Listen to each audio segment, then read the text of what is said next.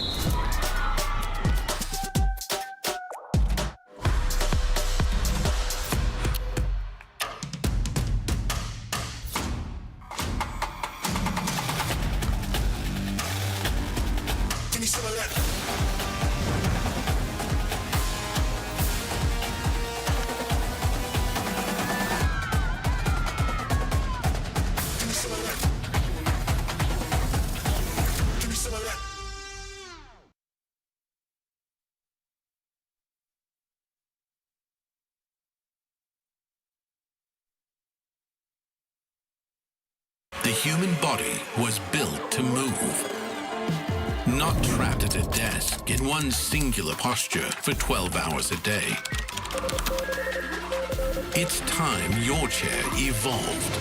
This is Secret Lab Titan Evo. Ergonomically engineered for you, gamers, hybrid workers, artists. Back every move.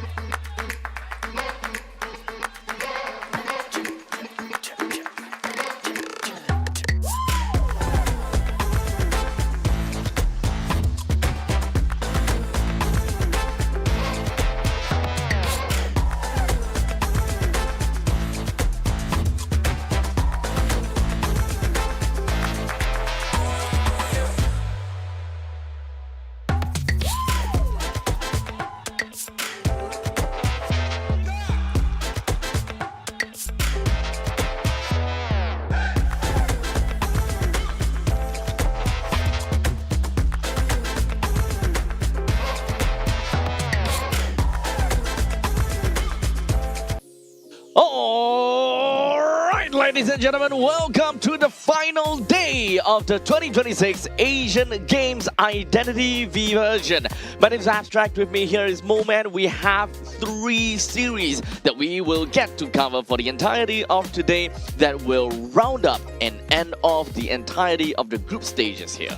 Yeah, final day, only 3 teams from each group will make it. Group A all the way to Group C. First game we'll be watching is going to be Singapore versus Team Sri Lanka. So we do have that going, but at the end of the day, we are going to have Team Singapore going against Team Vietnam. Interesting thing is they're 3rd and 4th seed right now, so this will determine who actually gets through. Meanwhile, we will have Team China versus Team Laos in the meantime as well. Indeed. So all we have for today here is going to be Group C matches. As such, we will have a very good idea how the Group C is going to end up shaking like. And by the end of today, that will seem as though we actually did not watch a single Hong Kong-China game. Yeah, that's just interesting, right? We didn't get to see much of them, maybe according to the schedule. They were just going to play the concurrent games. Now, on the Group A itself, current standings, top 3, Team Korea, Team Malaysia, and Team Philippines. And it looks like they do have a lot of matches that they're going to play today as well. So it's about Team Philippines trying to get and secure that top 3 position. It feels like Team Korea and Team Malaysia are secured the playoff spot already. Now, as of Wikipedia, what we can see is that every single one of the members from Group A has played 3 games except for Team Kyrgyzstan. So there could be quite a bit of changes between the 3rd and the 4th place, because if they win, then they will be on tie and on par with Team Philippines. Well, in the meantime, for the side of Group B, we have most, if not all, most of them that managed to play a total of 3 games, except for Team Tajikistan. So this is a very important thing to note, because Team Tajikistan is already above of, it actually should be above of Indonesia, if I'm not wrong. It's like an either-or situation here. So Team Indonesia, they played 3 games, lost 2, won 1. So perhaps it's because of the head-to-head as well. Indonesia did manage to win a game against Tajikistan, so that's why they are above. Yeah, they are still deciding who's going to be the 3rd and 4th today as well. So we'll find out at the end of the day who's going to go into the playoff spot. Now, this is the highlighted group of the day. We will be seeing all the matches from here today. First up, it's 4th seed versus 6th seed, right? We need Team Singapore to get more points to make sure that you get the average point containment as well. Then at the end of the day, Team Singapore versus Team Vietnam. And we're going to see the top seed go against the 5th seed, Team China and Team Laos. So this is an important part, right? Because Team Singapore is going to go up against Team Sri Lanka. In the event that Team Singapore does not take the win against Team Sri Lanka, then Team Vietnam will automatically be able to win in the placements against Team Singapore. Because the moment Team Singapore wins, it's a 2-2, Team Vietnam will also be a 2-2. So actually, it's not much of a head-to-head anymore between the two of them, which whoever wins immediately goes to 3rd place, and that is a scary thought. Yeah, there are a lot of games that are going to be played. So especially when you are in the group of death, when you are in Group C, it's going to be very hard because the top few teams are all inside. Very experienced team, Team Vietnam, Team Singapore with a lot of experience as well. Team China, Team Hong Kong China as well. They are the top few. Now, for Team Singapore, perhaps this upcoming game number 1 have absolutely low stakes, because in the end of the day, it is still going to be Team Singapore versus Team Vietnam that will make the difference. If they win against Sri Lanka in this match, then they are just looking for a game win against Team Vietnam, and there's no tiebreaker at all. While in the meantime, if they were to lose against Sri Lanka and then win against Team Vietnam, then they will go into tiebreaker against Team Vietnam and would win because of their head-to-head. So 2 very different ways to win for Team Singapore. So ultimately, game and match 1, it does have absolutely 0 stakes. Yeah, so there we go. The team roster coming out for the side of Team Singapore. We have PISCES for the Hunter. We will have Z-Wei for the Hunter as well. And for the survivors, we have MGO, SW Low, ZW Earn, and also LS Sim with their coach JMU. Yep. So far for Team Singapore, we have only managed to watch them play once. And I think that so far is looking pretty A-okay. So perhaps we'll see a little bit of differences when it comes down to them playing, because literally the very first game that we watched was them against Team China. And that, as we mentioned before, it is not a great litmus test as to how Singapore is feeling out right now and how they are at the point in time. For everyone's information, Team Singapore have played against Team China. Singapore has also played against Team Laos, which is where they got their one game won. They went against Hong Kong, China as well, which is a game loss. And now looking at the team roster for the side of Team Sri Lanka, our little brothers of the tournament, they're coming in with the new team and only 4 members. So DS, once again, will be playing the Hunter and the Survivor. Yeah, it's the same name. It's not 2 different guys with 2 different IGNs. SU as a Survivor as well, AR and NNS. So really bare bones team, doesn't have a coach to begin with. They don't have a lot of strategies going in, but we've seen their evolution, right? We've seen DS pull out the GOAT man yesterday. We've seen him try and evolve with the Naya usage as well. Still on the listen, but yep. He's listening now. He's listening now. Now, for the side of Team Sri Lanka, they have played a total of 4 games, and unfortunately, every single one of them were a loss. So this is the only and the last game that Team Sri Lanka have to go through, and it happens to be Singapore as well. So, like I mentioned, no stakes for Team Singapore, no stakes for Sri Lanka. This might very well be some kind of a show match where both teams just kind of go around and have fun. Because even when it comes down to the points, tiebreaker points, that is not gonna be possible. There won't be any tiebreaker that's gonna be past the 3rd tier. Which, for everyone's knowledge, when it comes down to the placing rule tiebreaker, is number 1, the number of wins. Yeah. Number 2, head-to-head, which is an either-or situation here already for Team Singapore versus Team Vietnam. Wait a minute. I feel that Team Singapore are currently at 1-2 scoreline, right? Yes, correct. 1-2. So even if they were to win Team Sri Lanka, if they were to lose Team Sri Lanka, it's 1-3. Yeah, 1-3. However, no matter what, if Singapore win or loses this match, they still need to win Vietnam in order for them to get the 3rd place. Ah, the head-to-head, that's where it comes in. All right, that's a very good explanation there. So, first game, no stakes. But still, we are trying to make it as fun as possible. It's Identity V. It's a game. You're trying to have fun. Arms Factory being banned out. Sacred Heart Hospital being banned out as well. And we have the Lakeside Village being picked up from the side of Team Sri Lanka. Indeed. So here again, in Lakeside Village, it's a large map where we could see the likes of Oprah Singer as well as Ivy. At a point in time, definitely, Goat Man has always been very prevalent, especially in Game 1 shenanigans. However, like I mentioned before, stakes are low. There will always be possibilities where we start to see a little bit different usages of hunters coming in from Singapore if they want to try some strategies going about, especially since they are going up against Vietnam, who does not have a match today until the final game. They can very likely want to hide some strategies. Yeah, I mean, when you're going for the playoff spot, this is the match that actually matters. So here they might be trying to theory craft, test some new strategies that they have just in case they need to pull them out. But at the same time, you want to get a clean win against Team Sri Lanka as well, just in case it boils down to the points. But unfortunately, that wouldn't be the case for today. If you're talking about previous days, then probably that will make some differences. So if, in my honest opinion, for Team Singapore, if they would want to min-max their run and their journey against Team Vietnam, don't show your cards. Don't give Vietnam any form of information as to what hunters you can play and how do you normally draft against them.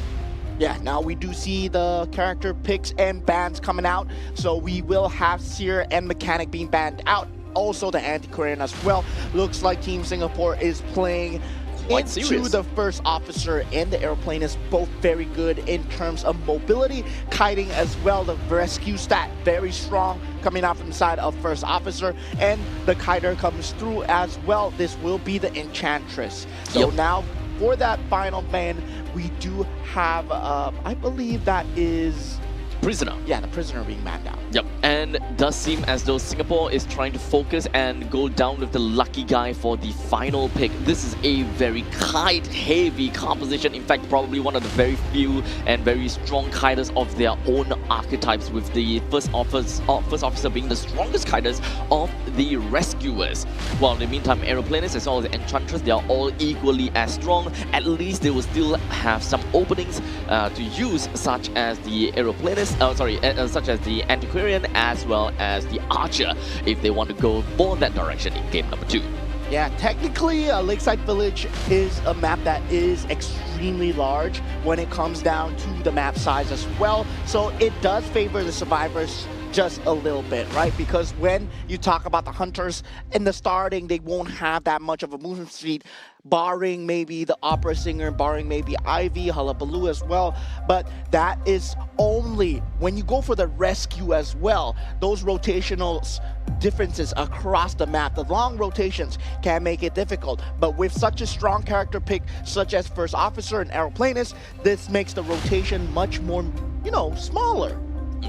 Now, we are gonna be going back at it again for the Naiad. So, as we mentioned before, right? Time and time again, right? DS has been playing the Naiad, and I think that he has been really trying very hard as a Naiad to kind of learn things out. One of the most important things that he gonna have to understand is that Naiad, in the early stages where he has low presence, he doesn't really have a lot of ways to connect the hits. As such, going for Listen Naiad is going to be really difficult for him to do anything. You'll want to find assistance in order for you to scale over to half to full presence. As such, any mobility spells is ultimately going to be a lot more useful. Yeah, and we've seen DS play on both Survivor and also Hunter as well, right? And I believe he is much more of a better Survivor player than a Hunter player, Indeed. I would say. He's a really good rescuer within the midst of his team. So whenever in doubt, if anyone were to be knocked down or strapped over to the chair, normally you will always see that DS is going to be the dedicated rescuer of the team, while the rest kind of goes on for the decoding. Although we definitely saw a little bit of downtime coming in from the decoders themselves, or the ones that usually run far away, and I think that is where the weakness of the team lies upon. But perhaps we can talk a little bit more about their survivor roles later on when they are actually in a survivor role. Yeah, so 4 members of Team Singapore all spread out across the map, playing a diagonal setup with all very strong transitional kites. Audience effect is in play. We have 2 tie turners coming out from the aeroplanist, and also the First Officer as expected. They all will be the dedicated rescuers. And meanwhile, for the side of DS, he goes for Hunter's Instinct, Detention into the trump card as well. So he does have the ability to slow down the ciphers at the start. That is something new coming out from DS. Now, in the meantime, for the survivors, double Tide Turner, double Weber's Law, everyone with the Acid Path, understandably, with a single hand on healing, if I recall correctly, and a couple of those audience effects as well. So perhaps we could have a pretty nice game coming in from Team Singapore. We'll see how are they gonna be kiting and how are they gonna be reacting to the to DS onto Naiad. Oh, he didn't go for that. Okay, he went for Giant Claw instead. So yeah, that Giant Claw is actually more of the struggling against the balloons. So that's a trait that I don't really see often. Now, first target, first kite already onto Low, but now with Low having that lucky guy item, managed to kite the first kite really well against DS. And now not having that destructiveness, not having that movement speed, still on that listen, right? No dash, no blink, no nothing, no movement capability, no teleporter as well, not even for the late game. So yeah, it's going to be very interesting to see whether he gets that early game presence. Yep. Now, Lucky Guy is going to be the one very likely to be the unlucky guy and be the one that's constantly going to be in the face of the Naiad. Now, do take note of the item that he wished for. be it intentional or non-intentional, he did manage to pick up a flashlight for himself. As such, he's going to be in very close proximity with the Naiad as much as possible if, you know, the situation arises, right? So playing around the pallets is ultimately super important, but DS doesn't seem he's too particularly interested in the lucky guy at this point. So he's actually rushing straight on over to the first officer, which is actually not what you want to do as a Naiad. Yeah, the pallet drop comes in from the side of ZW. At the same time, that was the 79% decode, but they are already done with 2 at the start at 144. And this is a very pallet dense area, so he can kite, juke, and jive for ZW if he wishes. The first officer still going at it, not even forcing to use the item, now finally pops it. But DS, he needs to be aware that first officer... he doesn't really quite understand the ability of first officer. So at least for DS, I think that he's really trying to chase on to that decoy that the first officer makes for himself, and he's not really very sure that the real first officer will be a few seconds ahead of what he's seeing right now. Yeah, so he needs to understand that time frame between the first officer decoy and the first officer himself. That's why we see stronger hunters, right? Natural hunter players, they would be slightly ahead and trying to hit that cone area ahead of that survivor as well.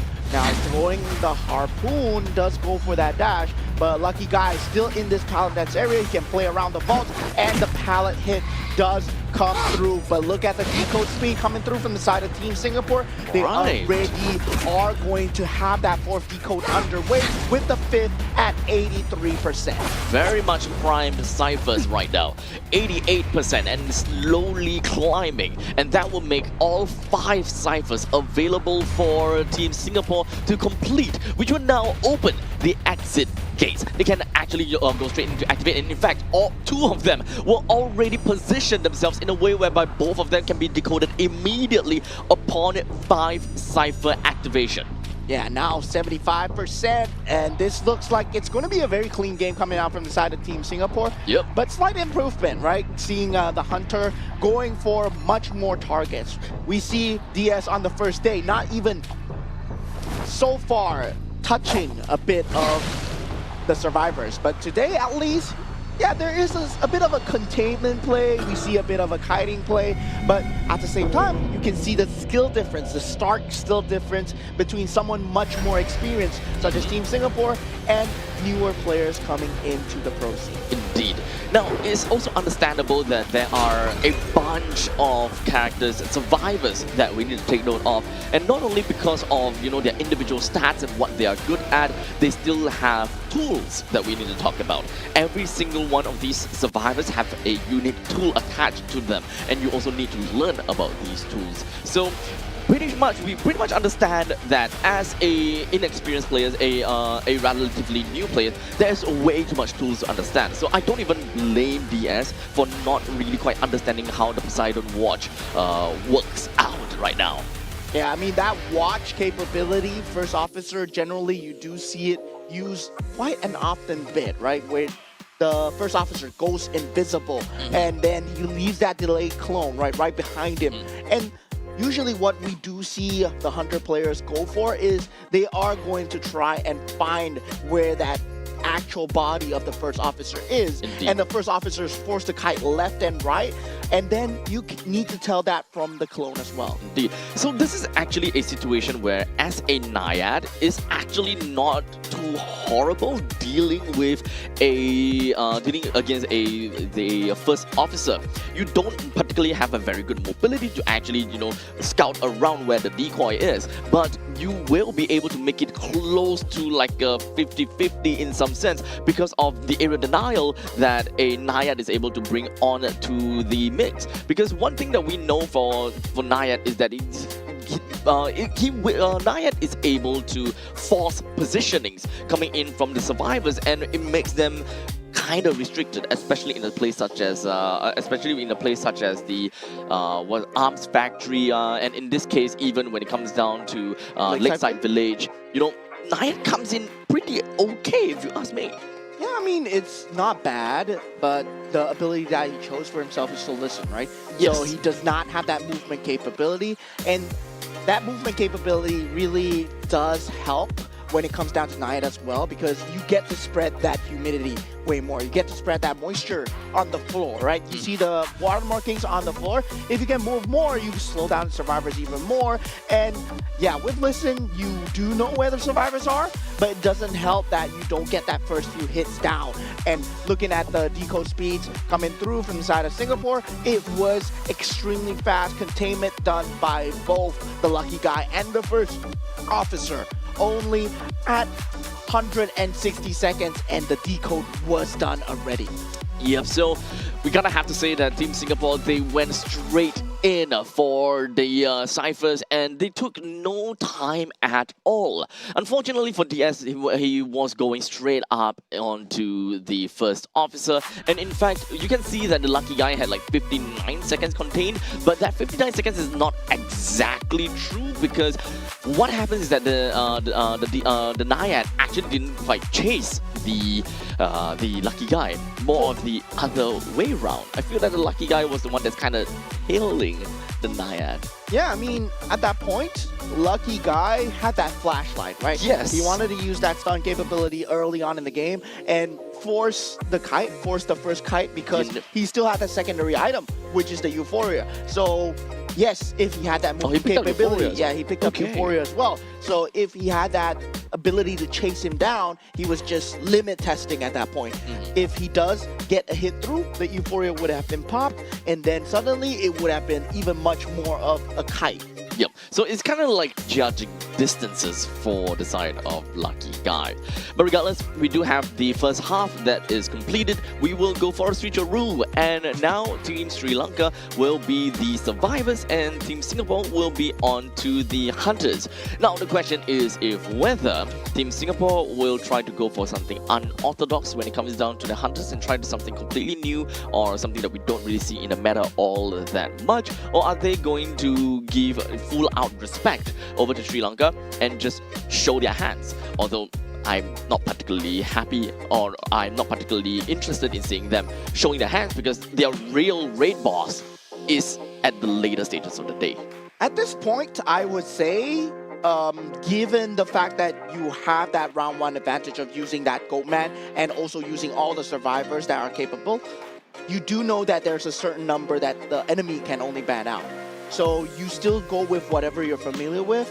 You want to practice these strategies. You take the time right now to practice. So whatever you're going with Team Vietnam, maybe it's not even the same map, because they might have different map vetoes as well. Right. And there are different strategies coming out for different maps. So right now we do see, once again, the bans coming out. It will be Seer in Mechanic for the side of Team Singapore.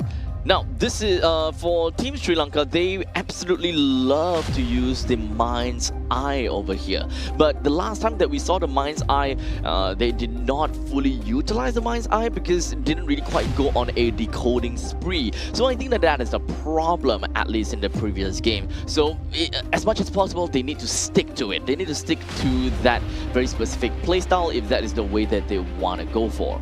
Yeah, Mind's Eye, and I believe that is the Prisoner as well. So double decode, they want to go for that Cypher Rush. Last time we saw they weren't too successful, and once again, the Escapologists.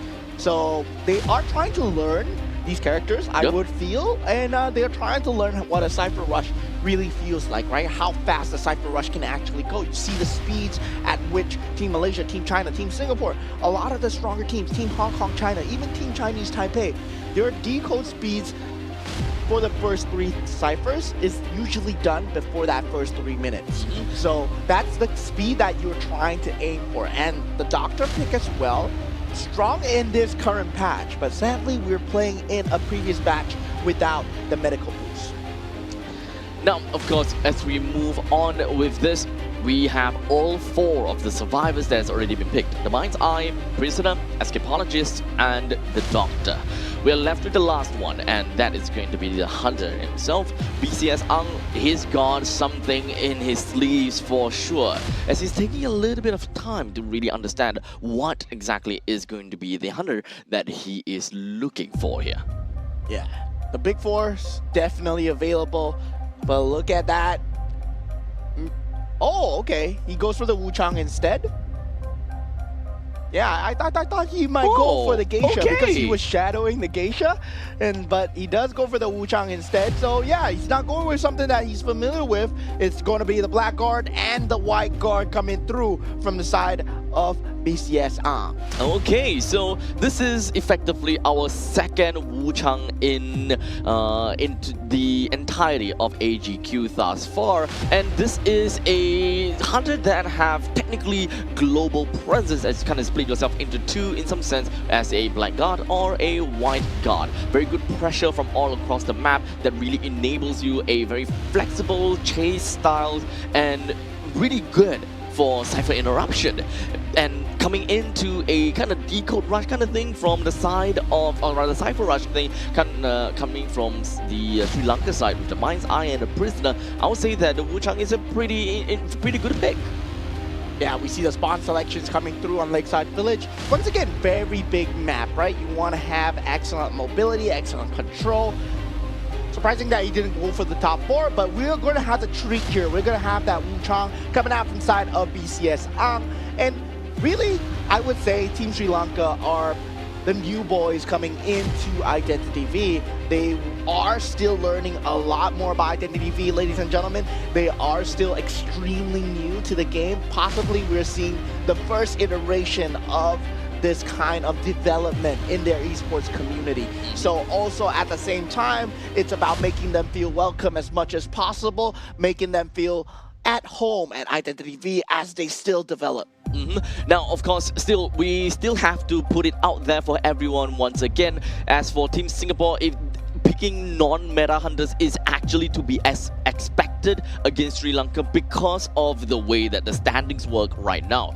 This match have 0 stakes. If they were to win or if they were to lose against Sri Lanka, the state still remains that they have to secure a win against Vietnam at the final game in order for them to proceed to the main stage. As such, not to give any information regarding their Hunter's pick, their Hunter stuff, anything that's Hunters related is actually the smarter way to go. I would think that at this point, Team Sri Lanka should have been picking all these audience effects, right? Because you know that the Hunters that you're playing against will definitely get one of your survivors on the rocket chair. Yep. So that audience effect would have been so good, but looking at BCS Ang going on that Wuchang, Team Singapore already on the hunt first 9 seconds into the game, and only 2 ciphers activated so far on the chase onto the Mind's Eye. The best possible target that he could have gotten at the start, and already getting an inch of damage. Yep, 1 hit onto the Mind's Eye. Unfortunately, it does seem like Stu was not able to do a pallet drop onto Wuchang at this point in time. But regardless, it is going to be a quick little umbrella teleport coming in from the side of Wuchang, and we'll put him right next to the Mind's Eye to enable the second hit. He did go for confined space. So yeah, that is ability to block off a window. So very interesting choice coming out from the side of Ang, expecting some window vaults coming through. But now on that second target, GS will be the victim of choice. Now, right off the bat, we can pretty much expect to see quite a bit of powerhouses, at least from the powerhouse plays from the side of this Wuchang. We don't see the Wuchang a lot, as I mentioned before, but I'm pretty sure that we'll be able to see a pretty good play from Ang for today, as the Mind's Eye is already strapped over to a rocket chair, while in the meantime, Doctor just went into. Yeah, we saw a sub-2 yesterday coming out from the side of Team Malaysia, if I'm not wrong. No, Team China, if I'm not wrong. Yeah. Should be Team China, yeah. Yeah, sub-2 coming out from Team China. So whether or not he can beat that high score, that's a fun little game that he can try and play for himself right now. AR on the run on the escapologist, not juking with the smoke screen. Run straight. That's not what you want to do. And actually, there's two layers, right? You want to play around the edges, you want to play around the obstacles as much as possible. Now AR gets caught, Mind's Eye already out. It's going to be a 3v1. It's at 1:59, 2 minutes now. Does not get that sub 2 elimination, but at the same time, Prisoner is the only one alive right now. And at this point, it's just going to be an NS that will be on the chopping block. Prisoner makes a quick run for it, but unfortunately I don't think that's going to be all that easy, as there's going to be another stab right over to the Prisoner, and that is going to be enough to strap him on over to the rocket chair, and there is absolutely nothing much that the members from Team Sri Lanka is able to do. True to form, Team Singapore just clean it out extremely fast. Merciless, surgical, and right now it's raining. So definitely at Resorts World Sentosa, it's raining right now. So you play the Wuchang, you get the umbrella out, protect yourself from the rain. Very fitting of the theme. Very fitting. Well, of course, the Infinite Nirvana was used a couple of times before, and that will be the main reason and the main way that Wuchang is able to close up the gaps between him and the survivors. So, great to see a Wuchang here again. We didn't really quite manage to see too much out of the Wuchang, such as a max presence Wuchang or how a Wuchang is normally going to be played. But regardless, I think that he's only been onto the white guard the whole time, right? I don't think he swapped, right? Yeah, he did swap. Oh, he did swap. He He did swap. Okay. He did swap a few times, so yeah, he was having fun, but after he swapped over to the Blackguard, he wanted to just stay on the Blackguard the entire time. And Oh, was it? Yeah, just He ended up as a Blackguard? Yeah, he ended as a Blackguard. Oh, I got a This little is bit by, of you can tell PTSD. by the hair, the color of the hair. I completely forgot. I thought I was seeing a white hair the whole time. But regardless, it is currently a 5-5 in favor for Team Singapore. So a total of 10 points for them. That will be a game 1 won by Team Singapore. We'll be going back on over to the drawing board again, and we will be redoing the map vetoes. And this time at game number 2, both the survivors, either from Singapore or Sri Lanka, they will have a single slot to ban for the Hunter. Yeah, looking at the match stats coming through, decoding progress, the Mind's Eye, the Prime Decoder, not able to get on the Cypher at all, but all is expected coming out from the side of Team Singapore, where they will have way more experience compared to Team Sri Lanka. And really, for Team Sri Lanka, very good try, I would say. They want to experiment with this rush. We've been seeing them trying to experiment again and again, but it's not going to work against an experienced team such as possibly Team Vietnam, Team Singapore, where they will be playing off in the Series 3 later. Indeed. In fact, when it comes down to the survivors hit, actually this is kind of min-maxed coming in from Ang already. This is the minimum amount that you would need to knock down every single one of the survivors in here. So no rescues coming in from any of these members, no time at all when it comes down to the exit path. You didn't have to waste any extra time. That's the fastest probably that you can do as Wuchang. Yeah, that's probably the fastest. Probably. Probably. We could be proven wrong. It could be slightly faster. We did have a sub 2 from Sun Le, right? From BQ. Was he playing Bonbon for that one? BQ. Oh, it was the BQ. BQ was the fastest. Yeah, sub 2. Okay. I remember the Bonbon was pretty fast as well. Yeah, but speaking of fast, we will be right fast with you after the break. We're going for a short little break, and we will come back with you at game 2. See you guys.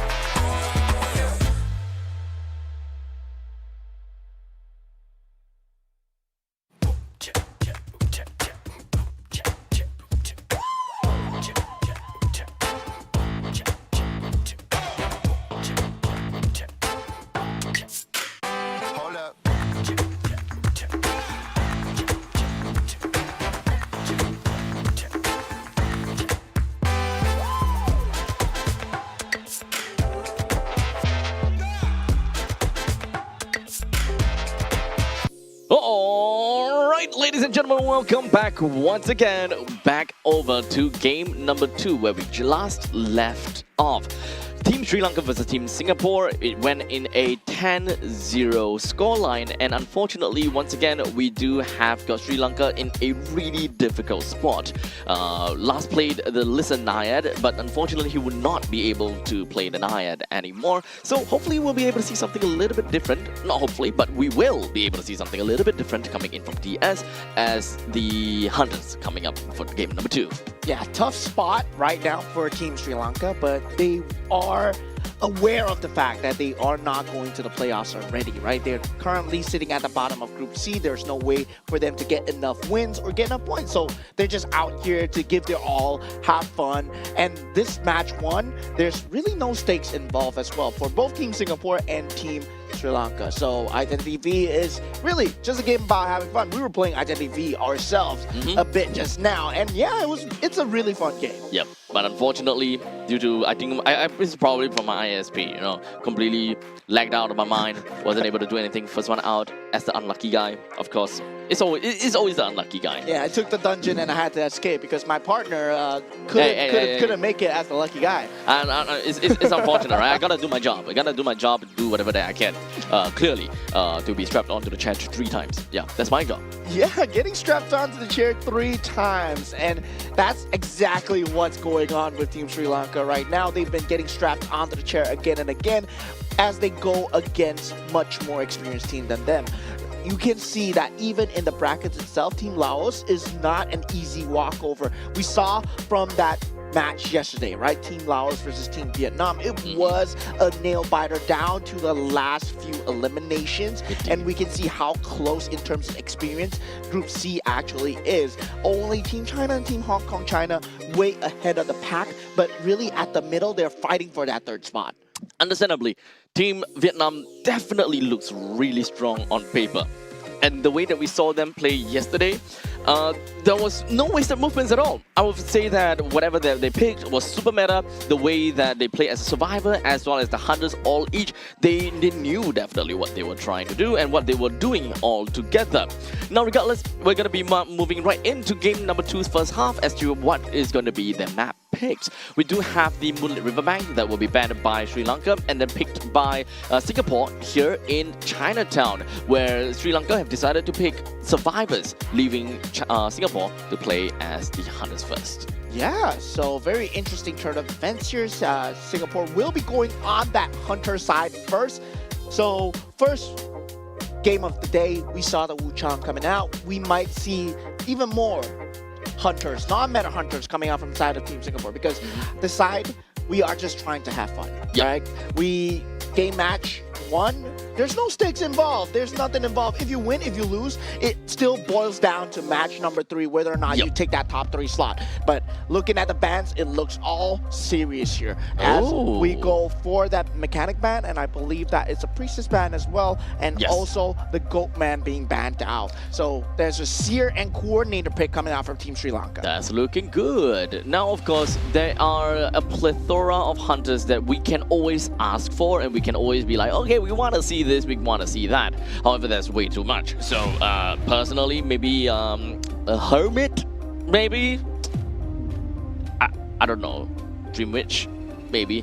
But anyways, we do have the coordinators here as well as the Pharaoh Lady that have just been picked up. We continue with the Embalmer ban from Ang, and we do have one last ban that is currently waiting to hit the sack, and that also will be the Gravekeeper. Yeah, Gravekeeper and Embalmer, very good combo, I would say, but not really the Embalmer so much as we see in this patch right now. But the lucky guy pick being coming out from the side of Team Sri Lanka, it looks like they are taking a playbook out of Team Malaysia or Team China, but with the replacement of the Seer, right? Very good information. The all usage timing is very good as well. That's why the Seer is one of the top few bans. And let's just see how Team Sri Lanka learns how to utilize this as well. And they have a very strong decode with the Pharaoh Lady, with the stealth ability as well. Lucky guy, very versatile. Now, for the side of Ang, he can pick the opera singer here in Chinatown if he wants to go with the top pick. Yep, only if he wants to go for top pick. but the showing of Wu Chang previously would suggest that they want to play something that is off meta and something that will not ever appear within of their own gameplay. As such, it does seem like the Solo Weaver will be the pickup over here, so that's gonna be fun to see. Soul Weaver in Chinatown. Wow, really against Team Sri Lanka, right? It's where you get to see all these unorthodox hunters coming out. We saw yesterday, we saw Guard 26, we saw Fool's Gold, today we saw Wu Chang, now we saw the Soul Weaver as well.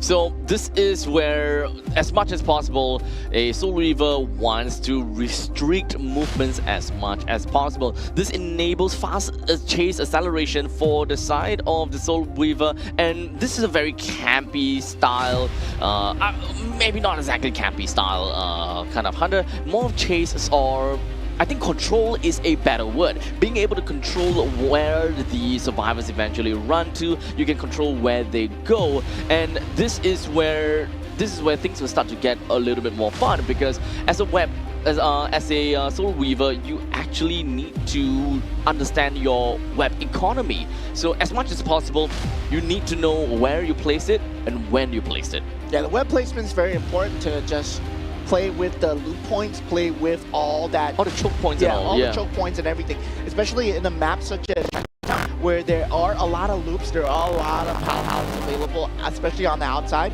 And you can also play on the second floor as well, right? We saw a very good second floor play coming out yesterday as well.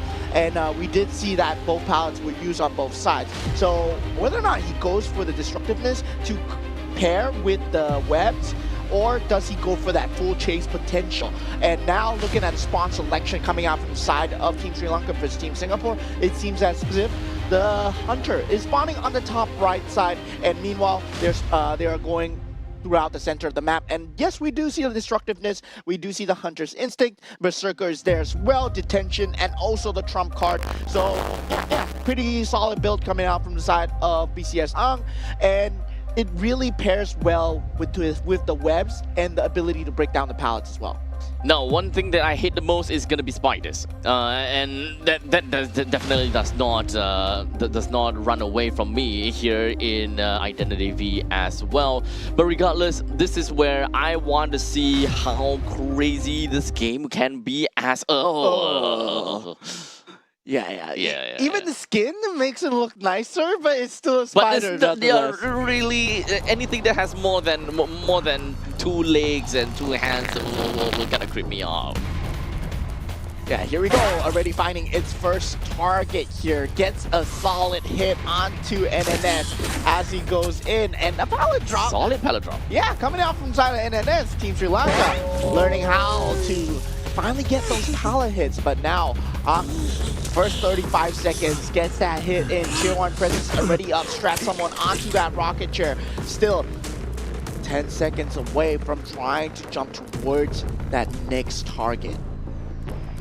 A little bit too big to be hiding behind these diner chairs, Ang.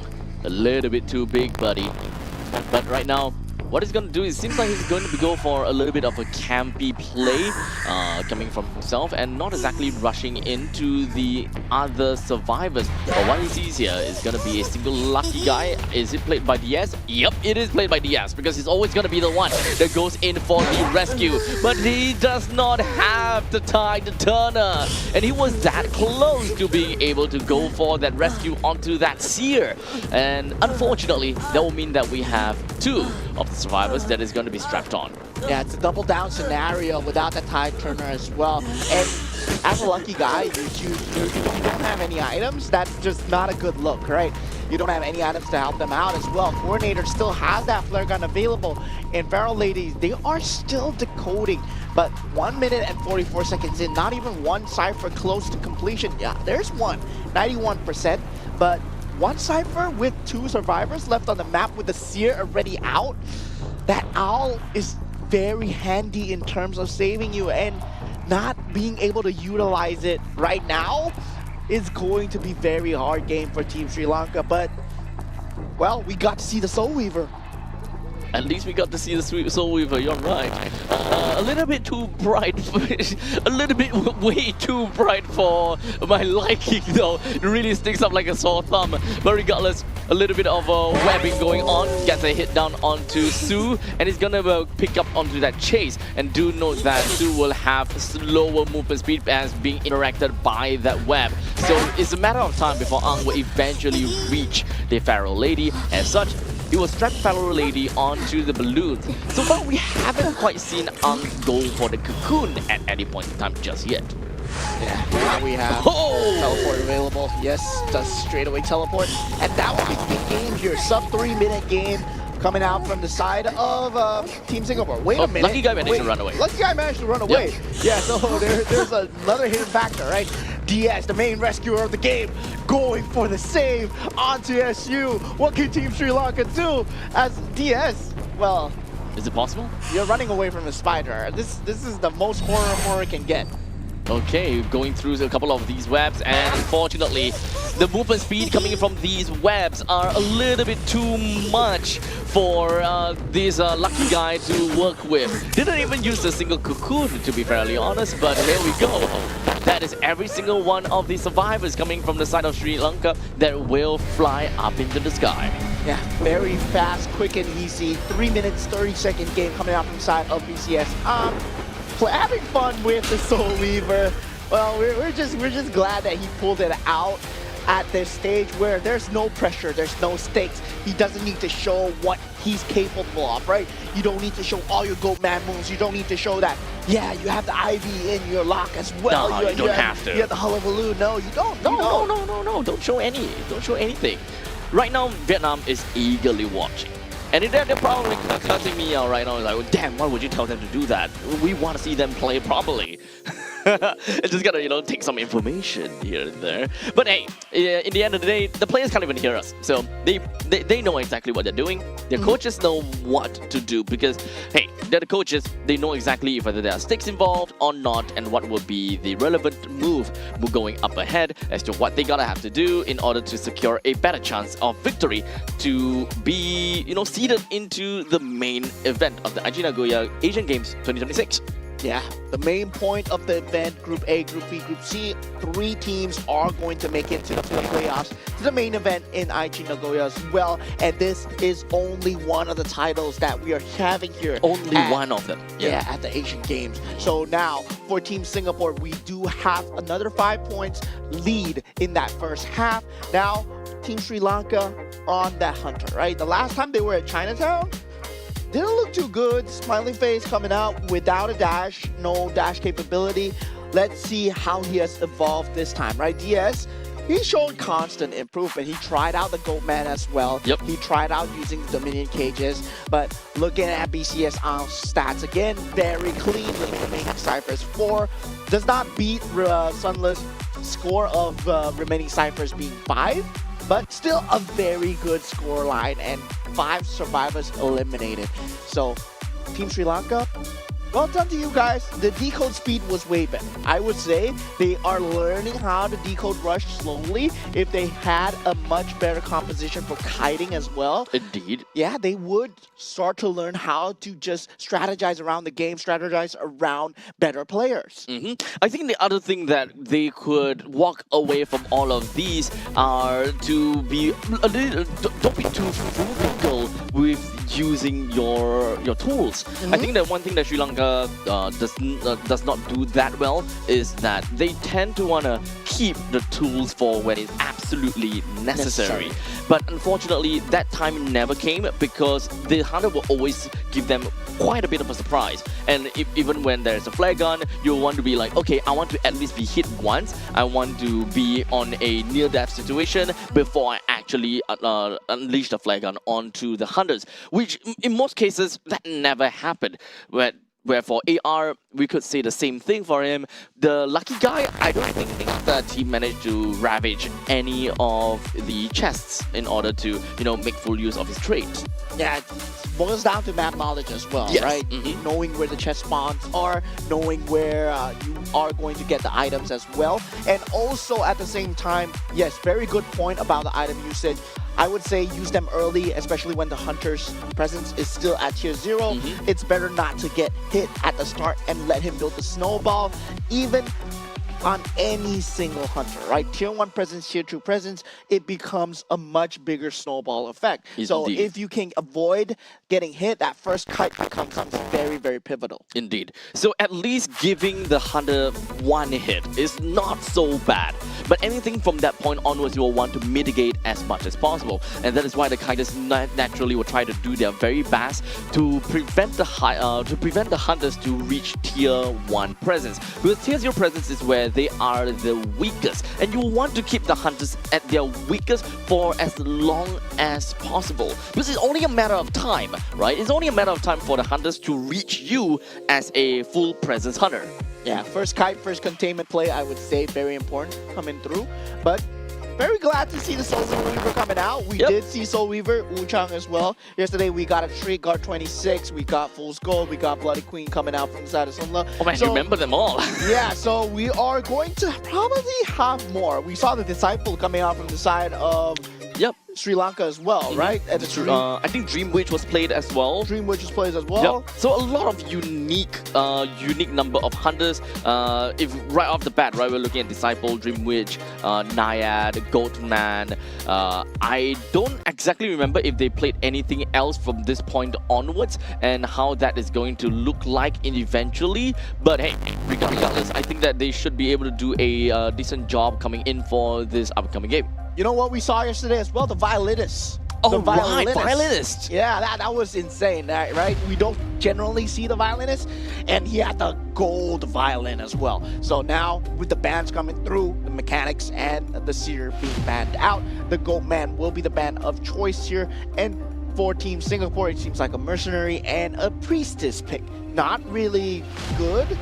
Top, but it's still very good. Yep, it's still pretty good, not the most meta ones, but in terms of this old patch, if we're talking about this old patch back then in November, right? Because this is a November patch. But articles that come out about this patch on December, they were really loudly hailing for Priestess. And this could be more on the rank plays rather than competitive play though. So rank plays and competitive play, they are close, but they are never overlapping. But it's still fair to say that Priestess is still pretty good. Regardless, Mercenary, Priestess, as well as Archer and the Lawyer pickup coming from Team Singapore. Yeah. So the Lawyer will be coming through. So they have a lot of map presence. They have a lot of map control.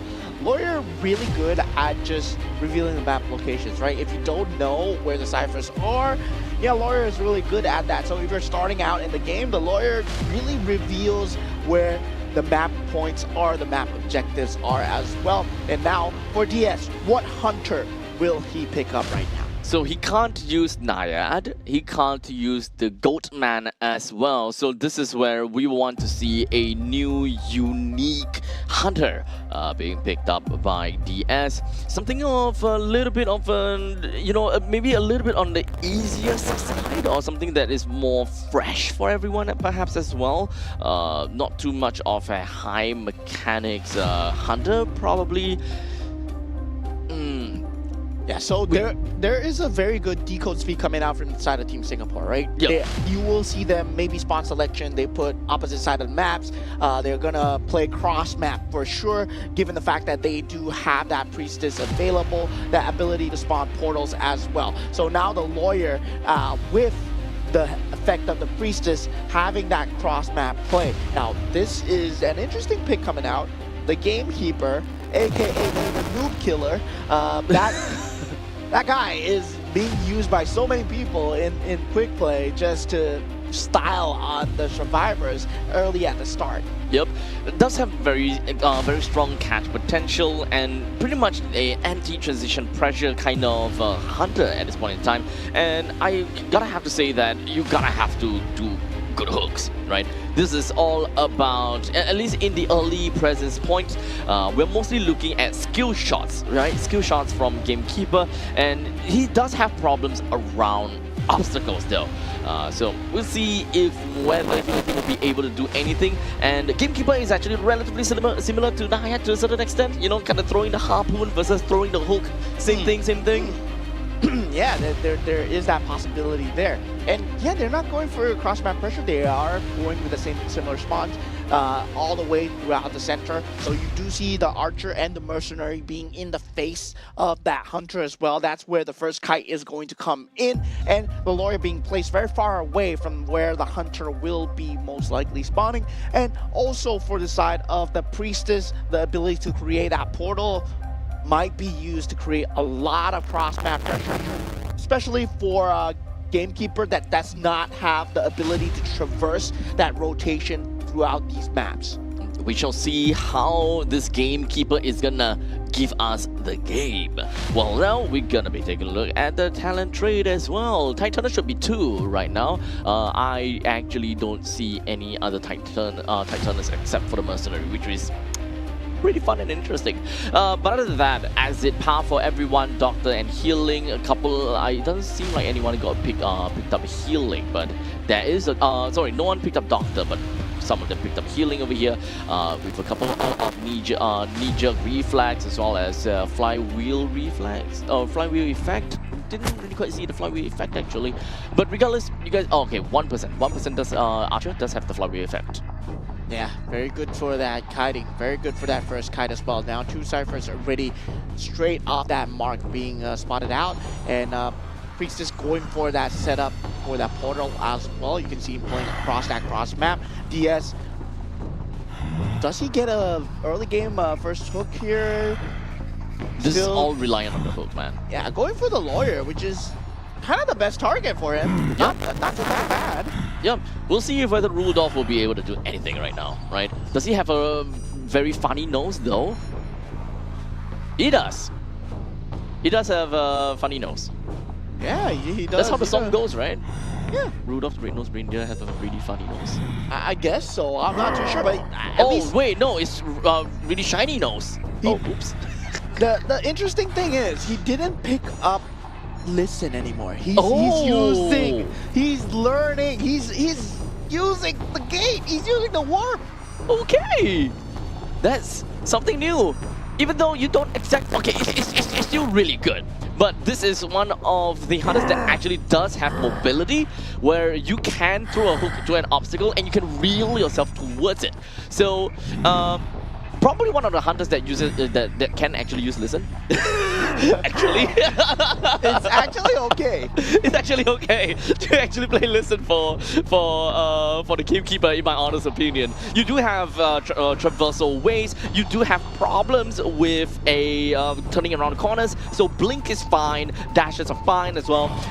Listen is just so that you will be able to get more chances with your objects. Yeah, we're watching decode simulator here, right? Because the decodes are already done, 50% primed at least for 4, and the 5th one is already at the 30% mark at 2 minutes in. So he's going to be on the mercenary. Oh, the hook not exactly latching onto the target, but playing a very good game. With that Iron Dash, he still has that ability 2 more times. This is a very powerful area. He can actually play around if he wants. He sets up the gate super early here for DS as he's trying to follow a trail, and the teammates are still trying to get the Cypher down. The Archer being around the area is not the one that you want to kite, but 3 members very close gets the hook. Wait, okay, you gotta get a hit though. Yeah, there we go. There we go. He got a hit. He got a hit. That's nice. That's nice. At least at this point in time, the ciphers are pretty nicely primed. 88%, 68%, and 79%. As most of the hunters, they are pretty much on their way to see what they can do. Wait. Almost. Oh, pretty good. Wait, 100% hook accuracy right now, right? 66%. 66. Okay. Yeah, Okay. He landed 2 out of 3. So there we go. For 3 ciphers already primed. All 5 ciphers are going to be done. But DS, can he get his first elimination? Can he get his first survivor on the rocket chair? Oh no! Getting the hook in that pallet area. Now currently at 50%. It's okay. He learned something. He learned that the hook actually does help him traverse around now. because he what he did was actually he got a little bit too close, or rather he hit the obstacle and then he flew straight to it. So I think right now he should have a pretty good idea what he's capable of with when it comes down to the hooks. So right now, the more he walks, the more he's gonna lose it, and there we go! Another hook down, but unfortunately Sexton immediately turns around and lands a shot right onto the side of DS. Yeah, this is going to be a 4SKP game coming out from the side of Team Singapore. Does get a hit through, but yeah, not going to matter in the grand scheme of things. What's the Priestess though? Yeah, he's been teleporting around, just looking at DS. We saw a glimpse of the Priestess just now. And yeah, just going straight for the dungeon. Go for it, yes. Go for it. Catch this Priestess. Take him down. There's no way. The gate is right there. Yeah, dungeon. 4-0 coming out. Okay. Pretty good game coming out from DS. Pretty right? good game, actually. Two hooks. Not too bad. Wow. Honestly, I feel for him because I feel like this is his calling. Gamekeeper might actually be his calling, right? He's got pretty neat hooks. He got a couple of good shots. You can tell that he's pretty happy about this because I'm happy about this as well. Yeah, I mean, I would be satisfied, right? Landing a few hits on experienced players. Like, you talk to me like, oh, these guys are pros. These guys are so good at playing the game. And then suddenly, I land a hit, I land a hook on the mercenary, the one that's supposed to be side-hiding me. Yeah, I'm gonna be happy about that. Oh man, it did not really pan out the way that Team Sri Lanka wanted, such as getting themselves like a single knockdown or perhaps even a win. But I think that this is a step closer to being able to play Identity V on a different level now for the members of Team Sri Lanka. But you know, one thing about this entire event is that Team Sri Lanka may have walked away with not a single win to their name, but I think that through the experiences that they had here, I'm pretty sure that they might actually go back home and take a lot more time to play Identity V and be in preparation for what could be coming in the future.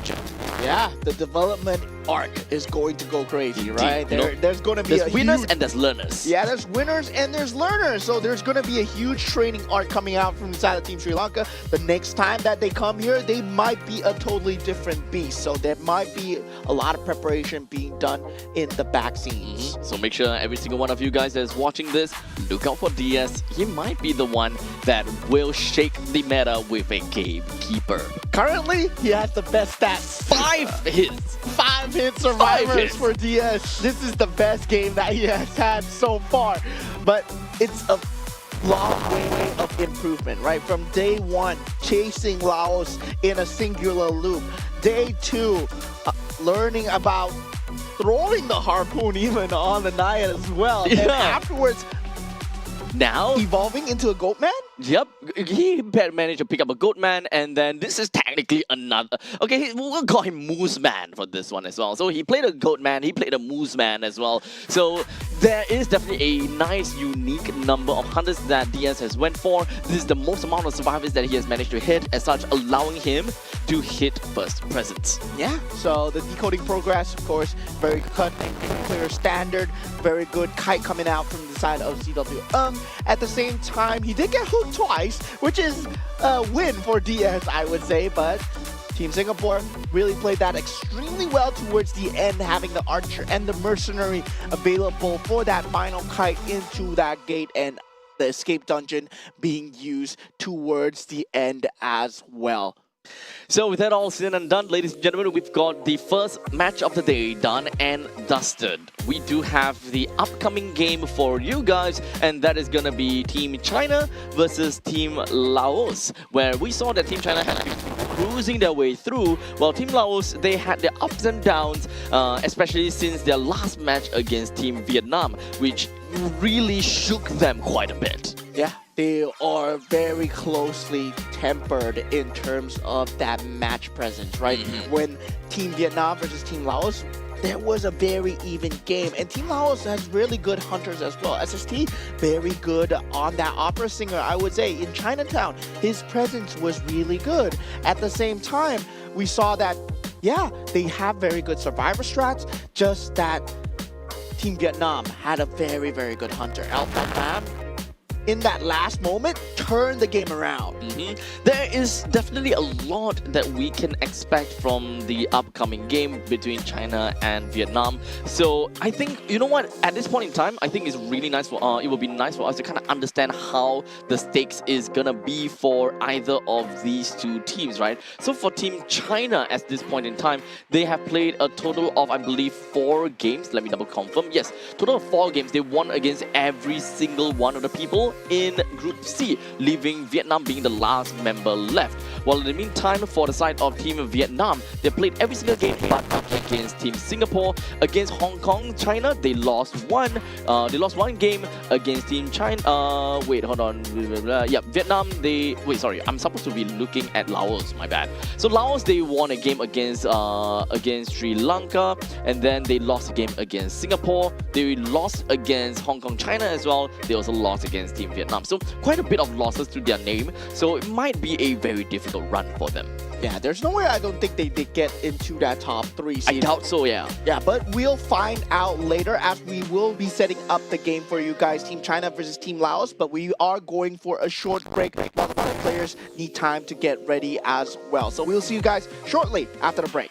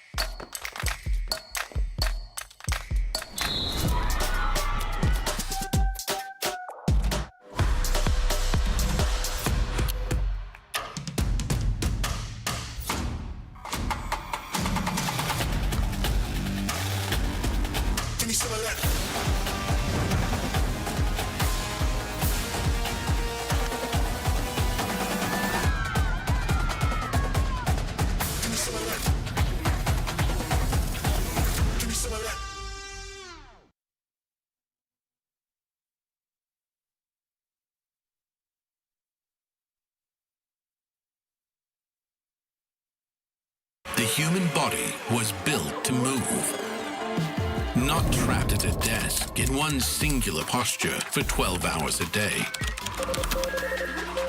It's time your chair evolved. This is Secret Lab Titan Evo. Ergonomically engineered for you, gamers, hybrid workers, artists, backing your every move.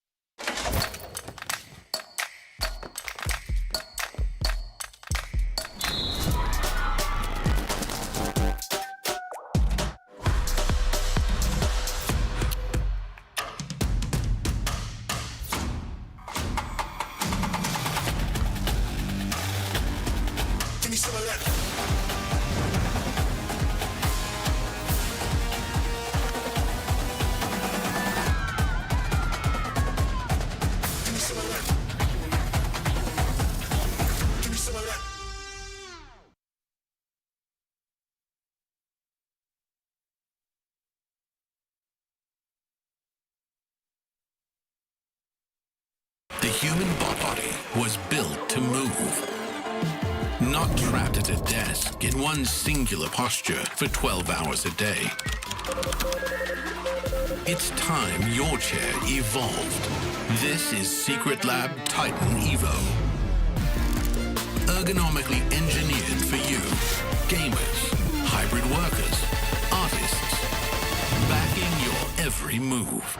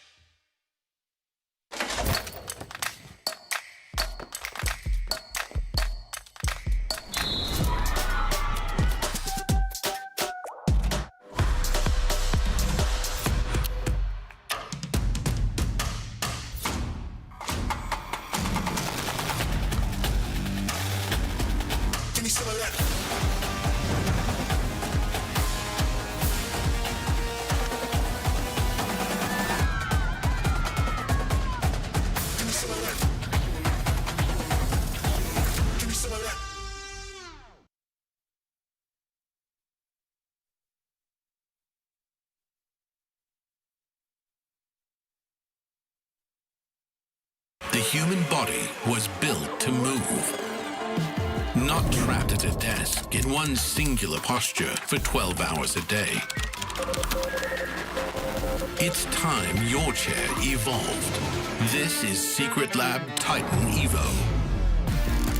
Ergonomically engineered for you, gamers, hybrid workers, artists, backing your every move.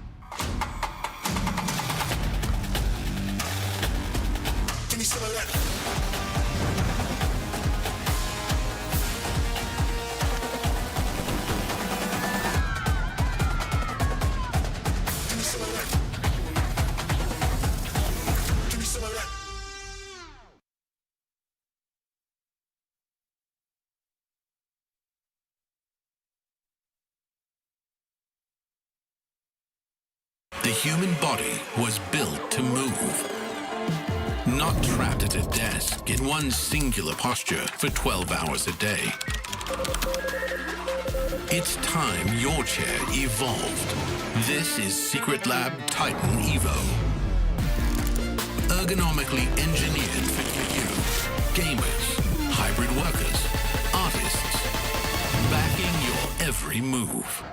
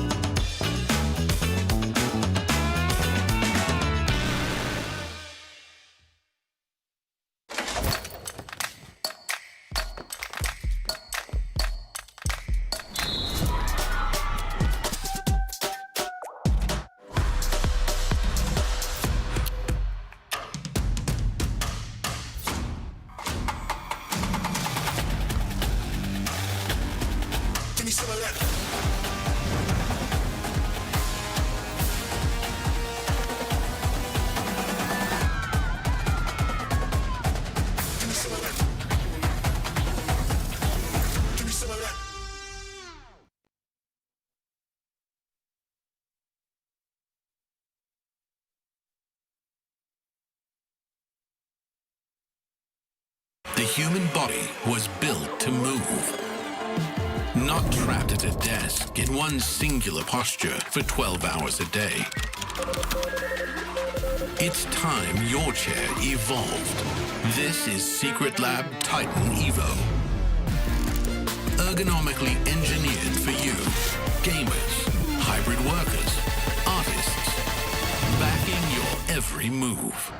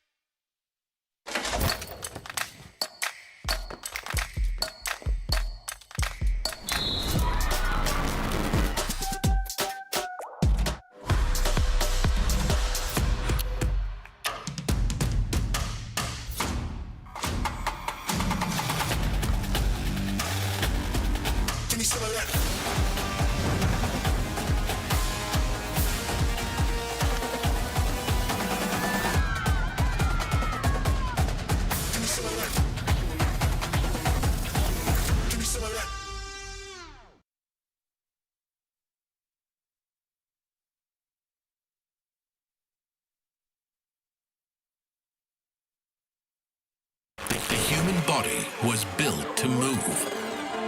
Not trapped at a desk in one singular posture for 12 hours a day. It's time your chair evolved. This is Secret Lab Titan Evo. Ergonomically engineered for you, gamers, hybrid workers, artists, backing your every move.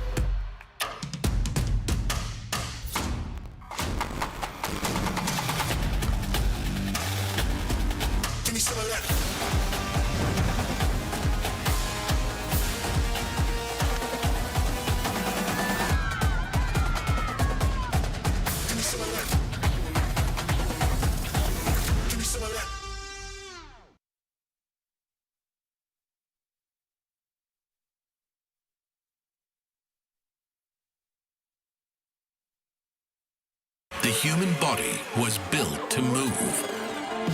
Not trapped at a desk in one singular posture for 12 hours a day.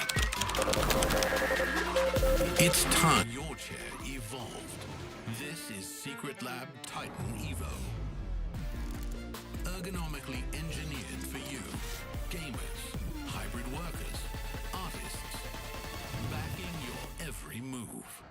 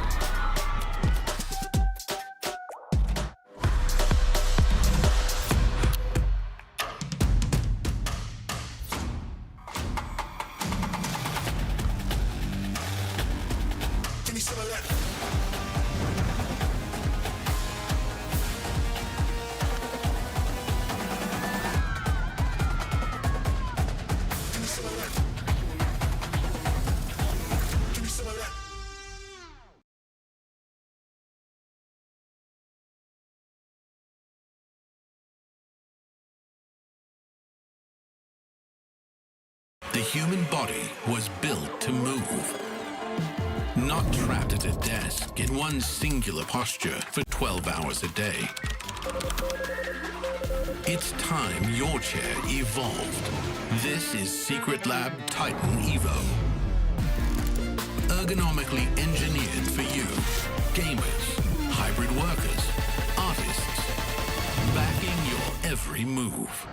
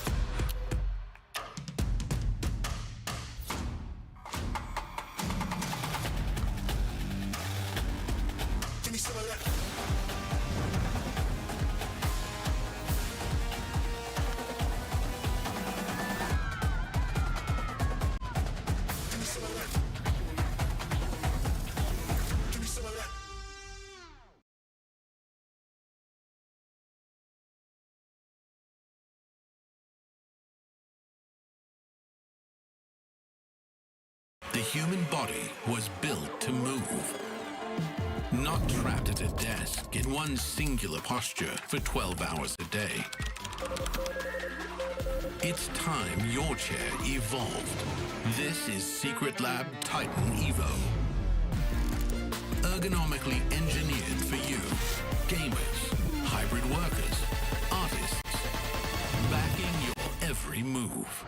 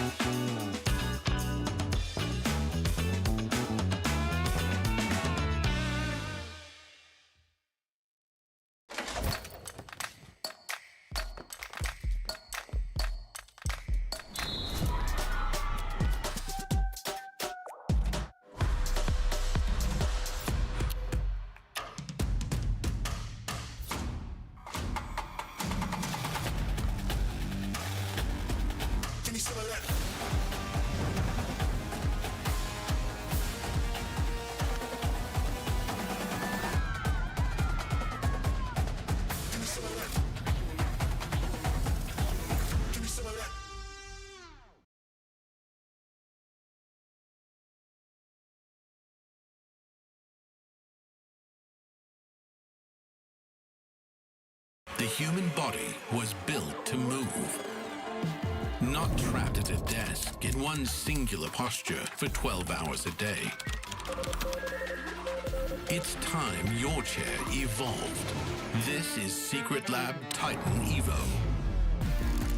Ergonomically engineered for you, gamers, hybrid workers, artists, backing your every move.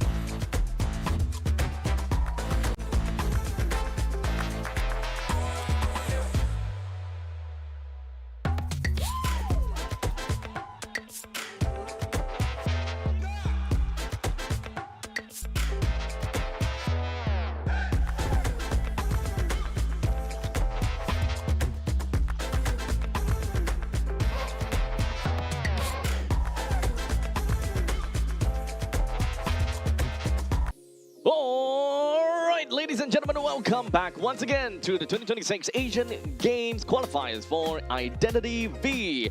The both of us are back at it again. When it comes down to the match number 2 of today, we have for you Team China versus Team Laos. Yeah, one of the strongest teams in Group C and of course in the entire competition so far. This is what happens when you mix and match teams from the top tier regions and then you put them together, right? Yep, that's what happens Team if you China. put names in a fishbowl. Yeah, this like going to a candy shop, taking the best candy and making your own little candy packet. At this point in time, I don't know how that candy is gonna look like at this point in time. But one thing that is sweet is the very fact that our hunter roster for China is very up there.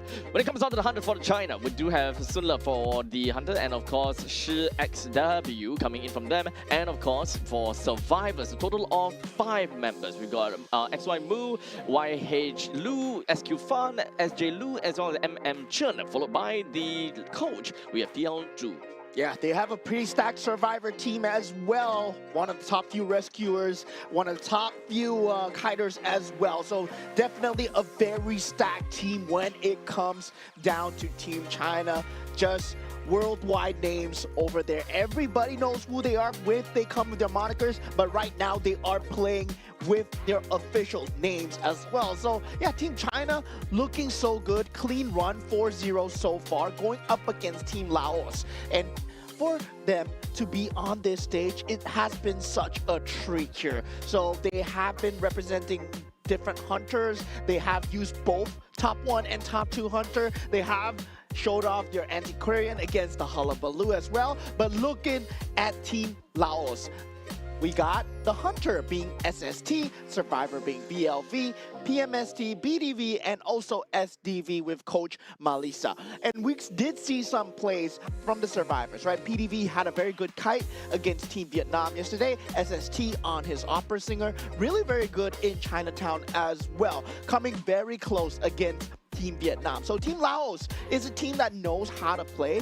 but looking at the previous stats, Team China has already won against Team Vietnam. So does that mean by the process of elimination, they are better than Team Laos? Well, we shall see how that goes. Yeah. We shall see. Anything can happen. But anything. Once again, this game number 2 is a no stakes game for them as well, right? Team Laos definitely out of the running, not going to make it to top 3 by any chance. And also at the same time, Team China are not going to lose any standings from losing to Team Laos. Indeed. So there is no tiebreaker rules required, nothing of that sort at this point in time. If Team China were to lose one game, then they are just going to be tied up with Team Hong Kong China in this case. Then that's pretty much all. While Team Sri Lanka all the way at the bottom, sorry, it's not Sri Lanka, Team Laos all the way at the bottom, right above of Team Sri Lanka. That's where the small little difference is. However, that is not going to help them in the fight against Team Vietnam and Team Singapore for the 3rd place slot. Yeah, currently if they do get a 2-3, they have already lost head-to-head to Team Vietnam and also to Team Singapore as well. So according to head-to-head rules, Team Laos will not be able to proceed to that top 3 spot, despite the fact that they are going to get that same win count. Yep. So the reason why we say that for Team Laos, there is absolutely no stakes involved for them as well, and that they are out, is because of the fact that Team Laos have already lost to Singapore, and they have also lost to Vietnam already. So even if Team Laos were to somehow win against Team China, in the end of the day, they might be tied in terms of game wins to Team Vietnam and Team Singapore if, Team Singapore, because right now Team Singapore is 2-2, and then Vietnam is 2-2. So there's not much difference in that. Team Laos will become 2-3 if they win against China, and then the head-to-head, they already lost against Team Vietnam and Singapore. So no matter what, they are always going to be on the 5th place. Yeah, they are definitely outstanding. Together, this is going to be the group of death. Today, we have been watching most of the Group C games as well, right? Earlier on, we did have Team Singapore going up against Team Sri Lanka. They are both from Group C as well. And today, we're going to find out who finally makes it into that 3rd spot. But right now, we are going to have a treat of a match. Team China going up against Team Laos. And even if you don't have any stakes, winning against a team like China, Team China definitely, as a survivor or hunter, or surviving super long against Sunle, surviving super long against XW Sure, that's an achievement. That will be, yeah. Honestly, I don't know how Team Laos is gonna play, nor would I know how Team China is gonna play. Because same thing as always, games that have zero stakes naturally means that we should be expecting a very different kind of game. A different kind of setup and composition when it comes down to survivors. Could be very different setup when it comes down to hunters as well. Might not even be seeing a big four for the entirety of today, maybe all the way until Singapore versus Vietnam. That's probably the only time that we can see a real pressure game. Yeah, the pressure coming through from the side of Singapore-Vietnam game. They are still in preparation, of course. But before that, we are going to have a very fun match here from Team China, one of the top few. They have been the cream of the crop so far, showing everybody else what it means to stand at the top of Identity V, right? This is a very deep game. When you go down, you see the differences, the micro differences between the Goatman usage, the mind games being played on that pallet racks, being played on the loops as well, denying that opera singer ability. The top four are the top four hunters for a reason. But They are, yeah. I want to see Sunle pull out his bloody queen again. Ah, you and your bloody queen, dude. Ah, that's so good, right? The mirror It is though.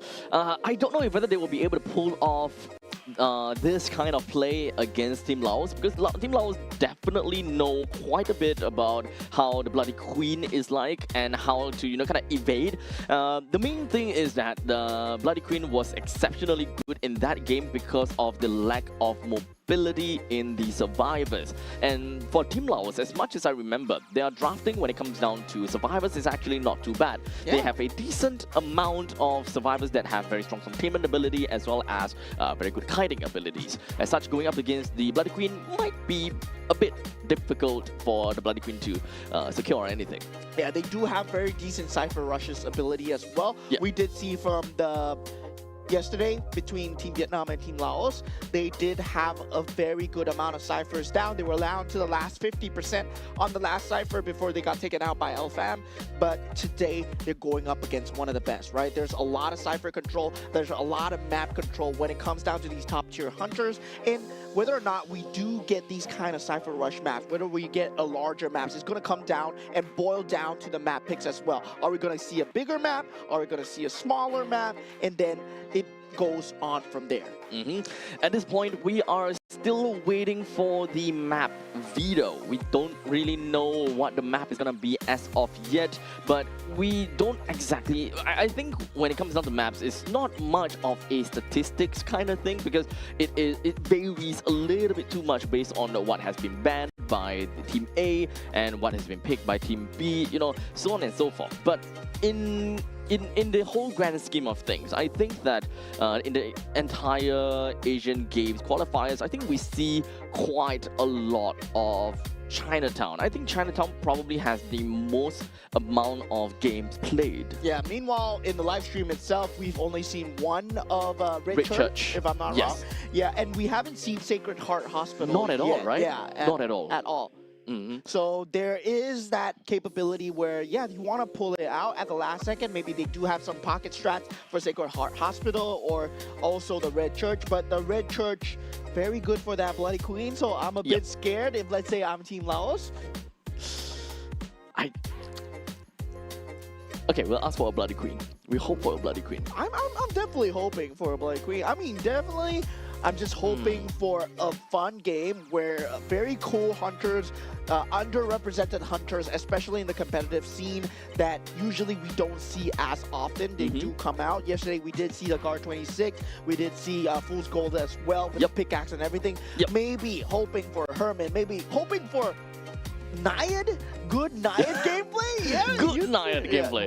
Different from DS. Yeah, definitely sure. But what a very good Naiad would look like. What's the higher end of the Naiad, right? You gotta show the audience.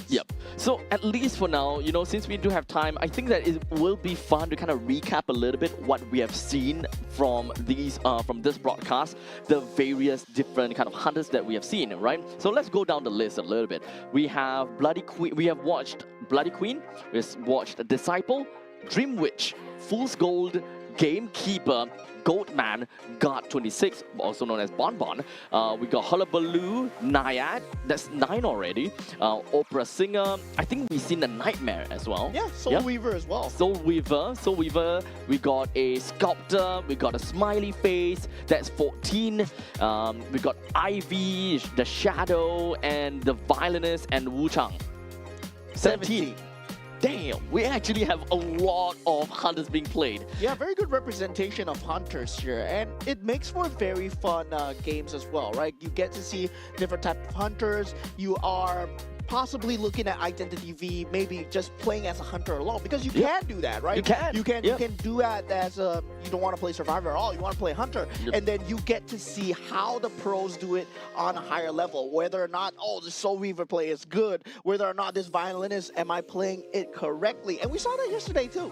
Yep, so, but some of these games are a little bit too early, or rather, they ended a little bit too early for us to realistically be able to say or tell anything from their macro or their micro plays, for example. The only thing that we kind of saw from the Bloody Queen, for example, was just creating a mirror, reflection, hit, that's all.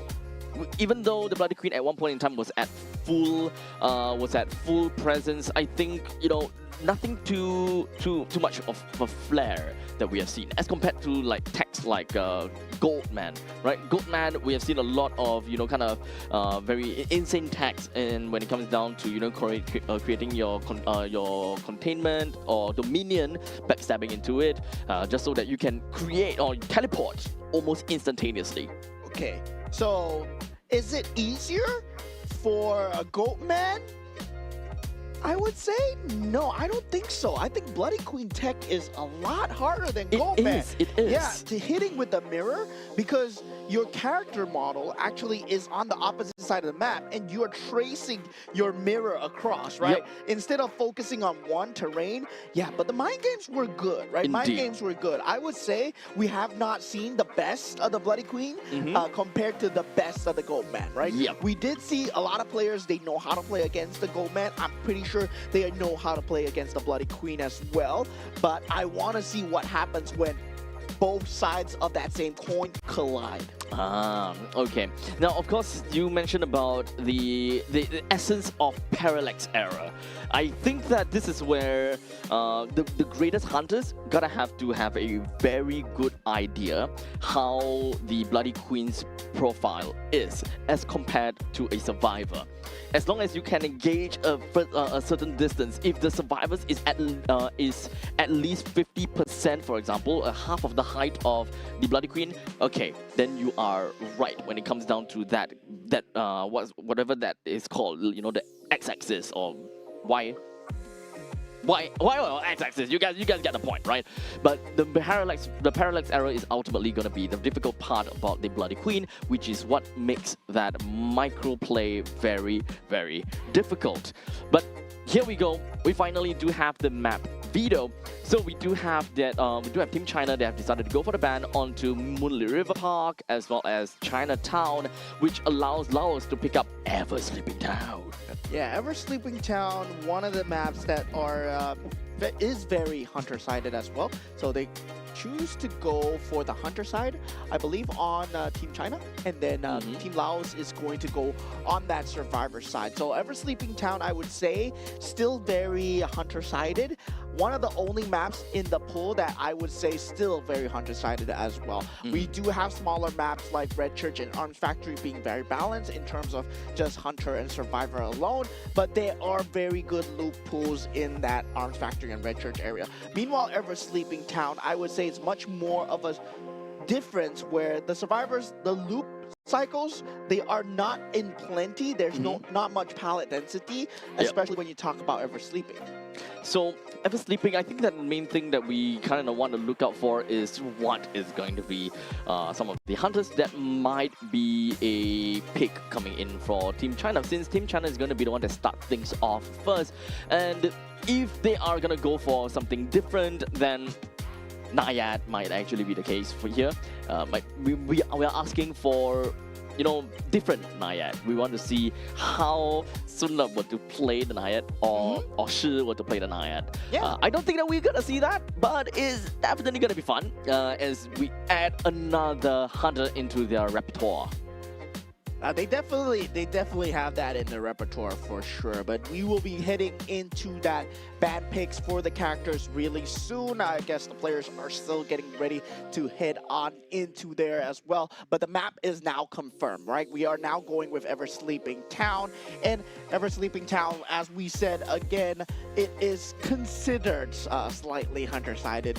And yeah, because there's very long roads, there's open spaces as well. There's not a lot of ultra safe kiting zones. It's not a pallet dense area as well. And the elevation changes do help a bit when it comes to the survivors. But then again, map control will be very good for hunters and the view from there, right? The vision from there is very good. So you, as a pro hunter, you can see the survivors going for the rotations. Now the ban and picks coming through. Seer and also Mechanic being banned out. Lucky Guy and Puppeteer being banned out from side Team China. First Officer, Archer, Magician, and Coordinator being picked up. So in terms of that kite, they do have it. In terms of stun heavy, they do have it as well. Yep. So they're expecting possibly a Goatman coming out from Sunla because this is a very stun-heavy lineup. Archer also very good at playing against the Goatman. This is kind of a crazy lineup coming from the side of Laos.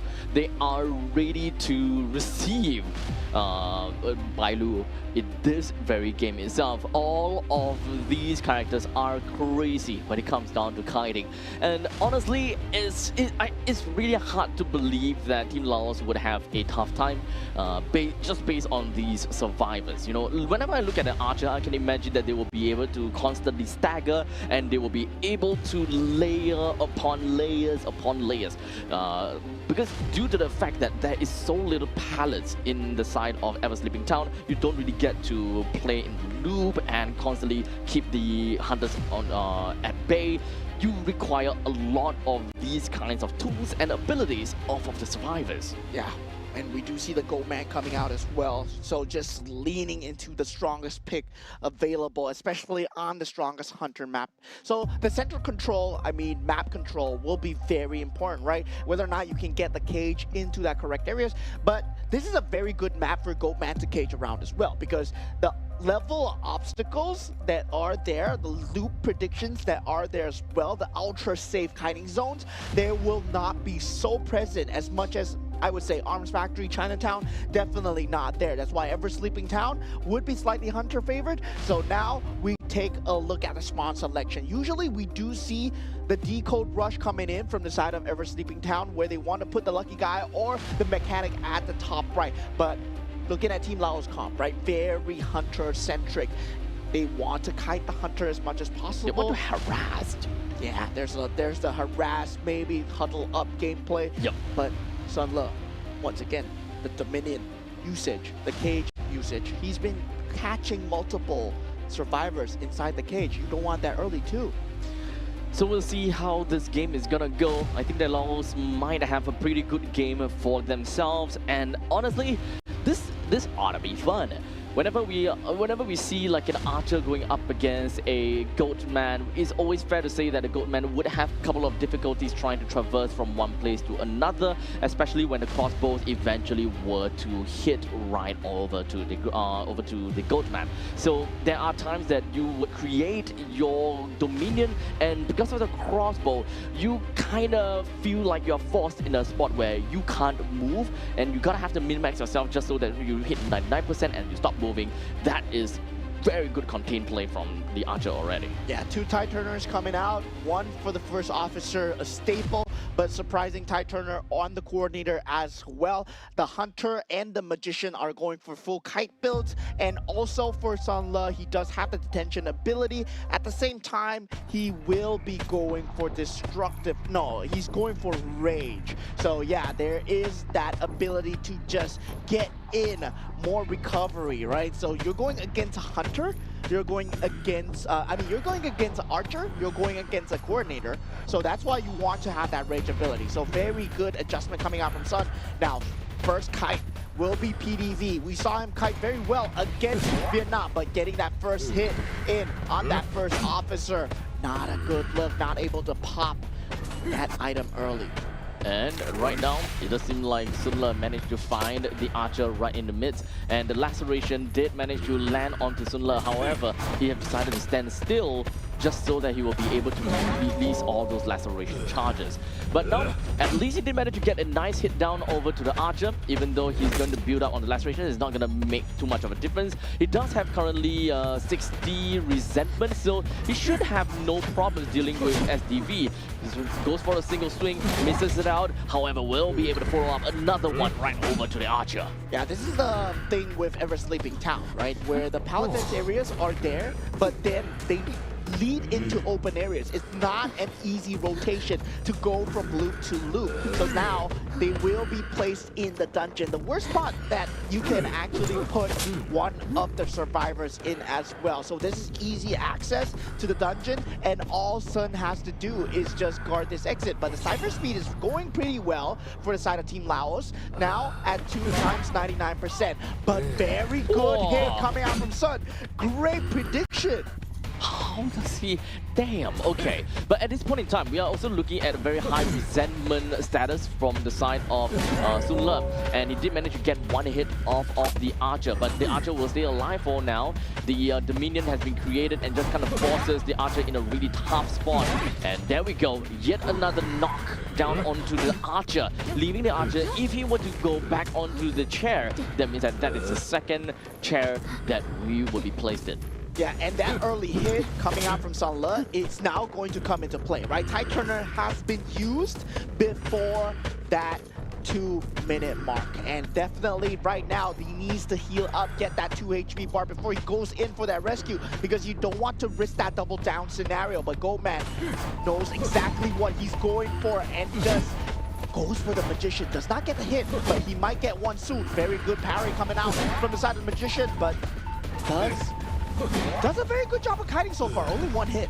Yep, not bad. But creating that dominion just to immediately ensure that the Magician has only one way to exit. And Sunla immediately understood that he will be able to create a choke point. But yet another little bit of a loop has been created. The decoy is out, and now we do have PMST that should be able to run away pretty efficiently. Oh, whoa! Oh, the mind games. The mind games. Going in, going through, and Sunla, he chooses to just attack at the same spot, sees the micro movement coming out from PMST going into that cage, and does definitely take out one of the members already. Archer's already gone. First officer not able to come in for the rescue, and this is the point, right? When the dungeon is spawning, not the dungeon, right? The lower level is being spawned over here.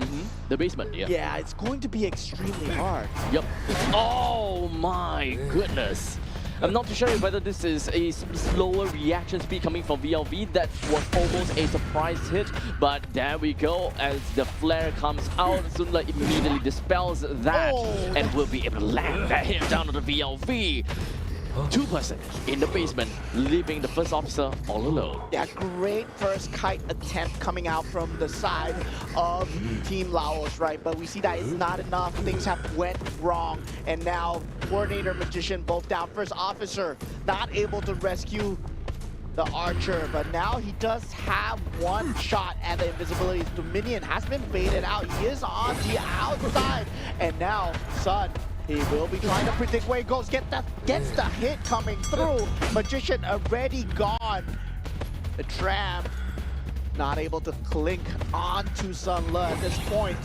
Now first officer, the final play coming out from the side of PDV so far. Destroys the pallet, makes sure that he cannot play this area, because that double pallet vault is something that cage cannot prevent. Ready to open up the minion, and immediately smacks the first officer right in the face. The coordinator will come back up though because of the exit path. First officer also does have an exit path, so if they are able to, at least for the coordinator, if he's able to run away fast enough and far enough, should be able to keep the allow the first officer to go for a full kill too. Yeah, but at this point, he's just too fast, right? Yeah. It's just too fast, and Dominion is there, up already. Resentment build-up is there, and that would mean an all-elimination coming out from the side of Team China. Still, very good effort coming out from the side of Team Laos. The Archer play, we did see it, Coordinator Flare Gun not being able to use in time. Sunla with a very good prediction on Dominion as well. You saw the mind games, him just standing at the other side, waiting for the person to come through, right? Yep. Very experienced plays coming from Sunla. He knew, I would say that he knew, and he can definitely read the opponents very well. The mind games off of the Dominion are just really difficult when you are on the receiving end. You can expect a lot of things. Number one is either that the Goatman will just teleport right in your face because of backstab and goes into the opposite side, or he doesn't appear, you accidentally walk straight into the end of the Dominion and you teleport right in the front of the Goatman. There are so many different kind of occasions and circumstances that you have to constantly be really aware of, and you don't really have a lot of time to react once the Dominion appears. Yeah. So now, points 5-0. And now Team Laos will be going for the Hunter side. Can they get an all-elimination, right? But Team China, we know them for their kites as well. They have very strong survivor teams. Yep. And yeah, this is going to be a fun match, but at the same time, I like it that Team China are taking things very seriously. And so is Team Laos. Indeed. They are looking all primed to play. Both teams looking quite competitive. Definitely Team China coming out on top. A great effort coming out from the side of Team Laos. Looking at the decoding progress, they went for the decode rush at the start. They did get 3 decodes through in total. And looking at the Hunter containment, I would say not too bad. Yeah, not too bad, but could have been better in some sense due to the nature of this composition. But I don't fault them, because at this point in time they are kind of each at their own. In the early stages of the game, we already do have the Archer in a really difficult spot, followed by the first officer. I mean, we're going up against Sunla, and he is amazing when it comes down to understanding where the first officer would be. And the moment that he sees the first officer, he understood that the time needed to react to the real first officer next to him. He knew immediately, whack to the left the moment that he sees the silhouette, or rather the delayed shadow.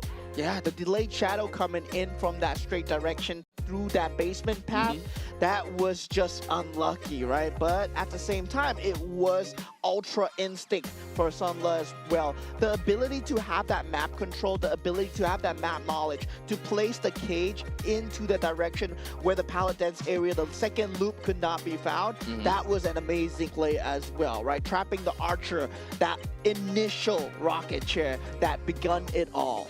This really scary how Sunla were to kind of play the game, right?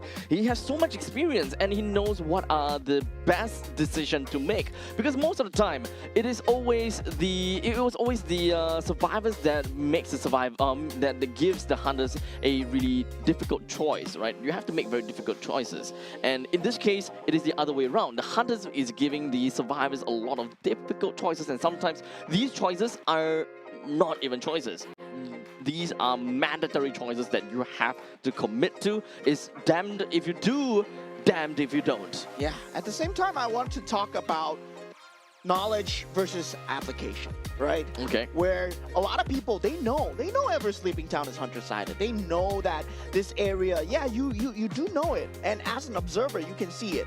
But on the actual ground itself, placing that cage in that same spot, it's going to be very difficult, right? Because you're going to be running multiple scenarios in your head. The Archer can actually juke and jive in different directions as well, but finding that exact scenario to take them out, that is a hallmark of a great Hunter. And yeah, Team Laos, they just crumbled under the pressure. Honestly, Team Laos, they need to get themselves a little bit of a reset, I would say. Unfortunately, it is their turn now to play as the hunter. Normally, when the player that goes on a hunter, then the rest of the survivors, they can kind of huddle up together, kind of understand what exactly are they doing wrong. They can kind of preview and take a look at what Team China is doing as well. Learn from what they are doing, just so that the hunter will have a better strategy going in to deal with such cipher priming from Team China.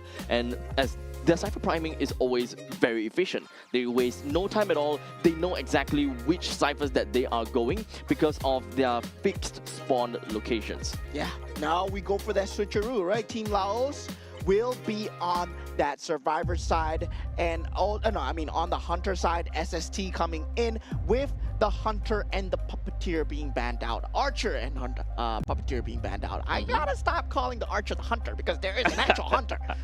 Now, of course. So here we have, I think, okay, Enchant.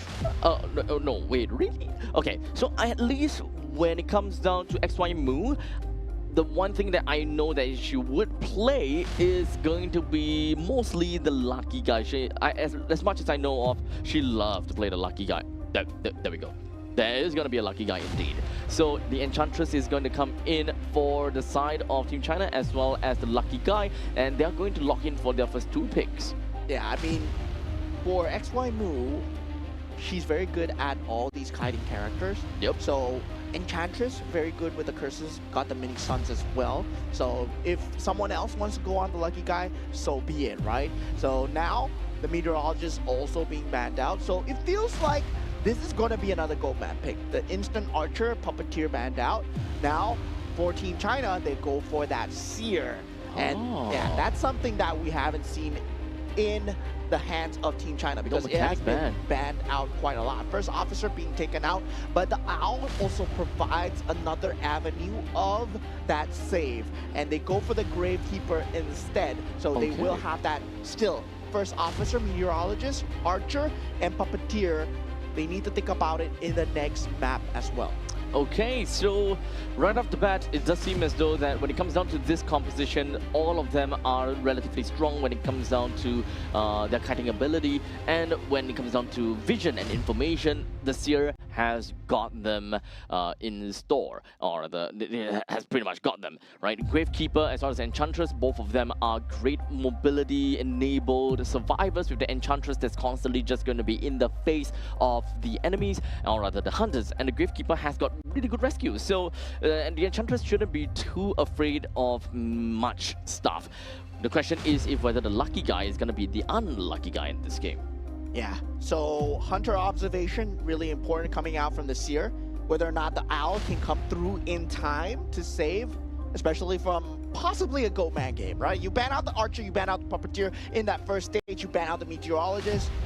It kind of hints the goat man. Kind of really hints in the goat man, but you can still go for something else if you want to do so. If you want to go for some sort of speed, you can go for Opera Singer over here, but Ever Sleeping Town really favors this goat man pick. So both teams want to go for the hunter place here. So definitely having that Seer out from Team China, in this patch is just going to be insane. Imagine everyone having 3 HP, right? Taking 3 hits. And now with that invulnerability frame also coming out from the Gravekeeper with the shovel, the stuns coming out from the Enchantress, I can see Team China's vision here. Everybody can decode as well. And there's also the versatility coming out from that lucky guy. So pretty solid lineup against the Gold Man. Now we have to see how SST plays his hunter half. So right off the bat now, we are going into the match between Team Laos versus Team China. Now, the lucky guy is going to be situated all the way down south. Okay, based on this map orientation is to the east side, but in the game is, the map is actually down south. So a little bit of a map rotation, if I may, but you can pretty much see it is a straight line between the Seer, the Gravekeeper, as well as the Enchantress. I'm excited and very curious to see how the Goat Man is going to move his way around this game. Yeah, generally placing the lucky guy in that chest dance area on that top right. YH Lu will be in charge of getting the extra support items to get out of the way. And the first few kites, definitely you want to see them out from XY Moo or MM Chen as well. And SJ Lu will be placed close to the hunter as well to get those all charges, right? You gotta observe the hunter to get those all charges on the way as well. And also, you get a lot of early information on where the goat man is. This is where Seer shines because you get a lot of info. And when you get info, you win the game. Knowledge is power, guys. Knowledge is power, and this is why we have a Seer in this game. In the end of the day, knowledge is something that always helps you understand what and how you want to approach the game. But regardless, we can pretty much take a look at all of that perks and Tide Turner at this point in time. We've only on the Gravekeeper as well as the Lucky Guy. A good amount of everyone with the expected exit path and a single flywheel effect, and most of them, if not 3 of them, Gravekeeper, Enchantress, and Lucky Guy with the borrowed time. Yeah, XY move. First kite from XST. The minion has been placed, but there is that pallet area that XY move can go, but playing around the edges of the cage. Does go in the opposite side. Very nice diagonal movement coming in. Does not find the backstab. Now XY move does not go through. That hit you. Whoa! One hit on XY move. Eventually, SST eventually does find it. That pallet area will be played against right now. Does not have the destructiveness to destroy and get through faster, but plays around the Dominion into that open area. There is still that pallet area that XY move can play it.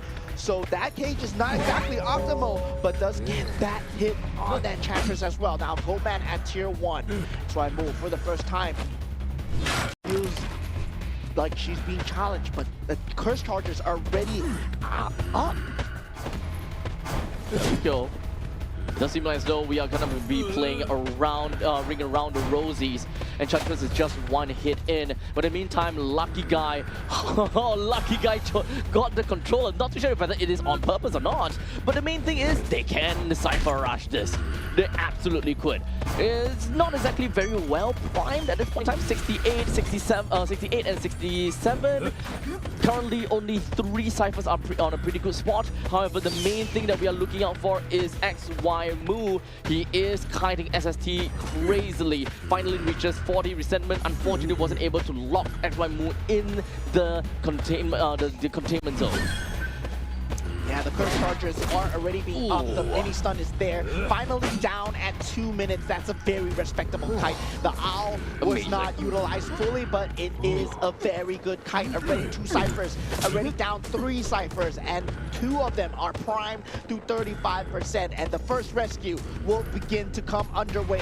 Chen already popping that shovel to get into that zone. That hit not in time there. And now the Gravekeeper. Do take note that they have also already found the dungeon. But right now, XY Mu tries to get a pallet stun onto SST. However, because of Tide Turner, there's no point in really doing anything for SST for now. XY Mu tries to break free coming in from the cage. And now Enchantress will still go down because of the last effort after making quite a run for it. Yeah, it's about getting distance away from the decode areas, away from the cypher machines, right? Yep. And once the rescue comes in, you can see that XY Mu is going for the sacrificial lamb play. And they know that right now, all they need to do is continue decoding as much as they can. Chen once again really go for that save, does manage to get the iframes through with the shovel. And now running, making a beeline for XY Mu at this point. Does go for that save, waiting on that timing on that Tide Turner to see whether or not SST makes a swing. There we go. Tide Turner will now be popped. And now I believe that was also a pretty neat body block right now. Yeah. XY Mu tries to lead SST as far away as possible. But as much as possible, I don't think it's gonna be super easy to create that distance. So Enchantress should at the there we go. That's the body block that we're kind of asking for. But XY Mu is not really running away from this. The both of them are just kind of huddled up together. As such, we do have Enchantress quickly bouncing back up after that knock-up. Or rather, knockdown. The decoding of the exit gate is ongoing. Now down to 50%. XY Mu is not anywhere close to a dungeon, unfortunately. So I think that what Team China has got in store for themselves is that they gotta have to end this game with only 3 survivors running away. Yeah, at this point, Seer, Gravekeeper, and Lucky Guy, all three escape. So it will be a 3-1 score line. And yeah, with a Goatman such as SST on this map, that is going to be the score line coming out from Team China. Still a very clean win. Still pretty clean. We can pretty much see that SY Mu is doing whatever that she could just so that he could stall the Goatman as much as possible, right? This is the cleanest and I would say the safest play possible without Team China going overly greedy. Yeah, I mean, I don't think that you're going to get a 4-0 in an ever-sleeping town against a Goatman, right? Yeah. 4-0 is extremely hard, especially on a hunter-centric map. And you can see that SST was doing his best, but XY Mu, with the early kite, that containment stat is going to go through the roof. And we did see that double feint first rescue. We thought that Chen, with the shovel, he's going for the first rescue, but no, Lucky Guy with the controller comes in from the back and then goes for the rescue. So very good strats coming out from the side of Team China.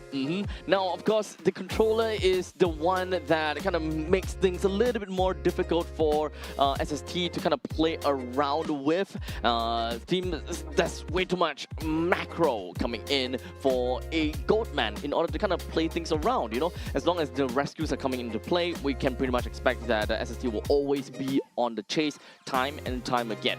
The amount of time bought from Team China was just impeccable. Yeah, when you think about the hunters versus the survivors, right? You're only one person going up against 4 people. So what happens when there is a Lucky Guy with a controller who can actually take control of a bot and decode faster as well? Yep. So the only play right there is to get that first elimination, first person on that rocket chair as fast as possible. Yep. So for Team China, the best play was to get that first kite in, and that 2 minutes of first kiting, oh man, 120 seconds, that's crazy. Really difficult spot for SST, as he doesn't really exactly know what could be the best play possible in that. So unfortunately, I think that what SST did is already pretty darn good. He made the choices that would make the most amount of sense. Yeah, 145 seconds. Very good diagonal movement coming out from the side of the Enchantress in the early game. Very good usage of that flywheel effect as well. And we did see the sacrificial lamp play with the Tide Turner, Chen also. But getting the mind games in, right? Trying to bait out the first swing from the SST out of that rocket chair into the Tide Turner, and then good body blocks coming out from the side of XY Mu. As Lu just wasn't even seen in the map, but that owl clutch does come in to save them at certain times as well. And Lu with the early controller pick just put the map pressure on. Now, all in all, the amount of the amount of time contained by the Enchantress was definitely impeccable. But now we have game number 1 that have concluded. That is great game coming in from Team China, where they managed to get themselves 1 win. We're moving on to the next part of the game, where we will reset the map veto, and now Team Laos, they are at risk of losing this series. But as we mentioned before, for Team Laos, even if they were to win or they were to lose, it does not change the outcome of their placings in Group C. I think it's more of a pride of an esports player at this point. Just play to the best of your abilities. You are going against the best, so you want to show them your best as well. And I find that very respectable from the side of Team Laos to not hold anything back. And also from the side of Team China, a lot of respect given to the opponents as well, right? They went for the clean strats. They went and respected SST as a hunter. They didn't go for any form of cheese strats available. They went with the Cypher rush. They went the decode rush, given the fact that they are playing on a hunter-sided map. Indeed. So definitely when it comes down to these kind of no-stake match, we mentioned before, there is not much reason for you to play super serious because you're giving information away. But for Team China, I think that for them, things are a little bit different because everyone can agree, they are the top team in the world. And as much as possible, if they are able to play fast, then they are giving less information as well, right? So there is 2 sides of the spectrum. You want to play fast so that you give less information, or you want to play a completely different game with a different hunter to give different kind of information. That's completely up to the team. Yeah, and now we will be heading for a short break while the players do get ready for game 2. So see you guys very, very shortly.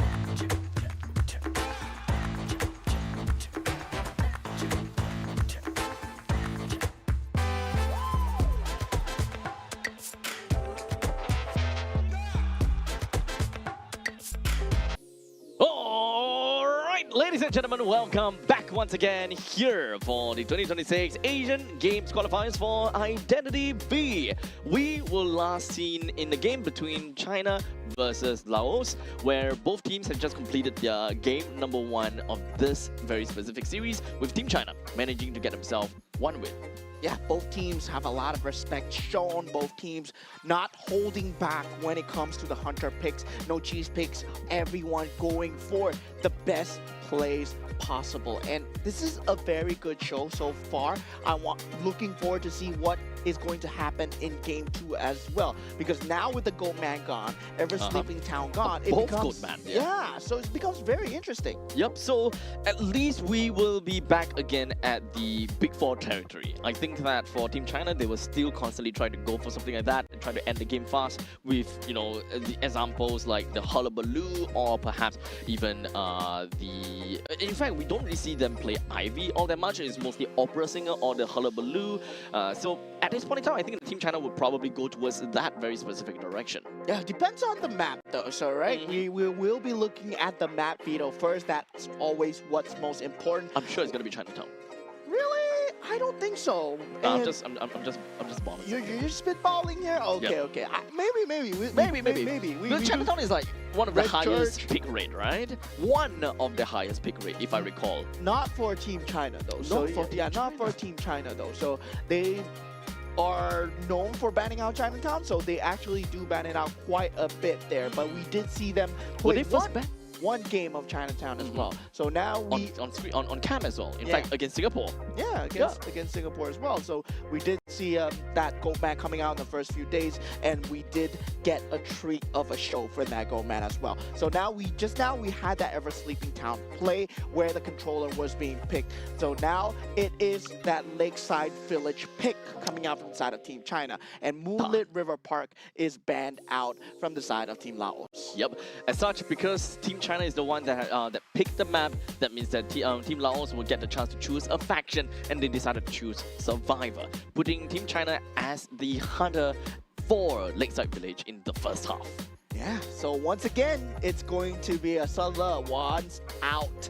And is it still going to be Sun Love? That's the question. oh, they have a chance to substitute. But at this point, there is so much respect shown that if, yes, you want to put Shi, yes, you want to put down possibly his opera singer as well, and give a good showcase of the opera singer, you're hoping for Team Laos not banning out the opera singer, especially in this map. Especially in this map. So I think that without a doubt, the opera singer will be banned. I'm pretty sure the opera singer will be banned for both teams coming into this map.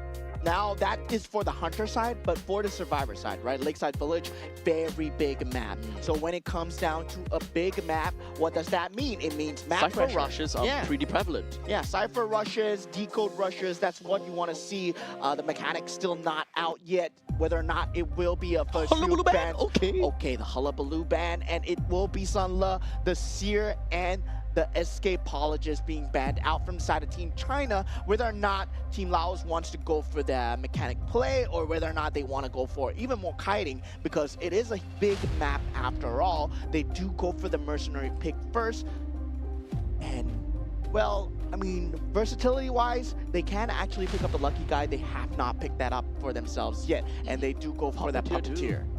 Okay, so let's recall the previous picks from the side of Team Laos. From what I remember and from what I see, is that it is a magician and looks like a coordinator, first officer, and the archer.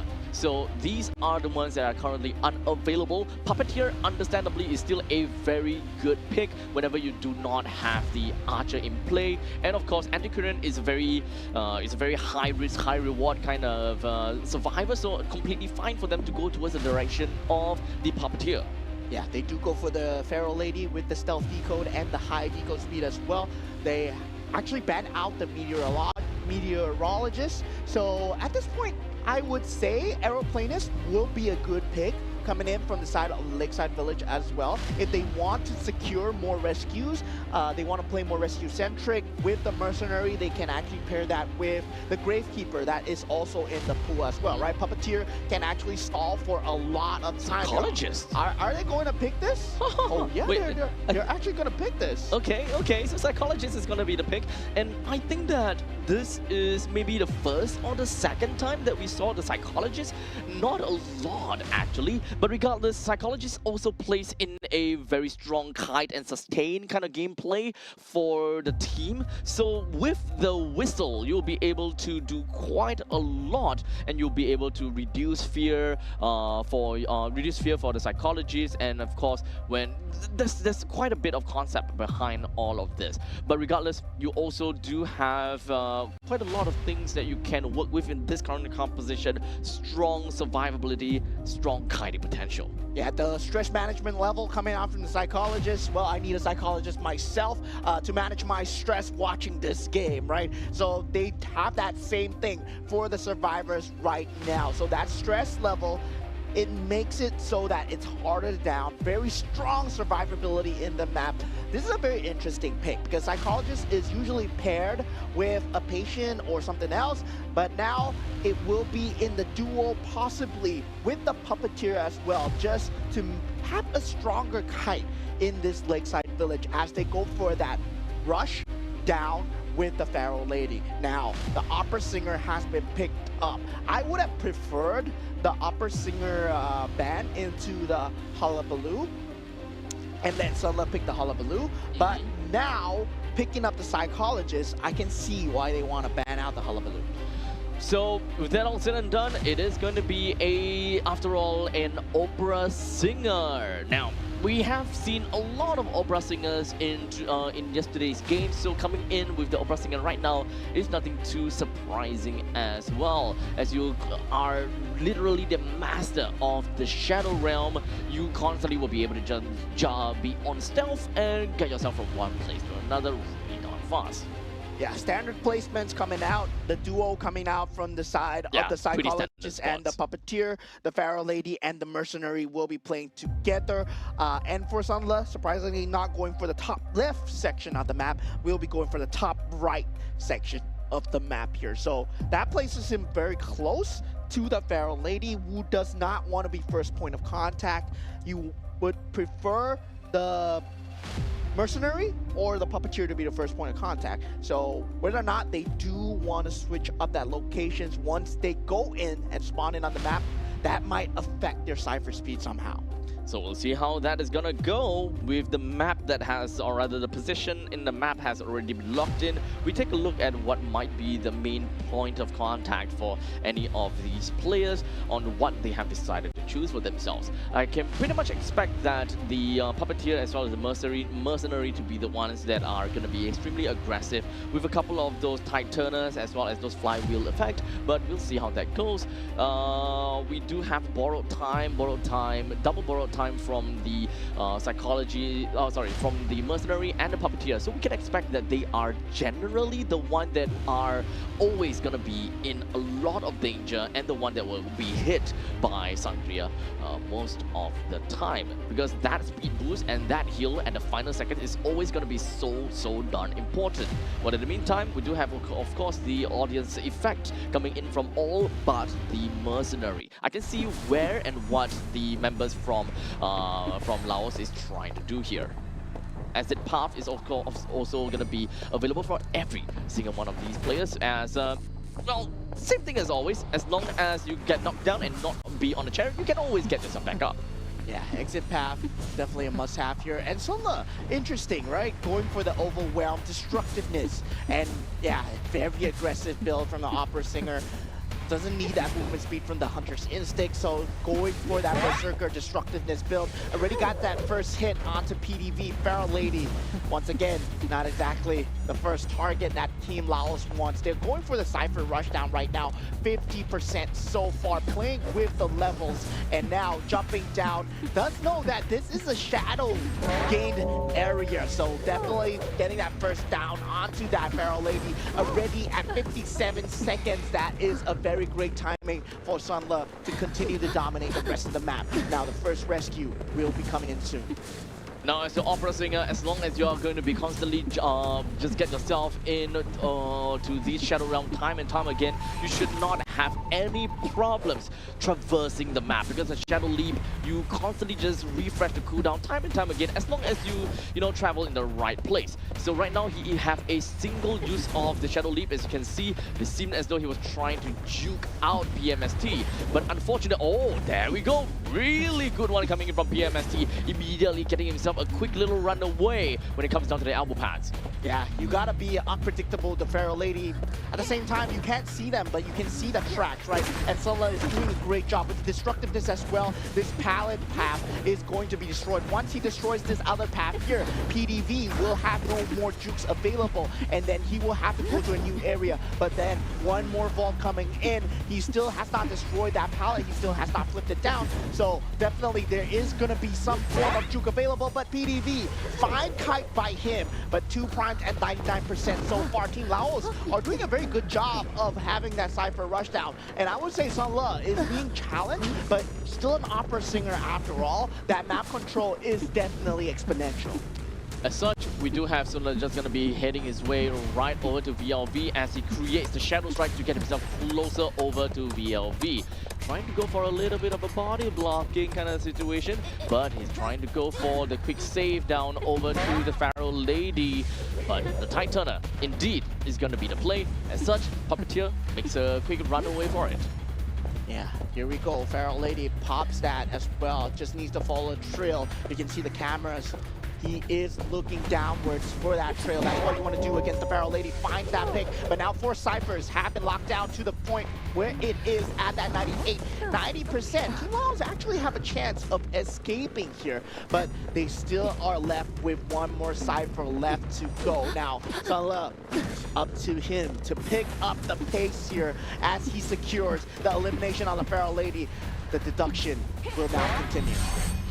Puppeteer has been knocked, but he's going to be fine because of the exit path. Well, in the meantime, Sunla have decided to put a little bit more of the emphasis down over to the Mercenary. He was going to go for a couple of those hot shots, and the warp brings him all the way over to the Puppeteer. A single hit, and there we go. Mercenary also knocked down, by the way, because of the delayed hit, but he does have exit path as well, leaving the Psychologist to be all alone the moment that this Puppeteer were to go down. So in fact, Sunla can completely ignore this Puppeteer and warp all the way back to look for the Mercenary, because by the time he goes back, the exit path should almost trigger, but he decided to balloon him up instead. Yeah, there we go. Very good decision making coming out from the side of Sunla, right? The Psychologist still playing around, hoping for that last rescue, but Puppeteer will have that healing progress already at 90%. 3 members on the map, but no Cypher has been decoded so far. No contingencies and nothing has been primed. So now, looking for that last member. Doesn't seem like he's able to see anything at all as of now. He does not have the Shadow Dance to kind of bring him away, or rather bring him all the way back to the chair as well. But SDV just right around the corner. SDV does have a Tide Turner as well, so just gonna go for a single pop. Mercenary makes a quick run for it, and he's gonna go put up chase over to SDV. The moment that the pallet goes down, Sunla immediately changes his focus down over to PMST, gets a quick little hit down onto the Mercenary, and that is going to be a guaranteed hit. The exit path is currently still available. As such, he will quickly take note of his current location and give a chase down over to the Psychologist. Do note, 15 seconds until the Shadow Dance is currently available. He can't teleport all the way back to Mercenary, so he does have a little bit of a window, some time that Sunla have set up for himself. Yeah, unlucky for them that Pharaoh Lady was the first one to go down. If not, they would have way better time dealing with that final Cypher. And now with there we go, the Psychologist being down, that's all 3 members being down as well. But the healing progress is there for the Mercenary as well. So there is that possibility of that save. The Puppeteer still down at this point. Yep, unfortunately the Puppeteer no longer have exit path, but now Mercenary has used up his exit path. So the only thing that the Mercenary could do right now is to make a quick run for it. In the meantime, the warp coming in from Sunla once again. And now he also does have the a shadow dance, but I don't think that it's going to be that important anymore. You can still use a shadow dance as a really quick little kiting tool to go up against against a mercenary. So now the mercenary got hit, and that is pretty much game, ladies and gentlemen. A quick little shock, and down goes the mercenary. Nowhere else for anything. Nowhere else for anyone to do anything anymore. Mercenary and Puppeteer both no longer have the exit path. Yep, this should be game here as they had 4 ciphers complete from the side of Team Laos. Very unpredictable movement coming out from Sunla. Very nice try on that first kite coming out from the side of Team Laos. But in the end, it is inevitable as Team Sunla's opera singer all leads back to him. Oh, PMST, you were so close. You were so close. Nice try. Making that attempt. Oh man, it would have been pretty scary, not gonna lie, it would have been pretty scary. So now to actually finish the game, Sunla would now make his way over to the Puppeteer, if he actually remembers. Hey, he's like top player anyways, so he shouldn't be able to understand where the Puppeteer is, but he's currently trying his absolute best to look out for him. And especially since the dungeon is right here, he also gotta have to take note of where VLV would have been in order to ensure that the Puppeteer did not go down the dungeon. Yeah, both teams on the stage here in Group C for the last time.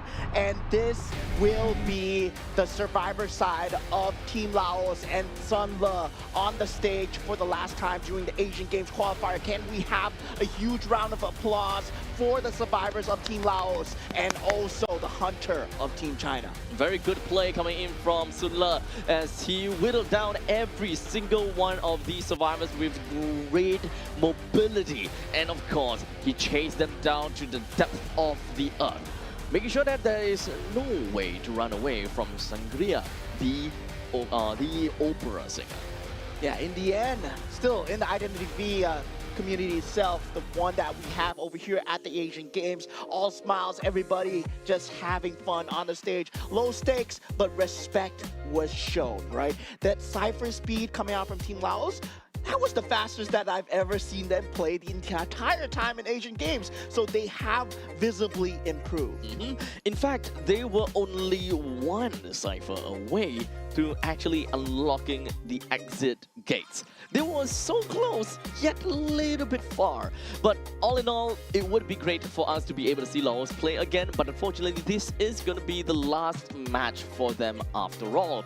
In order to close out the game, we have Team Laos that will be their turn as the hunter. It might not be the last game though, because there could still be a very small chance of draw coming in from Laos. That is if Laos is able to get all 4 of the survivors being eliminated. Yeah, looking at the containment time coming in from the side of PDV, 95 seconds, very respectable against the opera singer of Bailu, aka Sun Le, who had 16 hit survivors, 1 shock, and 9 knockdowns. Only 1 cipher remaining, but at the same time, he did a very good job of that exit path control, right? The control management of the utility. PMST, VLV, they couldn't have a shot of going for the chain rescues at all. SDV, when you go for that rescue as well, that double down was inevitably done, and so well done from the side of Sunla. PMST with a very nice try, almost crawling towards that dungeon. And yeah, luckily for him, Sunla managed to catch that in time. Yep. All in all, that is going to be the first half done, as I mentioned before, as we are going to be cleaning up the battlefield and cleaning up the map a little bit, and then we'll be jumping right in again to the drafting phase. Now, for the side of Laos, what kind of hunters is going to be the pick coming in is ultimately going to be the question. We understand that the opera singer is definitely going to be top priority, and I honestly don't think that Team China would give them a free opera singer. Yeah, Team China is definitely going to ban that, right? Yep. So they're definitely going to ban that. At that same time, they can play the Hullabaloo if they wish to do so. There's also the possibility of SST bringing out the Ivy as well. Yes. Right, we did see SST want to bring out the Ivy, but it was consistently banned out for him. So, I mean, if teams have done their research, SST, he can play the Big Four quite good as well, but whether or not Team China's survivors are up to the task. We did see a lot of good kiting games coming out from the side of XY Mu, and this has been a treat to watch, right? The double pallet jump into the vault, into the mind games on the Goat Man. I want to see that on the Ivy as well. I definitely believe that Team China's container is one of the top tier as well, right? Being able to do a lot in order to, kind of ensure that the hunter is constantly going to be kept in check. And I think that is the scariest part about Team China. Not only do they have a very scary hunter, but this, in the end of the day, is going to be Team China that have a lot of games in, and they know exactly how they want to kind of move along the stage.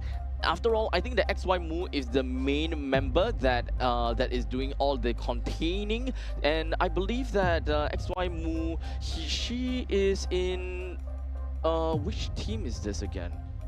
Her name is Pacifica. So what was that again? Never mind, I can't quite remember which team that is. Yeah, she's from Weibo Gaming, right? She's from Weibo Gaming. Weibo Gaming. Yeah, she's really good at the containments, really good at the kite as well. They also have one of the top rescuers from, I believe it was from GR as well. Yeah, it was from GR as well. So yeah, they really have a very big stacked roster. And as we predicted, Opera Singer instantly being banned out. And also, right now, Meteorologist Hunter being banned out from the side of Team Laos. Okay. And being picked up will be the Pharaoh Lady, Aeroplanist, and the Mercenary so far from the side of Team China. So more Pharaoh Lady play with a little bit with their Aquaplanets coming in, and of course Mercenary. So the final ban is going to be on to the Puppeteer. So, okay, Antiquarian is nice. Yeah, Antiquarian. Wow. We do see that coming in. Now Puppeteer being banned out from the side of the... Puppeteer being banned out from the side of Team Laos. Puppeteer, now Team Laos... Fire Investigator, Archer, and Meteorologist. Yeah. So SST will be coming in with the last Hunter pick. So I'm not too sure what Hunter he will be going for at this point. What are we gonna see from this point onwards with the final pick coming in? Coming in from SST with a single win from the side of Team China. SST gotta have to do as much as possible in order to eliminate all 4 of these survivors. So wow. There is a very strong kite capability coming out from the side of Team China right now, right? Antiquarian into Mercenary into Aeroplanist. So there is a lot of them can just they can play like a full type turner game, to be fairly honest. But normally it's like Aquaplanets as well as Mercenary. I see them being on top right, top left, bottom right, bottom left of the map. They're gonna be super spread out, dude. They just spread out and they're like, oh yeah, I'm playing my own game. This is a solo ranked ladder right now. But you can see the synergy, right? The synergy where it comes in is just for that kite alone. And SST, with the last pick, will be picking up the Hullabaloo. Okay, so Hullabaloo is indeed going to be the name of the game over here, which would probably suggest why Team Laos have decided to ban the Hullabaloo when they were the survivors. They are indeed something that they are indeed a little bit more afraid of the Hullabaloo because of the fact that they know the potential of these. Yeah, there is that potential coming in from that side of getting that AoE hits from that Hullabaloo as well. So now, for the side of Team China, very strong players, XY Mu, MM Chen as well. They have been both consistent on the kites. In the backline, we have the SJ Lu being a very consistent decoder. Now, they formed a funnel actually in that left side of the map, playing that triple just containing in that section. So Pharaoh Lady once again gonna be that first point of contact. Pharaoh Lady also good at the kite despite being a good decoder as well, right? Quite moderate when it comes down to kiting ability because it does have that stealth ability available as well. We did see Sun Le kind of go through the motions a bit with the Pharaoh Lady as well. Now, I do kind of want to know what strategy Team China have got in store for us, because right now it does seem as though that SST have got a very good location and a very good spot to play around with the Aquaplanets and the Pharaoh Lady. While in the meantime, the Antiquarian is really far away, all the way down south of the map, the furthest one away from the Hullabaloo. And Hullabaloo is the kind of hunter that will constantly be sticking right onto you, making things really difficult and very difficult to kind of shake her off unless you have a way to stun, which is what Antiquarian could do. Yeah, so Hunter's Instinct, we have the Insolence and also the Trump card with the Berserker coming out from the side of SST so far. So everybody has that exit path as per normal. Tide Turners on Mercenary and also on the Aeroplanists as well. YH Lu, very good rescuer. As such, we're going to be moving right on with the Antiquarian and the Pharaoh Lady. Both of them have very similar play styles and very similar ways to go. The only difference is one of them, the Antiquarian with the borrowed time, the Pharaoh Lady with the borrowed time, and the Antiquarian with the flywheel effect. Aeroplanist is going for flywheel effect as well, so they definitely will have a single iframe kind of play that they could work with going up against SST. And this is very important, right? Whenever you have the flywheel effect and SST spend so much time chasing after you, building up stacks, only for you to flywheel effect your way out of the final stack hit, it always hurts as the Hullabaloo. Yeah, that first kite is so important coming in, and this one window has been the bane of SST's existence on the Pharaoh Lady so far, as the decode is coming through. Already 1 minute in, SJ Lu, very well done so far. Forced to use the warp gate extremely early here from the side of SST just to get that early momentum in. That double surprise coming through, but the fright stacks are not there at all. Encore, there we go. Managed to encore the stage to rotate in a way whereby the red actually hits. Now a single black is required from Pharaoh Lady. Pharaoh Lady, unfortunately, is the only one that is one of the few that does not run the flywheel effect. So this is actually going to be a little bit of a difficult kite from the side of Pharaoh Lady. There's no iframe that you can kind of play around with. As such, I think that Pharaoh Lady will go down here. Yeah, so far so good. SJ Lu, very well done on that first kite. 1 minute and 54 seconds in. SST, well, does have his work cut out for him as the decodes are coming through really fast. Already 2 primed up to 99% for the side of Team China. Very primed, wow. Yeah, Chen now coming in for that rescue as well. It's going to be slow but steady. Pharaoh Lady did manage to get herself out of the grasp of the Hullabaloo. However, just a single white fright is needed in order to land and finish him off. Unfortunately, it does seem like the clone did not manage to quite do anything. Now, Pharaoh Lady will be strapped onto the balloon once again, but Mercenary can always come in again in order to go for a quick save, because thanks to the Tide Turner. Aeroplanes have already procced his own Tide Turner, so it's probably up to the Mercenary. However, he's already been hit once, so gotta be real careful about that. Yeah, they have 2 very strong rescuers, 2 very strong kiters as well. The decode is a natural process for them. Chen still doing a great job of playing around the fright stack. Only the red is in now, the black is in. Now, finally, 1 hit on the Mercenary, but they will get the movement through, especially from the Pharaoh Lady being used just to peel away as the final decode might come through. XY moves coming in. Oh no, it's gonna be a double knock right now for the Pharaoh Lady and the Mercenary once the Tide Turner were to finish off. There we go. Now XY Moon finally comes in. We'll be able to use the flute to try to kind of disarm a little bit, but once right now SST will be able to see, or will be able to know where this Pharaoh Lady will be at. Good disarm, but XY Moon now tries to get himself running away. The Encore rotates the stage. Double hit of the red and the white, left with the black, but it's not going to be easy. Oh, there we go. There we go. Very good hit. 3 members down.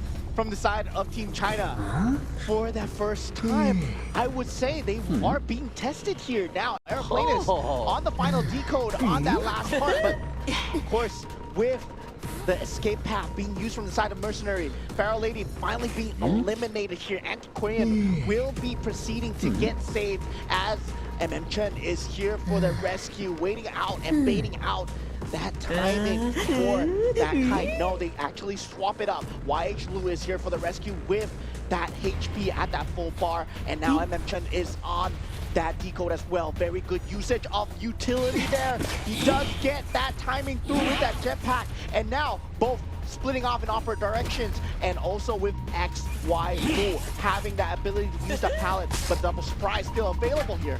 Oh, there we go. A good little hit with the flute, and that will be able to buy a little bit more time, but the trapeze will allow him to fall over that, while in the meantime rotating the stage, gets a hit on the red, and now Antiquarian will once again be dropped down. This should be the second time onto the rocket chair, leaving the Aquaplanist as well as the Mercenary. They have to kind of do something here if they really have to. However, one thing that you gotta have to remember is that the decode is gonna be left with 88%. So focus on decoding might actually be the play here in order for them to try to run away. However, you can also decide to go to the dungeon, because the last time that they were as the hunter, they went for a they managed to eliminate all 4 of the survivors. So if they are able to, Mercenary and the Aquaplanist, they could still get themselves running into the exit.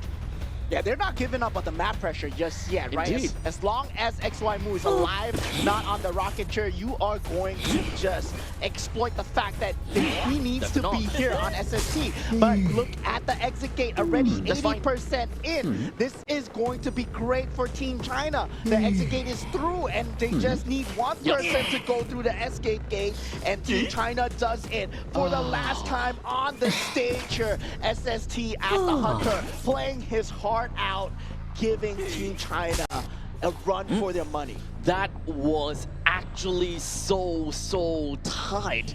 It almost seemed as though that SST could have gotten a complete knockout, but he has to always keep in check that there are, of course, the exit path that is currently available. So it's really difficult for him to be able to kind of think, okay, I'm gonna get this out, I'm gonna get that out.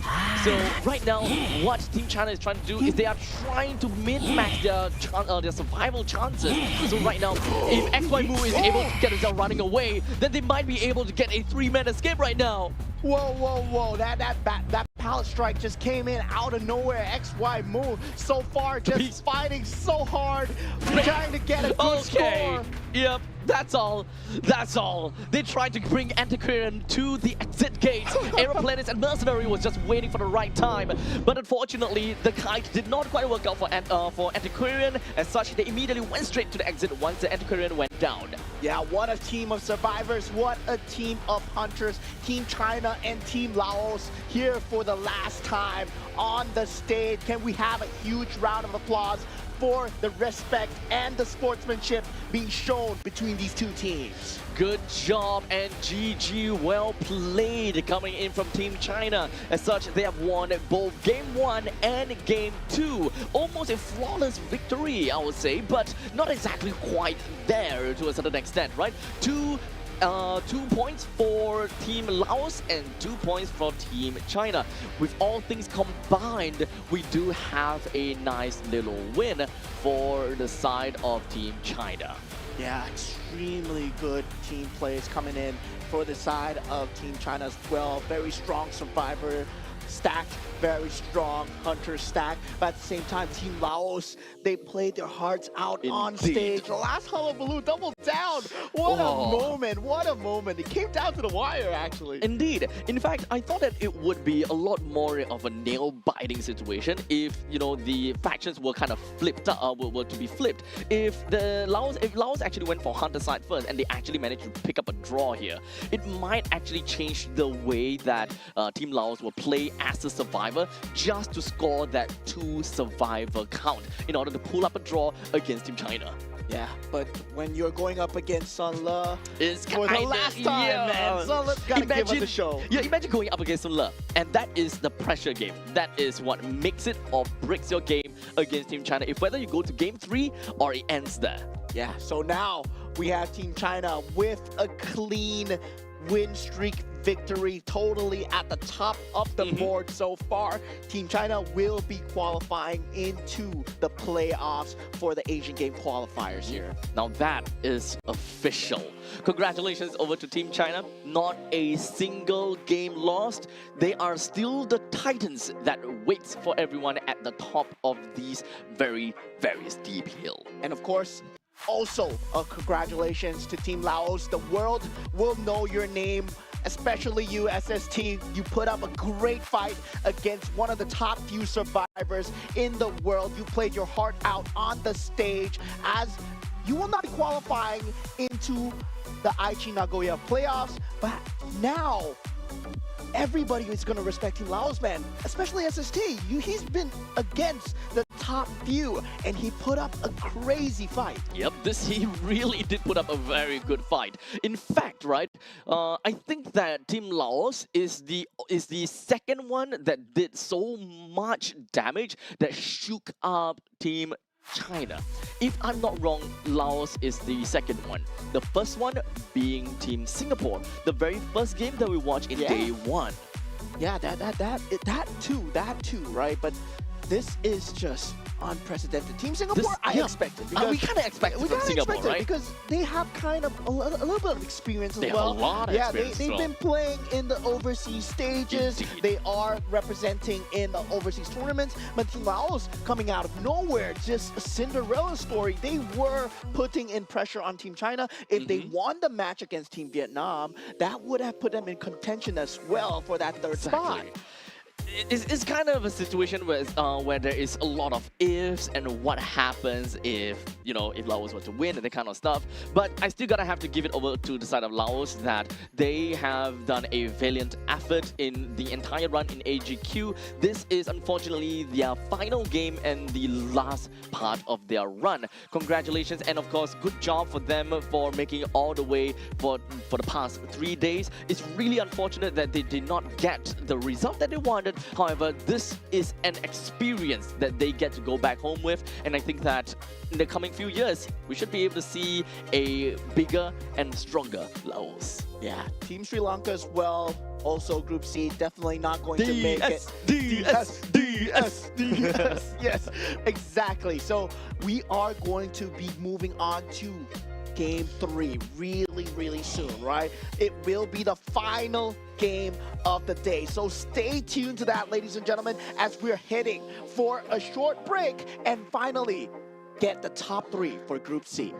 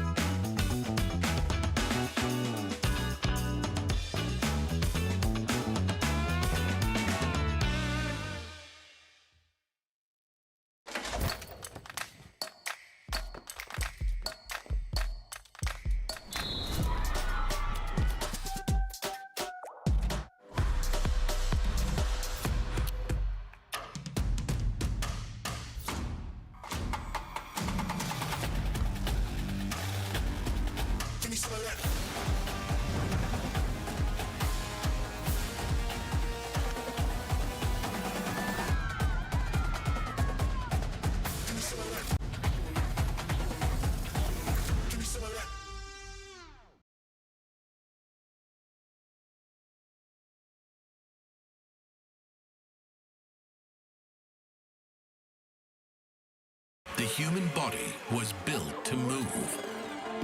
Not trapped at a desk in one singular posture for 12 hours a day. It's time your chair evolved.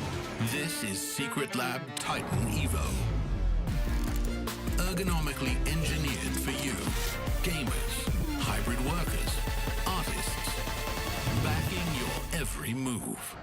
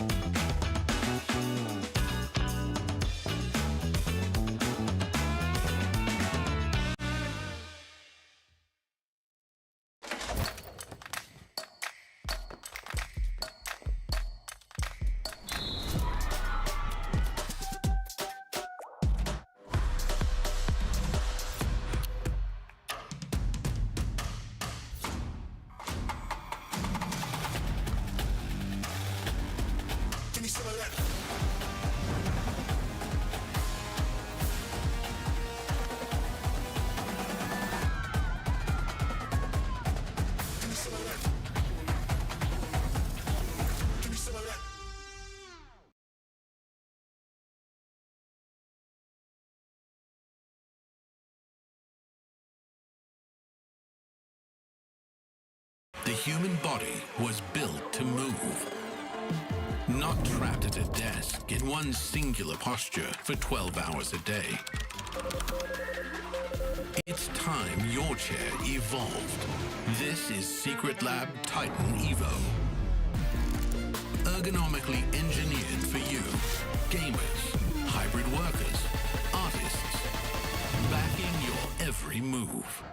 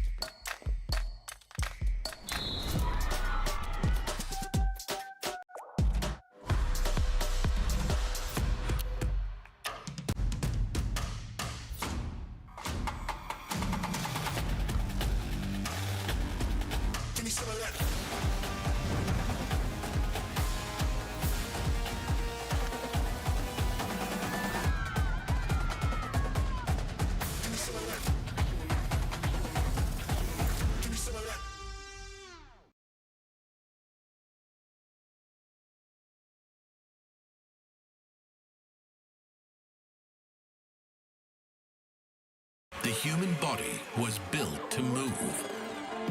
Not trapped at a desk in one singular posture for 12 hours a day. It's time your chair evolved. This is Secret Lab Titan Evo. Ergonomically engineered for you, gamers, hybrid workers, artists, backing your every move.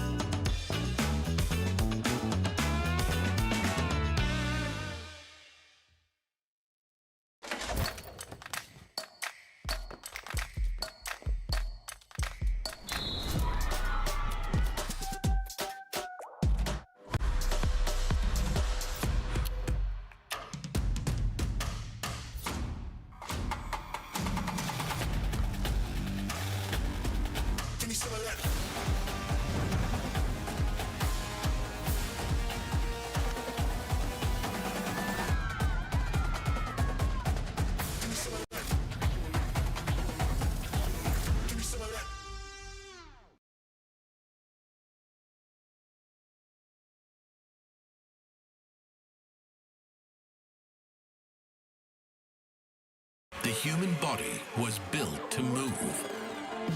Not trapped at a desk in one singular posture for 12 hours a day. It's time your chair evolved. This is Secret Lab Titan Evo. Ergonomically engineered for you, gamers, hybrid workers, artists, backing your every move.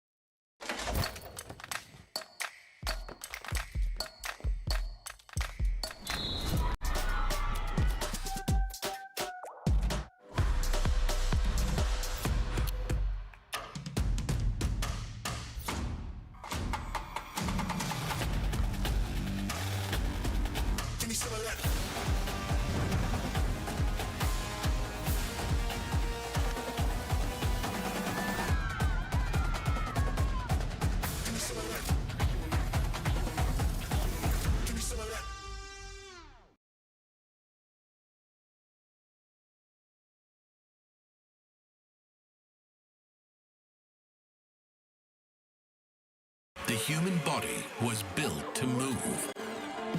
Not trapped at a desk in one singular posture for 12 hours a day. It's time your chair evolved. This is Secret Lab Titan Evo.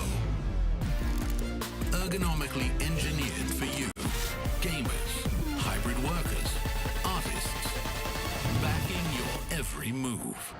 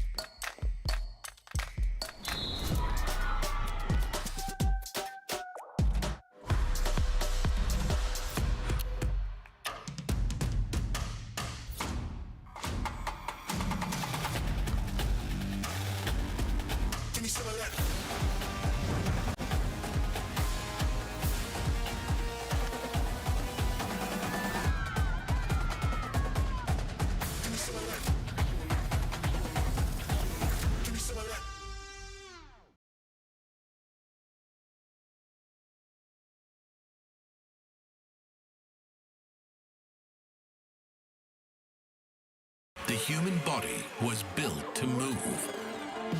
Not trapped at a desk in one singular posture for 12 hours a day. It's time your chair evolved. This is Secret Lab Titan Evo. Ergonomically engineered for you, gamers, hybrid workers, artists, backing your every move.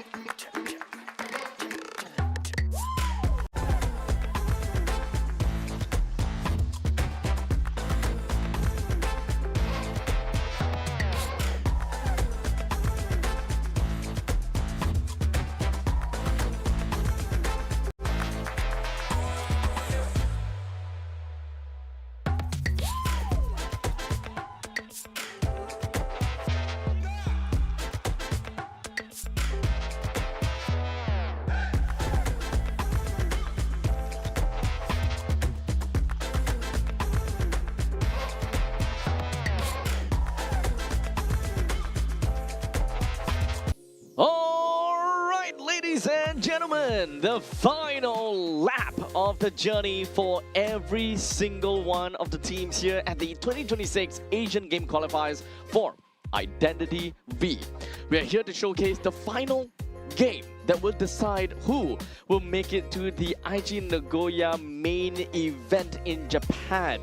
It is going to be between Team Vietnam versus Team Singapore. Yeah, Group C, the group of death, has concluded and reaching its conclusion now with the top 3 seed going to be decided between this match, right? Both teams are head-to-head. In terms of wins, they are even, so they need to get a win on top of each other to push themselves into top 3. Top 1, top 2 are currently Team China and Team Hong Kong China. But taking a look at the roster once again for Team Singapore, we have the Hunter, BCS Ang, Z Wei, we have Survivors ZW Ung, SW Low, MGO, LS Sim, and Coach JMU.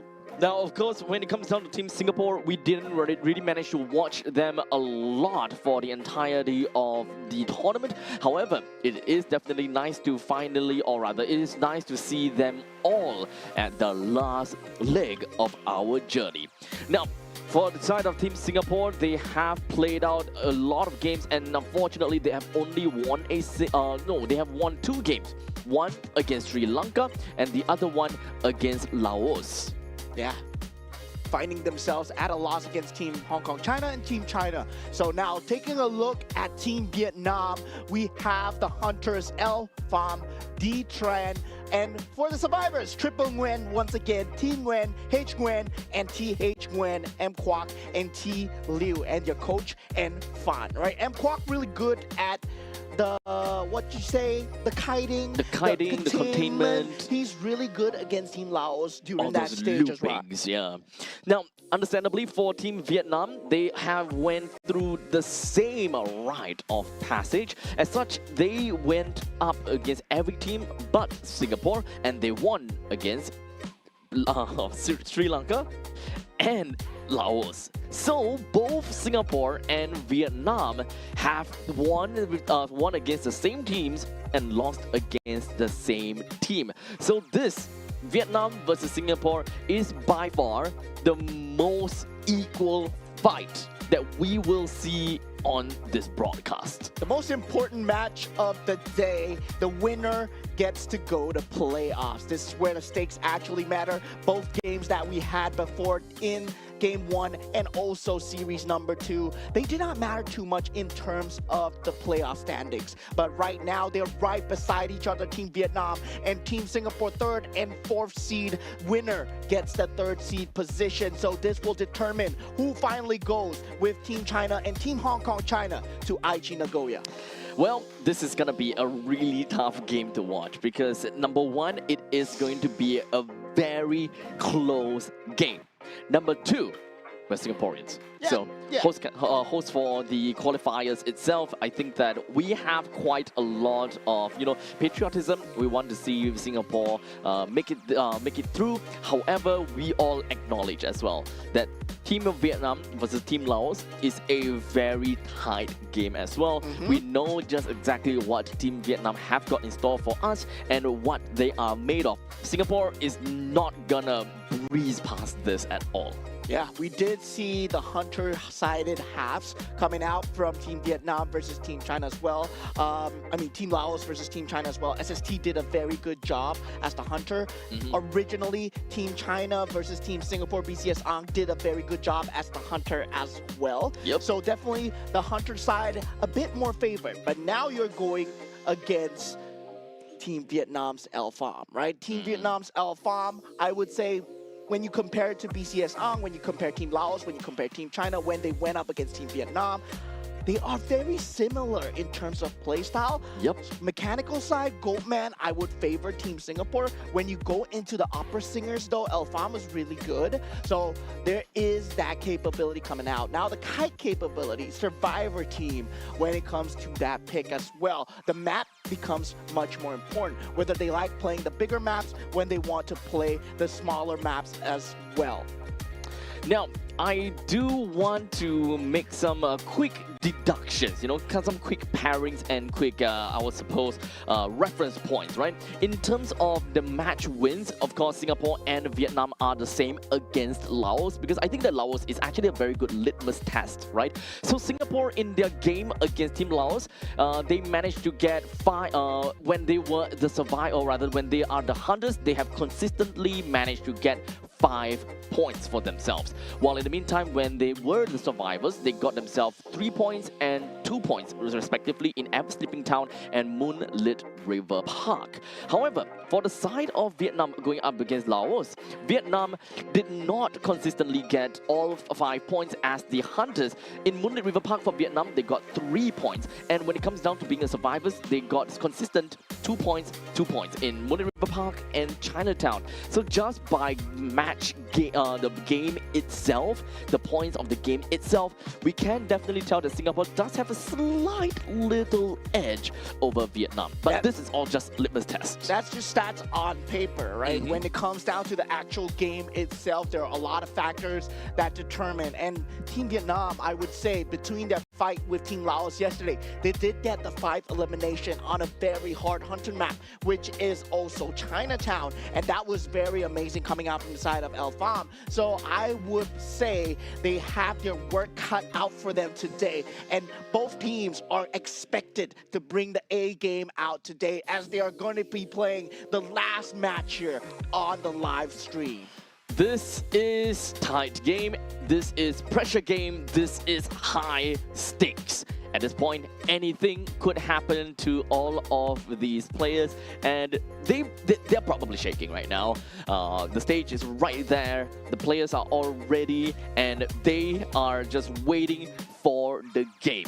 And in order for us to make it even more suspenseful, we're gonna go off for a short little break. So if you guys are waiting for this game, make sure you guys don't go anywhere, as we will be right back with you, and we will launch into the first game of this very important game of Group C.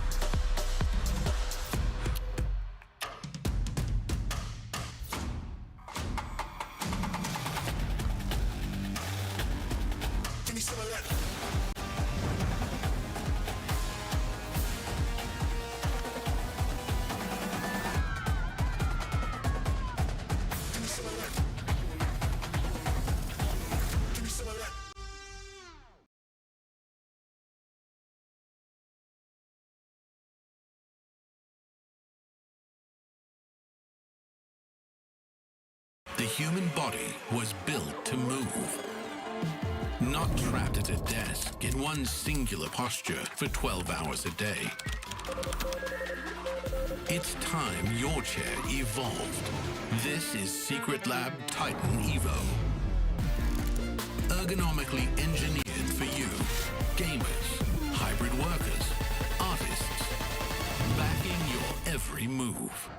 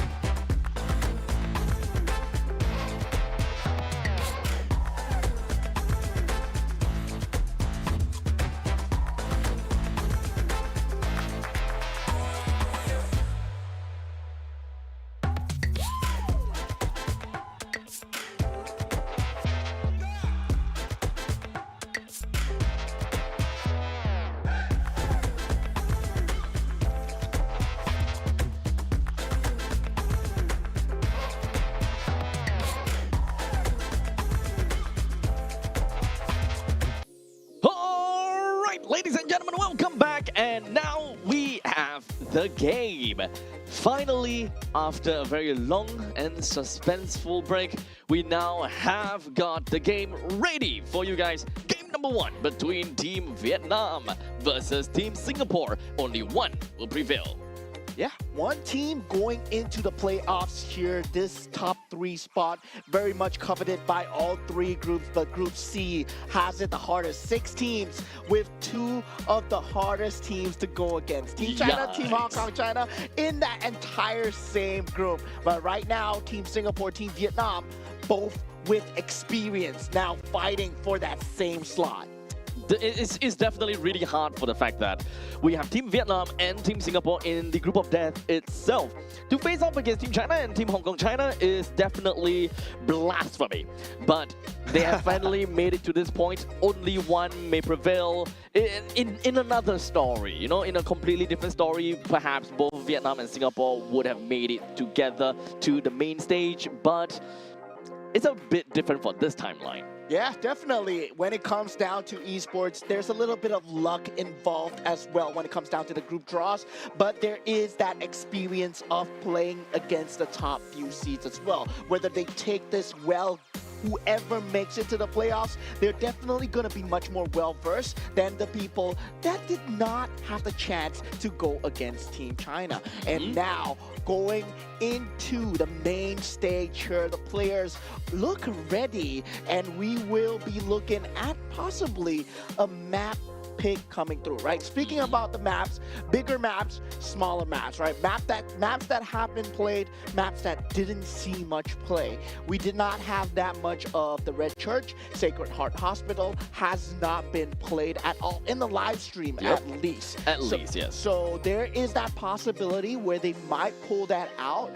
And also, in terms of the big 4 hunters, definitely I would say coming into a high stakes game, you are going to pull out the gold man during the round 1. You know, in fact, when there are a lot of survivors in the current Identity V, but I feel like we have already seen quite a lot of survivors being played out. In fact, I kind of want to take a look at one of the survivors that actually did not get any plays at all. This is all at the top of my mind, so I might get it wrong. But I know that Barmaid, Batter, Composer, these 3 were not picked before. I believe that we've seen a Cowboy, so that's nice. Embalmer should be, yes, Embalmer. Yeah, we did see the Embalmer. Entomologist, yes. Entomologist, we did see it? Yeah, we did. Oh, yeah, we did, yeah. So, Explorer, Female Dancer, Forward, let's see, Journalist, Knight, Lanternist, Little Girl. Right now, I think I counted up to like 10, right? About 10. Matador, Novelist. We did see Novelist. So Painter, Patient we've seen as well. Perfumer we've seen. Postman we did not see. And I think that's pretty much all. Toy Merchant and Weeping Clown. So 15. Only 15 that we did not see. There is a variety of survivors for people to play, but of course, the top few is going to be the top few, right? There's going to be that standard few in rotation, especially when it comes to the patch meta as well. The top 4 will be the top 4 as well. The number 1 for kiting, the number 1 for rescuer is still going to be that first officer, definitely in this patch. The aeroplane is definitely up there. In terms of kiting, there's the hunter available, and Enchantress is also available as well. Lucky guy, I feel, versatility-wise, we're gonna see it all the time. Indeed. It's one of the most flexible characters after all. So I am not too surprised how, whether, you know, Lucky Guy is gonna be banned or whatnot. So do note that the 15 survivors that we talked about were all on this specific stream itself. Not too sure about the other streams though. I can see that in the chat, you know, some of them actually does have the access to the other streams as well. So that's kind of nice to see. Yeah, sadly, while we are casting these games, we don't have the ability to watch the other streams because we have to dedicate our time to look at the game. Of course, over here, that's gonna happen. And I believe there's still a bit of a technical issue. I don't see them, Team Singapore, wearing their headsets at this point. So yeah, there might still be a bit of technical issue, but looking at the side of Team Vietnam, there is the pressure going on, right? The smiles have slightly went down. Yep. It's lock-in mode. It's time to go full ham in that map. Indeed. It's kind of tough for you to kind of be grinning or smiling at this phase of the tournament. I'm pretty sure that you literally have your hearts right on your throats, and it's difficult to breathe, it's difficult to calm yourselves down, and at this point in time, any of these players, they would just they could just eventually just freak out because of the mistakes that they made. The moment that they make a mistake, boom, mental game. Yeah, there is a lot of pressure when it comes down to that representation, right? Whether or not you can get your team through, especially in a pivotal juncture just as this. They both have very similar results when it came down to Team China, when it came down to Team Hong Kong China as well. They both did not manage to prevail, but of course, Team Singapore had a better hunter half. So that's the stat that we're looking at so far, and hopefully we have that similar stat line coming in, especially when it comes down to the map selection as well. And definitely a big shout out to our co-organizers for the tournament as well, SGEA and also Zenway Productions.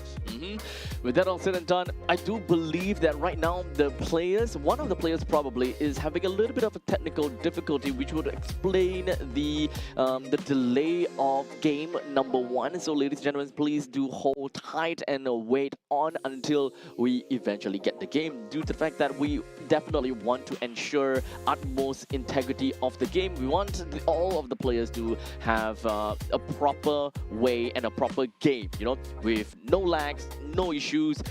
We want to ensure that this is the perfect environment for them to compete. Yeah, definitely. The competitive spirit, integrity, we need to keep it as well. So as long as there is still the issue, we are not going to push towards the game. We're going to fix the issue first and make sure that it is resolved for the players to be comfortable to play to their best ability.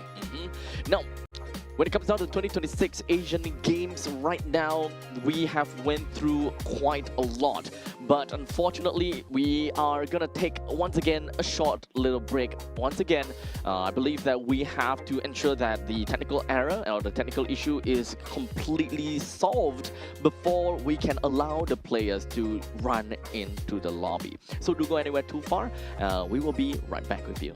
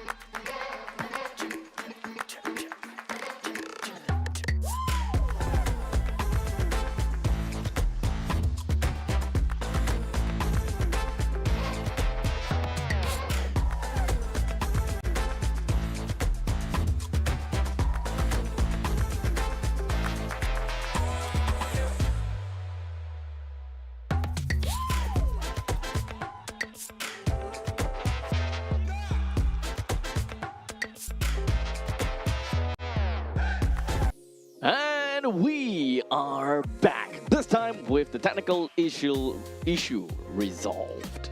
Yay! I think we're good. I think we're good. Would you rather wait an extra 5 minutes to not play a 600 ping game, or would you give that 5 minutes to the players, right? That was the opportunity cost that we're going for, and I believe we are going to have a banger of a game number 3 today, as the map vetoes are already down. Ever Sleeping Town have been banned out by Team China. Chinatown also been banned out, and Team Singapore picking up Lakeside Village. Yep, and that will mean that Team Vietnam will choose their faction, and the similar Team Vietnam will choose the survivors, and of course Singapore will pick will have the hunters first. Yeah. Oh, Lakeside Village with the hunters. What should we be expecting? Oh, definitely not Goatman. Opera Singer is good on that as well. So there is that opportunity as well. So Team Vietnam right now going for that survivors first, right? So survivors first, I would say they would have the option to go for that. Okay, it's already banned out. The Seer and the first officer already banned out. Gravekeeper and Enchantress being picked up by Team Vietnam now. Meteorologist also banned out. Okay, that kind of hints to me that it is going for Goatman already. So Team Vietnam might actually want to go for a pick whereby they would do well against the Goatman, to me. So Puppeteer is going to be the pick coming in for Team Vietnam, and we are going to be looking at one final pick. Yeah, this is a very important round 1 coming in from both teams, right? It really sets the power level. These teams have not faced each other before, but they have 2 days of homework done. So now, Lucky Guy being taken out, Mechanic being picked up from the side of Team Vietnam. Okay. So the thing is, when it comes down to Mechanic, you can definitely look at things as a very decoding style thing, because she does have very fast decoding. However, you need to know that the controller itself is a very versatile tool. You can heal other people, you can heal yourself, you can rescue as well. I love the controller. As a Lucky Guy, that's the #1 thing I try to wish for. Yeah, there is that ability right now. You get that natural controller from the Mechanic as well, right? So what is the hunter of choice here for VCS? I would think that Goatman is good, but going up against a Mechanic as well, an Opera Singer becomes a very good choice. Whether or not he wants to go for the Hullabaloo, also for the AoE, it is going to be a top tier pick as well, right? What is he going to pull out? Maybe pull out something other than the Goatman to apply that pressure on the ban on the second map as well, because you're thinking ahead. Yep, so so I think it's an either-or situation between the Hullabaloo or the Goatman here, mostly because of the Enchantress. The Enchantress curse marks is the one that will naturally be a bit more annoying to the Goatman, but at least if you are using your Dominion, it's not that big of a deal. In the meantime, for the Hullabaloo, you are naturally gonna be very sticky onto your survivors, so you don't really care too much about the curse marks hitting you once, as opposed to many of the other hunters, which may have a bit more difficulties with chase or mobility.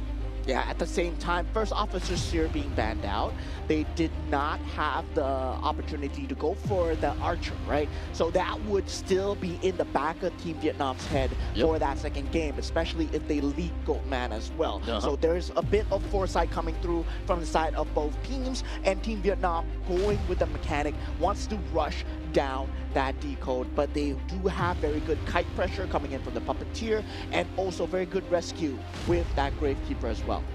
Now, this is one of those games that both teams have to really look out for the global ban rules, because I think that this is one of the games where we might expect to see 2 global bans, perhaps even 3 global bans. The reason why we say 3 global bans is because of the fact that there is a part of the tiebreaker rule in order for you to get a game win, right?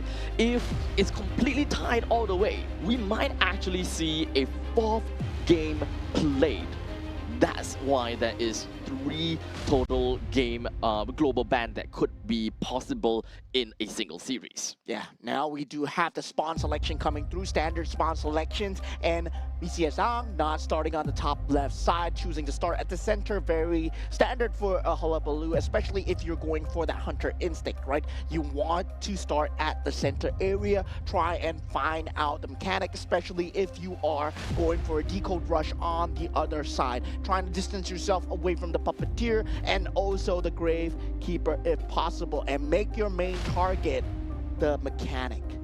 Now, with the mechanic in play, it is definitely working as a double unit as a matter of fact because of controller.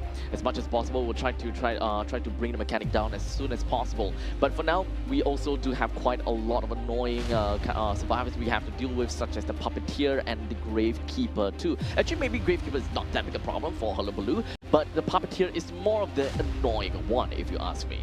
As for now, let's take a look at the talents. We do have the audience effect available for every single one of them, with the Tide Hunter onto 2-person, the puppeteer and the gravekeeper, with a snooze onto just the puppeteer himself, everyone with the exit path and borrowed time for 1, 2, 3, Enchantress, puppeteer and the gravekeeper. Yeah, we do have that ability of the insolence and also the hunter instinct combo. So PISCES, he does have a lot of movement speed at the start and already very good target prioritization, playing with the boat, right? But this is why you put the mechanic on the boat, because there's very good transitional kiting between that open and closed areas. If you can play the windows and the verticality of the map very well, you can actually prevent away that first damage. And so far, so good. Only 1 stack. No, make that 2 actually. And that's 1 hit. Oh, what? Okay, but now we do have the mechanic that have opened up the controller right now. So I don't think that it's gonna be that big of a deal right now, because the healing will take a bit of time. So right at this instant, we do have the mechanic that have hit red and white.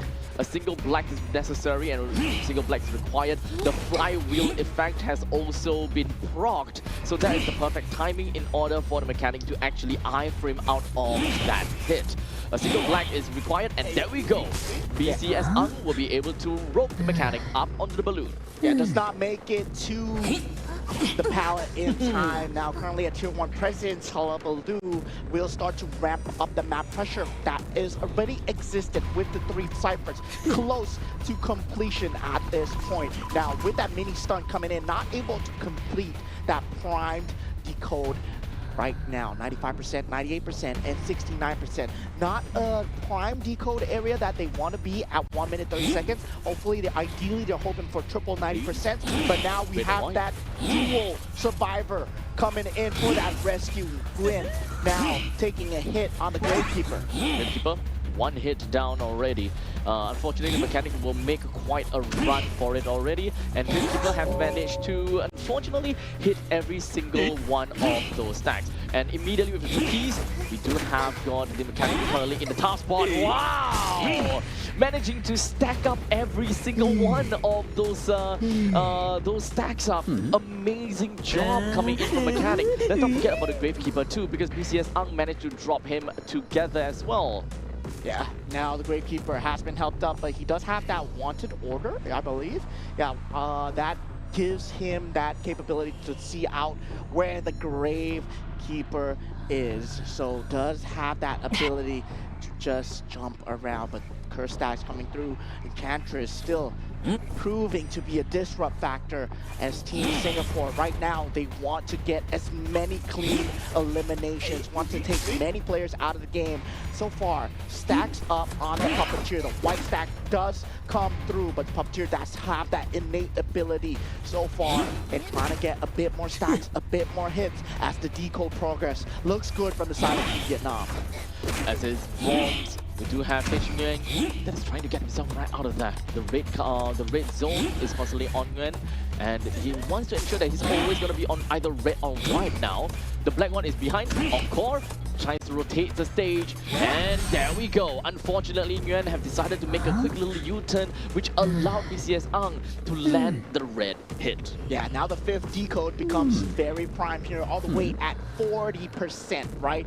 They want to reach that level where it is prime, but the mechanic being taken out, the decode speed is severely hindered. Now at that 3v1 state, where it's going to be slightly tougher. Gravekeeper still has that shovel coming in for the rescue so far. Now getting the stack through. Yep.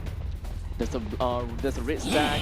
Sorry, that's black, there's a red, and one more white. Unfortunate for the Gravekeeper, he will be knocked down as well. He's unable to do anything as BCS Ang, he is very quick when it comes down to immediately putting them onto chair, does not want to give them any opportunity to come back up with the exit path. However, he found the opportunity to trapeze his way right into TH Nguyen, and he wants to end this once and for all. Even though there could always be that small little possibility that Gravekeeper could come back up online with the exit path, but BCS Ang knows exactly where the Gravekeeper is. So he doesn't mind to let him go with the exit path as long as Nguyen goes up into the balloon.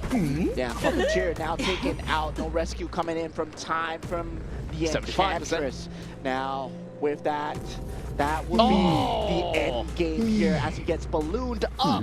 And there we it go. is a clean sweep. Oh, The wait, struggle wait, does he come is good. through. Okay. Wait. The shovel is there. Shovel's there. The rescue can come through. Peace. Okay.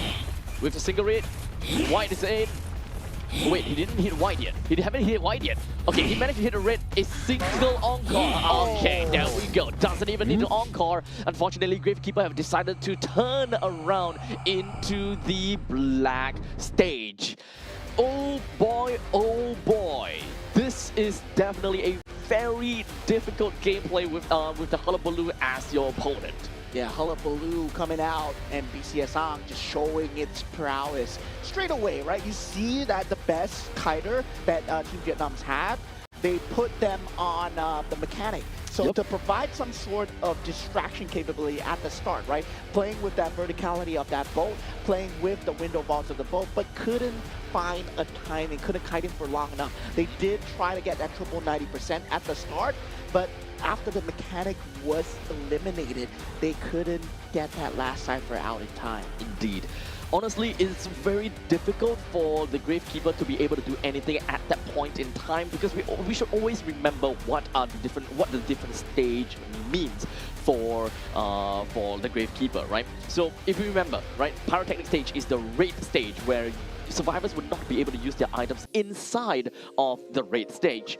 Followed by that is going to be the dry ice stage, which is the white color one, where this is a little bit less important. VS and DS have gone down, but the most important one is the clay stage, black color, where the movement speed of the survivor will be dropped down to 15%. That is how a Hullabaloo would naturally be able to kind of play around the stage, find the time to encore in order to rotate the stage, or position himself away or around the survivor in order to get that final stage stacks. Yeah, that's why we see a lot of the good kiters, they will use the terrain to actually play around with that rotational basis, right? Get that encore cooldown in, make sure that you don't stack up the same stage twice. Despite the fact that you can't use your items, you can still move. And yeah, maybe 15% less on the black stage is a big part, but if the encore is not up, then it becomes much more difficult. But getting a clean sweep of eliminations would be Team Singapore right now. So going on the Hunter half, right, we talked about the pressure. We talked about them having the pressure off on the survivor side when the Hunter does well. So now, will they go for a decode rush, given the fact that, yeah, the Hunter did an extremely good job. They can actually go for the mechanic play themselves, or they can go for a double decode if they wish to do so.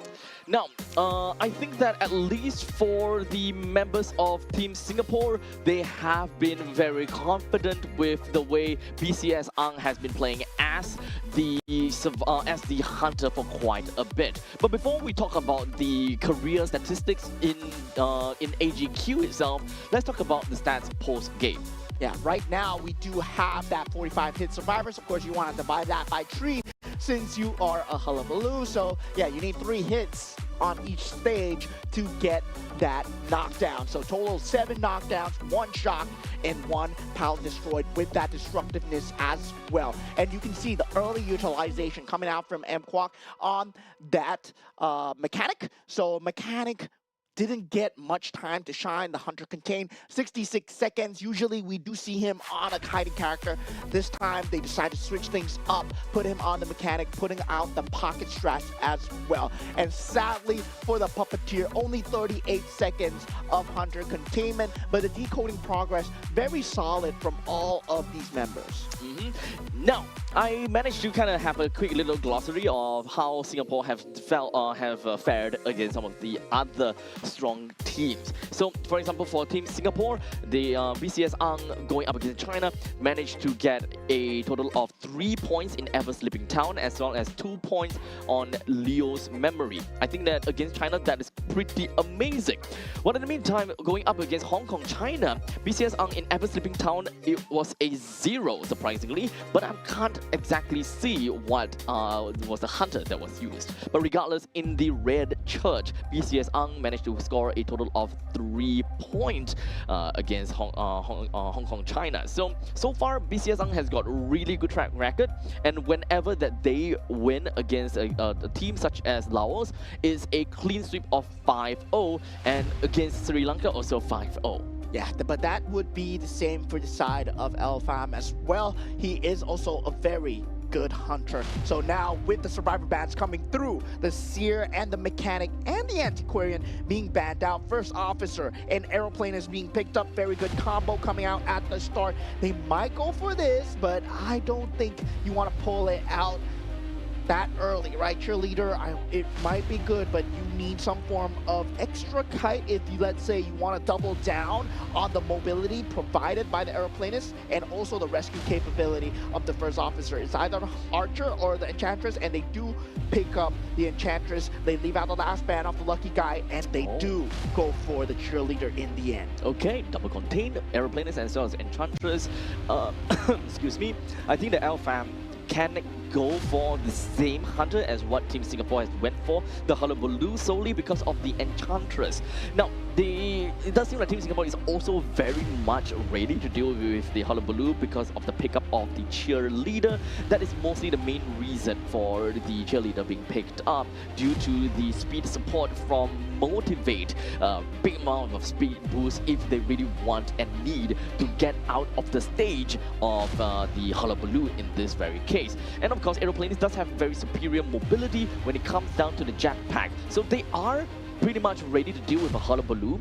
But LFAM have decided to pick up a Goatman. So the Enchantress does have quite a bit that it can do pretty effectively against the Goatman, but he needs to ensure that once the stun kicks in on the Goatman, they need to destroy the cage as soon as possible. Yeah, so it is down to survivor placement here. And when you have that motivated effect, you have that rotational basis where you make rescue slightly easier with that movement speed, right? Increasing that mobility, it does help when you want to rotate across the map for the rescue, especially if you're gonna get tag turner, first officer, which is a standard that we see here in competitive play. Now, Goatman, very good at getting that first rocket share timing very early, right? With the cage, the Dominion, there is that 1v1 capability, and there we see it, the survivor selection slightly different because they know that they have the map rotational basis. They can actually put the Enchantress closer to the cheerleader as well. So right off the bat, looks like LFAM will put himself in the central part of the map, slightly more towards the northern part of the map, right? So this is puts himself right in front, or rather right below, of SW Low, which is dead north. I do like to believe that LFAM will want to focus on the aeroplanes as much as possible, but we'll see how that eventually is going to work out. It's going to be a relatively huge map, so that is going to be slightly more annoying to deal with, but with the prevalence of the trees as well as the static loops that are available in the map, I hope that, and I'm pretty sure that the detainment would be able to do quite a bit. Yeah, stun timing, very important coming out for LSM, especially if you are going to be the target of the first kite. But let's just see as we head on into the trade selection here.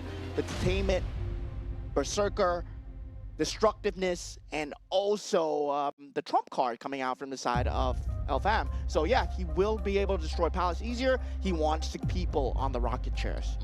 Everyone does have their exit path with 1 and 2. Okay, only a single healing from the side of first officer. Everyone 1, 2, 3, 3 tide turners and flywheel effect with 1, 2 from the enchantress and the cheerleader. And understandably, we do also have what is that called? The borrowed time from the first officer and the aeroplanist. So do have quite a different sets of playstyles and different sets of roles that enables them. Yeah, first kite target will be the aeroplanist here now. Let's see how SWLO plays with this area. He is stuck in the open and does use the jetpack on the first try. Does not get the hit across now. Forced to use the second one. Verticality is there, but first hit has been secured from the side of LFAM. SWLO now, second hit needs to kite slightly more towards this window area. Pallet is destroyed. Does have the destructiveness. So only one window and one pallet left in this loop. Now falls towards LFAM. And yeah, 51 seconds. LFAM finds a very great timing. And both of these hunters are very good here. Yep, unfortunately, that was a pretty big mistake coming in from SWLO. Probably kind of pressed the wrong button as he vaulted right past on into LFAM. Wasn't able to kite too much, but hey, fortunately, we're looking at the decoding's prime, the prime decoding at 94%, 75%, and 38%. So it's still not too bad if you ask me. But right now, we do have the containment zone that is already made. The cage is up and now destroyed. SWLO now makes a quick little getaway. Pops up once again the cage. Last effort onto SWLO, but Aeroplanist unfortunately will want to run as far away as possible. But seems like he's actually pulling LFAM closer over to MGO. In fact, pulling him closer to everyone else. Yeah, he will eventually go down here, so wants to bring him away from that decode areas, especially the ones that have been primed.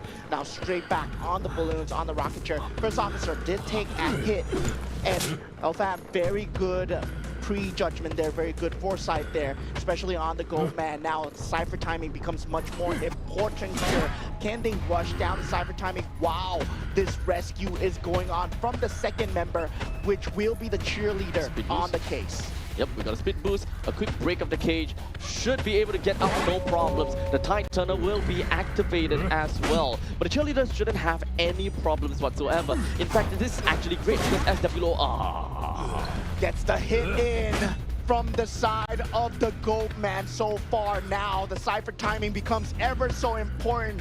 The third and the fourth not reaching that 5 level soon. Still 4 Cyphers remaining as SWLO will be put on the rocket chair once again. And this is the aeroplanist that will go and fly up into the sky. How's the priming like thus far? 2 ciphers that are done. That means that the audience effect no longer have any more use. One of the ciphers are currently at 99%, and the rest, unfortunately, is scrambled around 38, 24, and 32. I don't think that they're gonna have a really good time here for Team Singapore. They might actually find themselves in a draw together with Team Vietnam as things goes.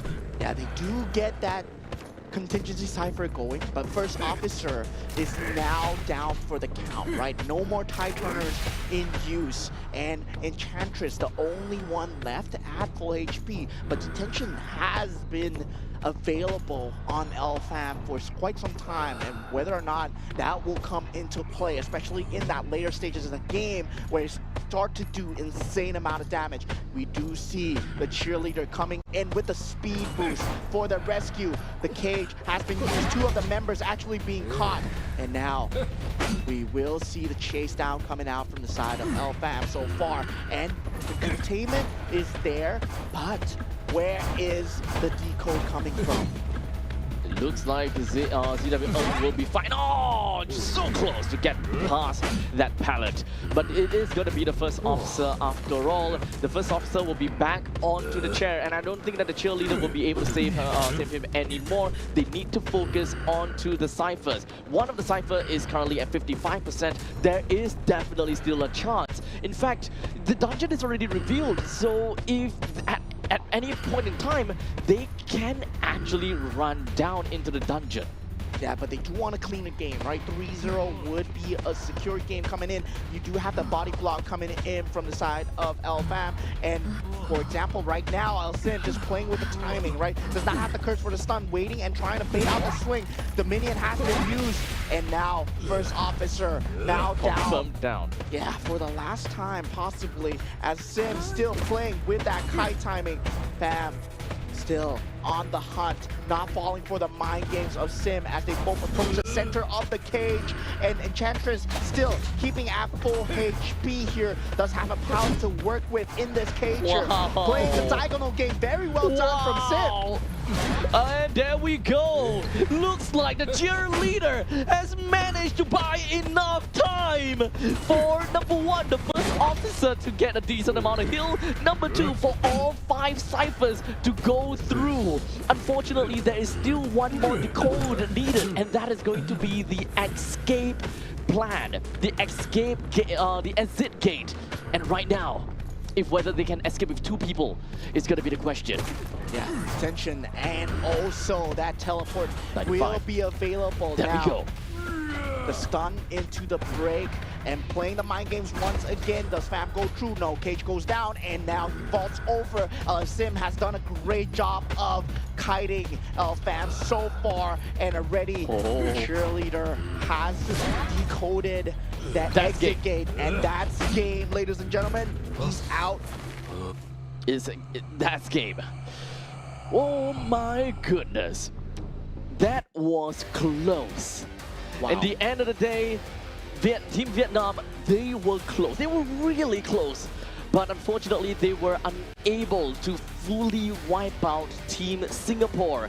As such, I'm pretty sure that Team Singapore won in that complete game, but we need to take a look at the points again, right? Yeah. Because if I'm not wrong, Team Singapore, they managed to get one exit, right? They managed to get one survivor exit, and they managed to get all 5 points for the first half, as opposed. Oh, that's for the half. Okay, that's fair. Okay, so that's for the half. That's for the half. Yes, the winner will Vietnam be Team Vietnam, but both teams won their half, right? Yes, both teams won their half. Both teams won their halves. Singapore won their half as well, and also on the LFAM side, they won the half. So it will come down to the points. Yes. So the game win will eventually go to the side of Team Singapore. Yes, that is right. So sometimes we definitely gonna have to focus on how, if whether game 1 is won by which team based on the total accumulated points in such a case. So now we're gonna be moving on to game number 2. Just from this game itself, we can all know just how tight the game would be like. Yeah. And I think that Team Vietnam themselves have also started to realize, okay, Team Singapore is definitely going to be one of their main rivals, and PISCES Ang, he is one terrifying hunter. But that's the case right now, where he used the Hullabaloo in the first round, right? So Goatman is still available. That's an auto ban then. Yeah, meanwhile for Team Vietnam, the Goatman has already been expanded. Yes. So it comes down to the map selections, whether we go even bigger or whether we go smaller, right? So if they were to go kind of a smaller sized map, that will force Team Vietnam to ban the Goatman, and in the end of the day, it will open up to the Opera Singer, which regardless of big or small, the Opera Singer can still excel, can still do very well in some of these very specific maps. Yeah, and we will be possibly seeing an Ivy game as well. And now looking at the decoding progress done by Team Singapore, very good containment, especially from Sim, especially at the last few moments when it came down to the wire, right? Deciding the points, just giving the time for MGO, the cheerleader, to get through that exit gate. Now, We're gonna be jumping in over and take a look how the points is gonna look like, or rather how the fight between Singapore and Vietnam would look like as well. Do note that Team Singapore wins in game number 1. So now at the top side of the screen, you can see win 1 for Singapore. There could still be a probability where Team Vietnam will get another win, and that is going to bring us to a full best of 3 game, which is something that I definitely want to see, to be fairly honest. But take a look at this post-match screen. 261% decoding progress for the Enchantress and 200% for the cheerleader. I think that this game played by Team Singapore was is absolutely down the wire, right? There's a lot of movement, a lot of mobility coming in from the Enchantress and the cheerleader itself that made things so difficult for the coach man to do anything. Yeah, first half of the game definitely looked like it was favoring Alfam at that point. Taking out the airplane is extremely early, getting that 3 down. Yeah, 3 down into the chair, even though the first officer came to the rescue. And getting the knocks on the invisibility during that first officer rescue, right? That key plays, it was very momentum-sided for Alfam. But the turning factor was Ellison's kite. That 88 seconds bought them the timing for that 5th cipher. That was pretty much insane. Yeah, that was just the sickest part of that game. Number one, that was a lot of pressure down on him, right? Because there were 2 caveats for them to win, or rather for them to, 1 caveat for them to win, and 1 caveat for them to get a better win, right? So it's kind of enhanced and enabled in that case of situation, right? In that case, I think that it was the first officer that has been knocked down, and if I don't know, the first officer was the one that's knocked down. So the longer that they kind of ring around the rosy, the cipher went through, all 3 of them. They were healed up pretty effectively because of borrowed time, and they just started to make a dash for it. Unfortunately, not quite enough to run away from the goat man, and in the end, 1 escape was all that they could get. Yeah, 1 escape was enough. Good enough. Good enough. Good enough. Because you do have a very good hunter half where the Hullabaloo destroyed almost everyone. And same time, right, going into the mentality of the next match, you know that PISCES is going to be a very strong hunter. Do you go for even more kite, right? Don't go for the mechanic now. They actually don't have the mechanic due to the global ban. They went for it thinking that they could do a decode rush, but that might have been a mistake. And now Team Vietnam falls 1 point behind in terms of the BO3. Now, I am very curious how both teams, or rather Team Singapore, would want to choose their faction. I'm pretty sure that they will do the same thing where they want to be hunter first. Yeah, definitely. Because like we mentioned a few times before, right? Whenever you go for hunters first, especially if you have a lot of confidence in your hunter, the hunter would just go with it. They'll just play their normal game. While in the meantime, as a survivor, you can change around your playstyle a bit. If whether you want to go for more greedy plays, and you know, if the reason why you want to go for a greedy plays is because you know that your hunter round is not that good, they require at least 3 or 2 survivors in order to either number 1 draw or to win. If you were to go survivors first, you don't have that kind of luxury. You are playing relatively blindly, and you cannot make these kind of min-max decisions. Yeah, at the same time though, it's really map reliant, right? If you choose a super survivor-sided map, then suddenly, you know, we talked about it during the pregame, right? What if Sacred Heart Hospital comes out, where it's very survivor-sided? So there is that capability where you go for that, and then, when Team Vietnam actually picks up Sacred Heart Hospital, I feel that a lot of people would be going for that survivor side first, and then just picking one of each, right? Go for the Team China composition, and then one of each, try and play out the map as best as possible. But looking at that, it is going to be very similar where you're playing Moonlit River Park, right? Okay. Moonlit River Park, it is a big map, so it does favor the survivors slightly. And actually, this also opens the opportunity for a nice little opera singer. Yeah. And it just so happened that Singapore is playing as the hunter. So same thing and the same kind of strategy that we would have expected. Singapore will play hunters first. In Moon Lake River Park though, it's not really either or. You can either go for the opera singer or you go for the goat man. But I'm pretty sure that Team of Vietnam, they would prioritize more on the goat man in this case, and they were to draft their composition against the opera singer. Yeah, so right now for Team Vietnam, right, in that big four pool, right, there is that goat man, there is the opera singer, so they have to be scared of that. Indeed. And whether or not you are playing against the goat man, you pick up the, what's that called? The archer. They didn't pick up the archer in the previous Yeah, they game. didn't pick up the archer. So the archer is there in the survivor pool, and whether Team Singapore bans it out. And then it becomes a mind game of Archer versus Ivy and versus Goatman as well. Right. So understandably, as long as you have Archer, it kind of gives the hunter a bit more justification to pick an Ivy for themselves. Well, in the meantime, we are still back at it again at the big four. You know, the big four hunters, one of them will be banned, one of them has been used. You can play around with either two. Yeah. So you will have that choice against the current pool of survivors. Do you leak out the archer or not is generally going to be the question. In this case, we don't get to see any... I don't think that we'll get to see a Cypher rush in this game, solely because of the fact that this is a large map. Cypher rushes are going to be nice, but the mechanic has already been used by Team Vietnam. Not necessarily the lucky guy, if I recall. They can still play the lucky guy, but you can completely deny the use of controller by banning out the lucky guy first, and then maybe banning out the archer, just so that one of the top few picks coming in for this version would be taken away. Yeah, but then again, you can leak out the archer, right? Because there's still that top tier pick of the seer. And the seer has been one of the first few bans that has been picking out.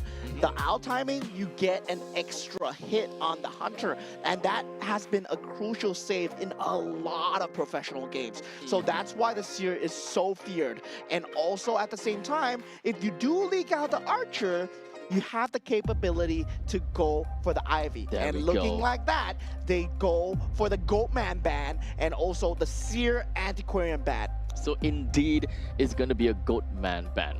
Now, a quick little refresher from what I recall and from the small little portrait that we can kind of see is that there is a gravekeeper, the puppeteer that has been used before. So I believe that the other one is from absolute memory is a mechanic as well. So we are already looking at an archer and a gardener that has been picked by Team of Vietnam. A part of me actually thought that this might actually be a bit more rescue focused because of the fact that they want at least one survivor to run away. Yeah, Team Vietnam going with what they're familiar with, playing on the top right side of the map, putting the gardener, putting the toolbox to use, destroying the rocket chair so that they have a better late game scenario. I do like this in terms of comfort, but in terms of meta, where the first officer rescue would have been great to combo, especially with the archer, they are now using the mercenary instead, right? Mercenary is still very good, but on Moonlit River Park, where there are still certain open spaces, there's a possibility that you can iron dash into an open space. Meanwhile, that first officer with that invisibility, you can play with the open spaces just a little bit, especially with the lack of the Goatman. Now, Team Singapore taking out the coordinator does not want the double stun, but the meteorologist. Coming out from Team Vietnam. Okay, so this is a pretty stacked lineup, but it's unfortunate that we don't see some of the top picks, such as the first officer in this case. I would always want to see that. Always want to say that in a match point, you want to play some of the strongest survivor. So looking at the gardener being second pick is actually quite a bit of surprise for me. But regardless, we are now going to be looking at the baton that will be passed over to PISCES, where now he has the option of which hunter to go for. Yeah, strong big four. Two of them are still available. There is the opera singer, there is the Ivy as well. If he wants to play straight away to the top right side of the map with the corruption and find the gardener, he can do so. And also very strong against the archer because that corruption stack builds up when you are looking at the shadow. And definitely for the hunter, your mechanic is you have to turn around to shoot your arrow. There's no way you're doing a trick shot and shooting behind you while you're running. So I think, as you can see, they are making very intense thoughts about this, and indeed it will be an Ivy. So the archer is definitely going to be nerfed right now with the pick of the Ivy, which will definitely make the containment factor coming in from Vietnam be a little bit more difficult to play around. Yeah, it's like they're reading my mind at the moment. I was thinking about the mind games. Oh, they're going to ban out the Goban. You got to ban out the Seer. And now they do pick up the Ivy. So we are going to have the Shadows game coming out from the side of BCS Ang. And this is going to be one of the cool things to see, right? Why Ivy is going to be in that top 4, why the corruption is so good. I'm pretty sure you've seen it on other pro streams before. But now we're looking at Prime Identity V, especially on Moonlit River Park, as we have that gardener tool, that Team Vietnam strat of taking away the rocket chairs. It's only them. They have been doing this for the end game to make sure that the rocket chairs are out in that top right section. And now they do place the gardener close to the top right, but now putting at that slight center position. Now, of course, we gotta have to remind everyone that as long as the Ivy is played, there will be a lot of camera changes between the Ivy and the Yithian. So it's really an either-or situation, and unfortunately, we can't change anything about that. So do take note of the switching of the camera angles, because that is exactly what we are seeing from the player himself. Regardless, now in such a big map, such as Moonlit River Park right now, we do have BCS Ang that have situated himself right down to the western part of the map, right next to Mquak as well as TH Nguyen. Yeah, this is a map of mobility, right? And it feels like there is kind of some mobility coming out from a lot of the survivors too. There is that Iron Dash available. There is also using the elements as well. Nguyen will have that ability to stun the Hunter as well. But looking at the traits going in, it will be Berserker, Hunt, Wanted Order into detention for Ang as well. So early game pressure with Wanted Order. Destructiveness is there just in case you get someone on that chair. No, Berserker is there if you get someone on the chair. And looking at the Tide Turner count coming in from the side of Team Vietnam, it will be a triple Tide Turner from Quoc, Nguyen, H Nguyen, and T Nguyen. So at this point, corruption plays are gonna be the main name of the game for BCS Ang, going in for as much control as possible. This is a perfect way for BCS Ang to try to end the game and end the series, because this is all about mental pressure from the shadow. As such, the Yithian goes in and immediately goes for a possession down over to TH Nguyen. A good amount of corruption over to the side of the archer already, as they are able to definitely try to bring up the stacks to control the archer towards the faces of Ivy. Yeah, great macro control, trying to shut down the map pressure. Already one Cypher has been stopped, and the first use of the roller coaster in the entire stream has been seen so far, using the map mechanics to a T, coming out from the side of TH Nguyen. At the point right now on the archer, trying to ride out the corruption stacks, and he has infected the mercenary at this point, but still not finding the full corruption points. Now Quoc being the second target here. So went straight in to infect as many targets as possible, and now the Yithian went straight back over to the mercenary, and here we go. Unfortunately, BCS Ang, he's running right into the face of Archer. There we go, gets a good hit in before the control and the corruption even stacks up. The Archer now will be knocked straight down, and the ballooning will happen, while the Yithian separates from the Ivy, goes straight out and seeking for more. Yeah, very good micro coming out from the side of BCS Ang, doing both tasks at the same time, getting that Cypher control down. Looking at this, 1 minute 36 seconds. Usually you see a 90% Cypher done, but Team Vietnam, they don't have that early game pressure going. BCS Ang doing an extremely good job of containing the map pressure. At the same time, stopping the control. first rescue that is coming in. That infection will affect this game here of cat and mouse. 66, 70% gets a hit on. Meteorologist has lost half HP, but that will open up the opportunity for the Meteorologist to immediately go for the save onto the Archer. And you can see the Yithian and of course the Ivy himself is really focusing a lot onto the Archer. While in the meantime, a quick little shot down over to the Ivy ought to help things out a bit to create a bit of a gap. Unfortunately, Archer will still suffer the second hit. As such, the second rocket chair is imminent. Yeah, now controlling the Yithian to actually try and get a second Cypher down. They will have a second Cypher primed to 99%, but this is already 2 minutes and 30 seconds into the game here. The Ivy has already scaled up to that tier 2. It will be a lot more map pressure being exerted from BCS at this point. Already Archer on that rocket chair, preparing for that secondary rescue coming in, and the infection on gets straight up Mercenary. To going straight in, the Archer might just be the next point of target next. But it doesn't seem like there is going to be any uses of Tight Turner right now. The Yithian once again separates away from Ivy, and now the Yithian is straight up onto TH Nguyen once again. The Archer is not going to have a really good time as a fact that this might be the last lap for the Archer.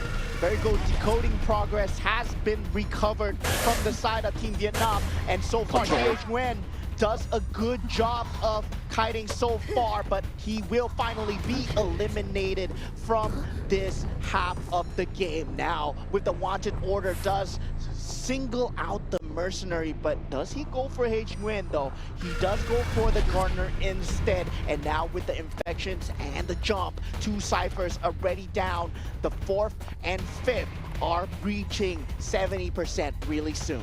As such, going to be putting himself right into the faces of the Gardener. The Gardener, I don't think that he went up to the chair at all as of now. A quick little vault through the window. The Yithian scouting out for the next one. Right now, the Mercenary as well as the Meteorologist, they are still relatively healthy. So this is actually not exactly very good news for BCS. 3 of the Cyphers are done, and 2 of the other Cyphers are already primed at 85%. As such, Team Vietnam, they are on a really good spot. They can eventually be able to get a pretty good escape in, as Meteorologist is still very healthy. Mercenary and Gardener, they are still on their feet with not a single time onto the chair. Yeah, but the Mercenary was in the location where the first Prime Cypher was at, and now with the 4th Prime Cypher already being activated, the 5th Prime Cypher is being guarded from the side of Team Nguyen, but then the contingency has been activated, 36% right now. Oh, if 3 members left, this looks good for Team Vietnam. They might get a 3-man escape if they play their HP bars correct, with the Meteorologist still having the items. So this one of the Cyphers that is at, which is primed at 85%, is currently closely guarded by Ivy due to the fact that there is a corrupted Ostrakon that is dropped right there. That is why none of these survivors are able to get close to that Cypher at all. They have to go and decode another Cypher instead. That is currently at 36%. So right now, Vietnam's progress to the exit gate is actually closed. It's a really difficult game. Yeah, slightly delayed at the point. The heal does come through on the Mercenary by chance. Does have the Euphoria to work with, unable to proc it at the correct moment. And now we'll be reaching a stage with good pallet drop coming in from the side of Team Nguyen at the critical stage of the game, where there is a 50% Cypher going on in unbeknownst to BCS Ang, he's trying to macro his way out of this by bringing the Ethian there, at the same time bringing the mercenary to the rocket chair, as it is a nail biter off a half here, ladies and gentlemen. We are one man strapped into the rocket chair, and infection on 85%. Last contingency cypher. Both of the ciphers are currently up at 84%. So BCS Ang no longer have to closely guard the cipher that is right by the bridge. It's gonna be a difficult game because it's really an either-or. Teleports over to one of the corruptor of the con, looks for one of the other survivors, and it doesn't seem like things are gonna be looking great at all. This might be one of BCS Ang's only game that doesn't look too great, actually. 84% and an 85%. The survivors are actually now decoding a brand new cipher up to 30%. Yeah, he still has control. He has that presence on both the map control of that 285% ciphers, consistently keeping 90%. the eyes on the meteorologist, making sure that he keeps the corruption up as well. There's nothing he could do. Oh, he might be going for the detention player. 99% jumps in, does not get the cipher off. BCS Ang coming in with 99 the play. Oh my goodness, it's at 99%! A single hit onto Quark right now, and 100% corruption. A single hit is necessary. And Quark now, unfortunately for the meteorologist, he's gonna be knocked, and he's gonna go up straight to the rocket chair, leaving the mercenary the last one, not last one, the second last one remaining. However, he is hit one time. Yeah, they are slightly out of resources. Only one Iron Dash is remaining so far, but the last one, close to 98%, jumps 99%. Once again, with the infection coming through, not able to get the exit gate as he is down. Mercenary is down. BCS Ang might have done it, might have gotten that all elimination here, but there is that rescue coming in on that rocket chair. Both ciphers are now at 99%. The meteorologist will now manage to escape thanks to the help of the gardener. The gardener, the only one that is super healthy. So if anything, it will be up to the gardener to body block in order for the meteorologist to probably go and help Mercenary or complete one of the 99% ciphers, which is exactly what they're trying to do right now. Yeah, right now, putting Quack on the job, but he has one sliver of HP. All three of them very low in resources, very low in that HP bar department as well. One good place hit coming in from BCS Ang might change everything, and one good kite might change the destiny of Team Vietnam at this moment. One of the Ethians going straight on to the side of Quark. Doesn't seem like he's able to get the corruption as of yet, but he's getting a lot of vision control over every single one of these survivors. BCS Ang also have a very good control as to which are the ciphers that these members are going for. He's got a close grasp on every single one of these survivors, even though none of them have any corruption onto them. This is just a plain masterclass of BCS Ang. Oh man! Now, of course, when it comes down to borrowed time, they have two members with borrowed time. As such, once the cipher went through, two of them get completely healed. Meteorologist, the only one that would not be healed by that. As such, he will be able to land a single hit onto the meteorologist. And if I'm not wrong, this might be the third hit onto the rocket chair. So if anything, he's probably gonna fly up. No, he's not gonna fly up just yet. Oh wait, okay, so Mercenary and Gardener will get away. What Vietnam decided to do in the end of the day is just secure that two escape. That was a very good play coming out from Vietnam, forcing the meteorologist to circle around the map, pretending like they had the exit gate already planned, and sending in Team Nguyen at the absolute last second to go for the cipher. And then they went to just rush down the exit gate, get that two-man escape. They were down to no resources and a sliver of HP. That facade, that bluff worked out for Team Vietnam. That was a nail biter. This is literally down the wire. At a point in time, that was so much brain power that's required from BCS Ang, as there's so many things that's going on about, right? He has absolute control of where some of these are, if not all of the ciphers. He knows which one will completely primed. He's able to control all of the survivors into a very unfamiliar spot, or rather in a unprecedented spot, and that ultimately just makes things great for Ivy. Yeah, at that point, I can understand what Team Vietnam were doing, right? There are two ciphers primed at 99%. What do you do at that point? Do you go for that cipher? Do you go for a contingency cipher, go back to the first one at 85%, or you threaten the exit gate at that point? And Meteorologist was playing around the exit gate. Meanwhile, the other two were playing on the other side and sending in the mercenary to the center of the 99%. Instead of activating a contingency cipher, that was great resource management from Team Vietnam to come out at the last second of this half as we get our points 2-2. So right now, Team Singapore, all they need to do is to, well, get more than 2 escape.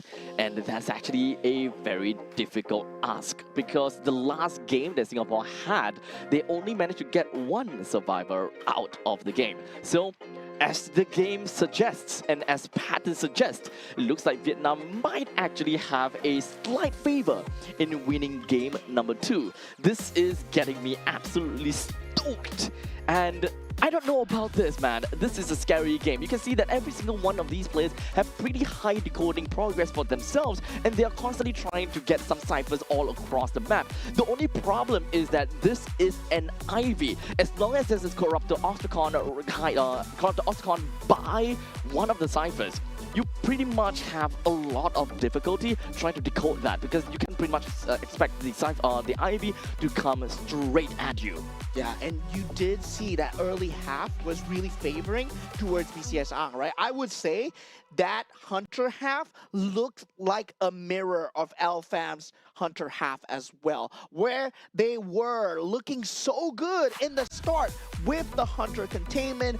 Only 85 seconds, really good though, coming out from the side of TH Nguyen as they went down for the Cypher Rush. And they did get a good timing on those. They used their resources effectively. They made sure that the early game presence was not too dominating coming out from the side of Ivy. They made sure that they got consistent heals coming out from the side of the Gardner as well. Yeah, so in the end, right now, it's all gonna be up to the hands of Team Vietnam to make something work out for them.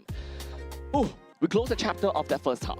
Yes, now going into the second half, right? Yes. Going into the second half, Goatman already gone. Yes. Now it's up to LFAM to go on that Hunter. The Hullabaloo will be available. So the Ivy ban, it will be there. So most likely, we are gonna see the opera singer. Okay, so the thing is, the opera singer might actually be something that Team Singapore might be priming for. They would be prepared to go up against the opera singer. In the meantime, if LFAM have decided to go for the Hullabaloo, we have definitely seen how a Hullabaloo performs in a Moonlit River Park, where your encore is on cooldown. You're just kind of stuck by the wall together with the other survivor, and there's nothing that can be done because you can't rotate your stage. Yeah, and they take out the Gardner so far now, deciding that rescue coming in from the side of Team Singapore, right? Do they go for the mercenary here? They won't have the choice of that first officer. So definitely, yeah, mercenary would be in that top spot. And now they do ban out the mechanic as well. Right now, the option of going for kite or decode is there for the side of Team Singapore. You can also go for support if you do wish to play around with the cross map plays, right? You played cheerleader already, right? Yeah, lucky guy. Okay. The versatility will be there. So that's going to be crazy for the side of LFAM here. He can actually go for the opera singer, but there is a lot of stun capability coming out, right? Meteorologists will have the gust of wind available, lacerations available from the archer as well. Exactly. So the thing is, I think that the laceration is the main problem as a opera singer. The moment that the laceration debuff is hit onto the Opera Singer, you might not be able to complete your dash, and that will put your Shadow Leap at a 9 seconds cooldown, and you lose a lot of your ability to be able to catch up onto the Archer in that case. Yeah, the Meteorologist would have that same effect as well, where the gust of wind can actually reposition you, right? Instead of just stunning you halfway, Kill is waiting for the pretty timing. scary, Yeah, you want to just move him away from the shadows, and that is a possibility that the Meteorologist brings as well. So they are really expecting that Opera Singer coming in from the side of Team Vietnam. Does he pick a Hullabaloo here? It's also good, but I wouldn't think that you want to trade that mobility away.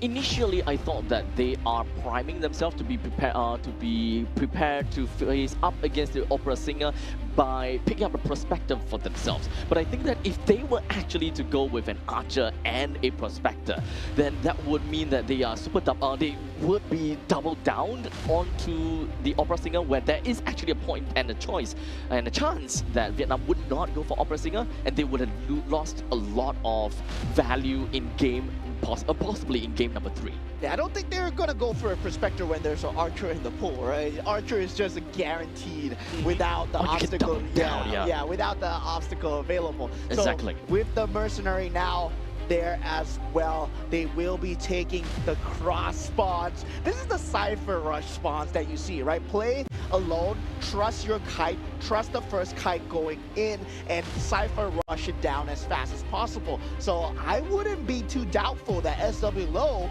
might go for a controller wish coming out, like become the mechanic, become the decoder. Yep, I think that might actually be the case, because right now they don't have a very strong decoder, or rather their base stats on decode is actually kind of bad, especially on the Mercenary side. Mercenary himself have a really bad code. However, the Archer, Mercenary, and Meteorologist, they all have pretty moderate kite value. So leaving to the 3 of them, I think that they should be able to drag the time a little bit to 3 minutes and 30 seconds before anyone to be knocked down. Yeah, double tide turners coming out from the side of Team Singapore on the Mercenary and the Meteorologist, and the Hunter and SW on the Lucky Guy, just going for pure kite mechanics. Now, Elfam did go for the Opera Singer staple with the destructiveness and the Hunter's instinct at the start. Now, having the detention, now he really believes in his early game, so definitely we're gonna have to see how the first kite comes through for Team Vietnam versus Team Singapore. All is on the line as Team Singapore on the cusp of winning if they do get 3 survivors and above. Laceration up, but luckily for the side of Opera Singer, it's not gonna be hit down with a cooldown onto the Shadow Leap. It's gonna be fine. He does have the Shadow Dance as well, so he's not particularly too afraid of immediately losing the Shadow Leap. He can always just teleport right back in order to restore it. Now, he's currently on pursuit against a goal, but the Gale immediately pushing Elfam backwards and drops another one of that pallet. It's very difficult for Elfam to actually close up the gap, but he have to make a very big detour in order to catch up onto MGO. He's running straight ahead, and unfortunately, Elfam is not catching up. Yeah, straight playing into that kite zone and into the gust as well. Wow, that is insane. Now they still have the item box and the laceration just in time here as they go for this pallet play. Doesn't actually drop the pallet as he was expecting it from Elfam. The attack cooldowns coming in very strong. Not able to find a first hit in 1 minute and 23 seconds. Team Singapore are doing extremely well in the first half. Now, finally, 1 hit on the Archer so far, but they might have done enough in terms of that Cypher speed. Yep, so this is a massive debuff from the Archer onto the Opera Singer. The moment that any laceration hits onto Elfam, then it immediately makes Elfam want to not use the Shadow Leap in fear of being cancelled midway through. But that was also a very good flash coming in from the side of the Opera Singer in order to guarantee the hit down over to the side of Archer. Yeah, now first rocket chair, first rescue coming in, but good ciphers. Already one has procced. Now they are priming up the fourth with the third one at 62%. 2 minutes into the game, you see the fly in coming in from Amgo at this point. Does have that tie turner, and that's what it is for. And Meteorologist making a split for a very good kite around the tree, but eventually does find that hit on the opera singer, chasing down, trying to find where LSM is. Meteorologist unfortunately will be knocked down, but he will be back up because of the exit gate. The main thing is LFAM really wants to bring the Archer down, being the #1 counter to the kit of this opera singer. As you can see, went straight ahead for the Archer, no matter what. One thing that we also need to take note of is that the lucky guy is unfortunately kind of unlucky because he did not manage to wish for a controller. Right now, they all know just how important the controller would be. But even without a controller, we have got 3 of the Deciphers primed to 98. Oh, sorry, 2 of the Ciphers primed to 98, another one at 77. I don't see the lucky guy coming in to do anything as of yet, and is not deciphering or rather decoding anything right now. Yeah, that was a good rescue there coming in from the Mercenary, only using 1 Iron Dash so far. We'll have 1 more available for that last-ditch effort. Now with that pallet coming in, that hit coming through from the side of LFAM. Archer will eventually go down here. He did connect on that hit, but Meteorologist is already backed up and already healed back to full. Lucky guy went for the flare gun and also the rugby ball, so there are more stuns. Archer eventually being taken out. This is a 3-man game coming in from Team Singapore. They are now trying to tie this, but they don't have the 5th decode primed yet. There are only 4. There is still 1 more elbow pad charge for the side of the Mercenary. If anything, he should still be able to create quite a bit and far distance away from LFAM. But unfortunately, there we go. But unfortunately, I don't think that they have a lot of good ways for the start, but nice pallet hit. Right down over to the side of LFAM, creates quite a bit of a distance. As such, the Shadow Leap right now is going to go off a cooldown. However, he's just going to go for a quick little teleport right there. He should be fine and dandy. The dungeon, of course, is revealed. The Cypher right now at 30%. And Go, that is the Meteorologist, will suffer a single hit from LFAM. Yeah, now with the pallet being used as well, the resources are all lacking. Lucky guy did get the controller, has activated it, and I believe trying to micro the bot to that spot as well. But now Meteorologist has been down. Mercenary picks up Mercenary. No more Iron Dash for that save. So Lucky guy would be on that save together with that flare gun. So yeah, this final save coming through, very important here. SW Low has been spotted out. LFAM doing a very good job of playing keep away. Do they go for a 2-avenue rescue, or do they go for the decode, trying to force out that tie into that game 3? Right now, it's full of mind games between LFAM as well as SW Low. Trying to look for the perfect opportunity. But now, LFAM is going to commit straight to it, rushing straight into SW Low. The pallet is not going to be dropped, but unlucky guy right now tries to makes a run for it. He takes a single hit, but it's going to be fine for now. He can take another hit, especially since there is that flare gun. There we go, flare gun right in the face. It allows and helps the Meteorologist to make a quick getaway. In the meantime, the Mercenary all across in the other side of the map have decided to put himself right onto the Cypher, which is decoding down to 57% as of now. They are super far away, so I'm pretty sure that Mercenary should be able to do pretty well. The only question is, do they even have borrowed time? Which they don't. The only one that have borrowed time is going to be the Mercenary that will get the speed boost as well as the heal. Yeah, 75%. Now, would you want to put down a map pressure? LFAM chooses to put the Meteorologist in that rocket chair. That it will be the 3rd time. This will be an option of a tie or a win coming out. The bot being taken out. Very good use on the bot. 95, 96, 97, 98, 99. Very close. Exit gate has been activated, but LFAM has been activated as well. The lucky guy now really needs to make his way to run away, because the only way for Team Singapore to be able to pick up a draw against Vietnam is when SW Low successfully gets away as well. Mercenary can get away, however, it would not do too much. The only other thing that SW Low may do is just play around and kite around at a place where there is a dungeon. So the question is, will they be able to do that? No, they will not. Right now, the exit gate will decode. Mercenary down to 98 and 99%. Elfam immediately gets himself right into the face of Mercenary, and Mercenary will make the exit. Lucky guy though, he does have exit gate, but I don't think. Wait, the dungeon's open as well. So if he's able to get himself away, picks himself up with the healing progress because of the exit gate, or rather, oh my goodness, no, he will not be able to. That was a very close game, but a Hunter half win coming out from the side of Team Vietnam. That was game 2. Both teams putting your hearts and minds on the line here as both Hunter halves were nail biters of the game, and we will be going to game number 3, the first time in the stream here. Oh my goodness. Oh, that was actually a very scary game to watch. Congratulations over to Team Vietnam for securing game number 2. Literally down the wire.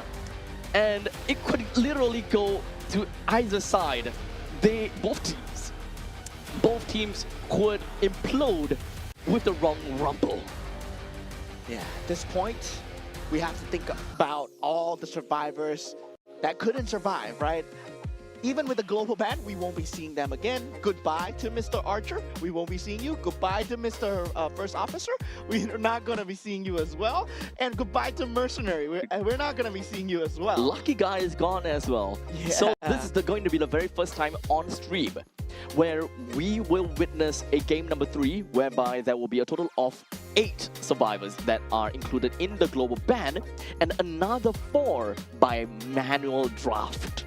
Yeah, so there is a chance that a lot of survivors are going to come out. Now, looking at the scoreline coming out, we do have a 5-point game coming out from the side of Team Vietnam to Singapore's 3 points, and that will put us into game number 3. Okay. Now, as we are preparing ourselves to game number 3, what kind of survivors can we expect? Unfortunately, don't really have. Yeah, I should have written down somewhere, man. That will come down to be such an important point of discussion for this upcoming game. The thing is, we have so many games that only went to 2 games. We were not prepared for game number 3, even though we know that this is a true fight on par with with 2 teams. Yeah, looking at the containment timings coming through, looking at the stats as well, Alfam. Very, very good job as the Hunter as well. Very scary and oppressive opera singer. This guy's good, man. We did see an early game where, yeah, it looks like the kite was so solid coming out from LSM. On the Archer as well, it was a good 90 seconds of kite, right? And we did see him go on that meteorologist coming in and getting an 88 seconds worth of kite as well. But the decode was not fast enough. And having the decode speed lowered down, not getting the controller early, as you said, well, he got the rugby ball, he got the flare gun, but he was unable to use it in the early stages of the game. The rugby ball is definitely going to be great when it comes down to creating distance, because that is what a opera singer is really good at, just to catch up. So if you're able to find a way to be on par with the opera singer when it comes down to these distances, then you're generally going to be great and play around with these tight corners, because that is essentially what an opera singer is not exactly really good at, and that is going to be cornering. As long as the opera singer is on the same shadow realm as you, they can't take any way to kind of turn the corner except to manually walk. If they want to use the shadow leap, then they're gonna have to leap to another shadow realm and back at you again, which actually would take even longer time. Yeah, but that's why the setup for LFAM was very good, right? Yep. The destructiveness to destroy certain pallets in that early game to set up for that mid game, make sure that some of the loops were not available to play with. Then they had to rotate to another obstacle course. And suddenly, yeah, Opera Singer looks very good because he did the groundwork at the start. So that's why as an Opera Singer, you always want destructiveness, especially in pallet-dense maps. And they are very good at doing that. You've seen it out from Sun Le. We've seen the top tier opera singers, and LFAM has shown great mechanical prowess here as well. Now, we are down to the final game, a BO3, which now has been shrunken into a BO1. The one player, or rather the one team that will be able to get themselves the most amount of points in this one round will be granted the winner. However, there are definitely cases where we will see a draw again in the third game. And when that happens, we will see a tiebreaker game being played out where an additional set of games will happen. And that is why on the drafting screen, despite it being a BO3 game, you can see that there is Game 1, Game 2, Game 3 global bans. Total of 3 global bans, which would suggest a total of 4 games. That is where the 4th game comes in, and that is the tiebreaker additional game. Yeah, that only happens if, let's say, this is a draw. Yes, if game number 3 is a draw.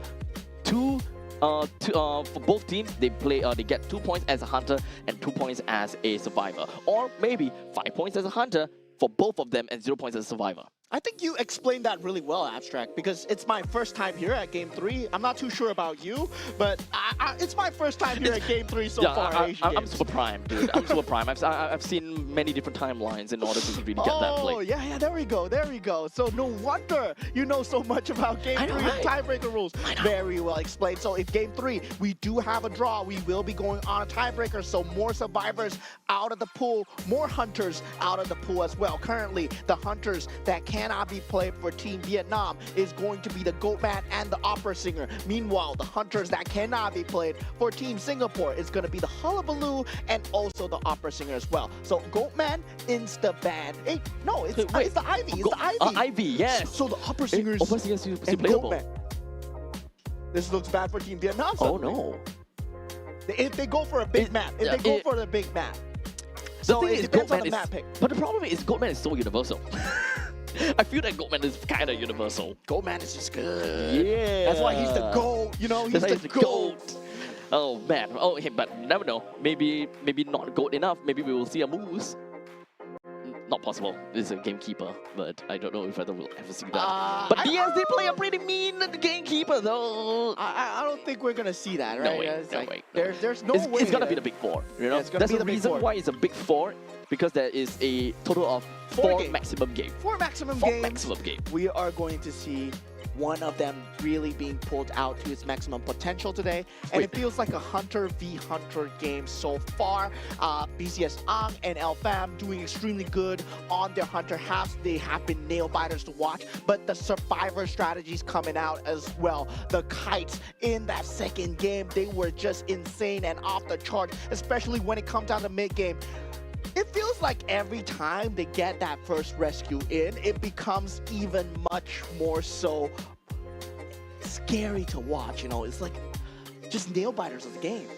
Okay, so there might definitely be a bit of a difference because we are coming in to play the third game. I think if I recall,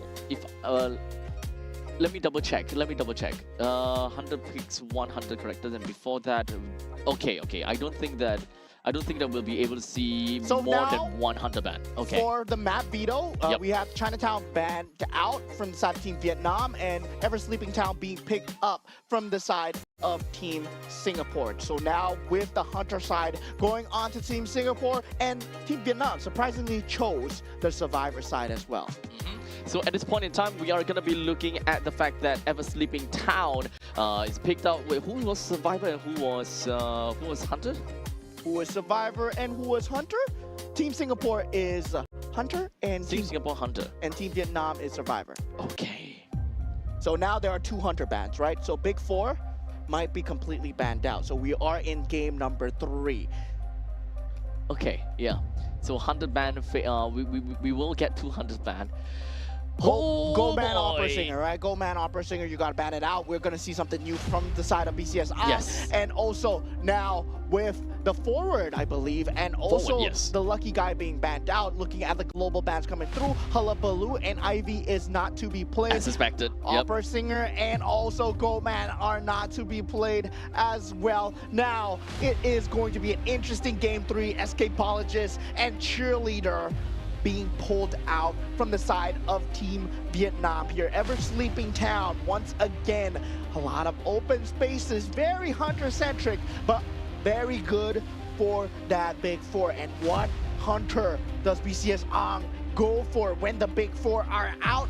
We're gonna have to find out here as the Novelists will be banned out. And we did see Team Vietnam try to play a game of the Embalmer too, if I'm not wrong. No, it was Team Laos that went for Embalmer actually. But they are speaking actually of picking Embalmer, up. Yeah, nice. they're picking it up. Okay. So yeah, Embalmer actually really good when it comes down to this niche picks as well, because it does Give a free have that revive. coffin, and yeah, the free revive is a very good resource to have.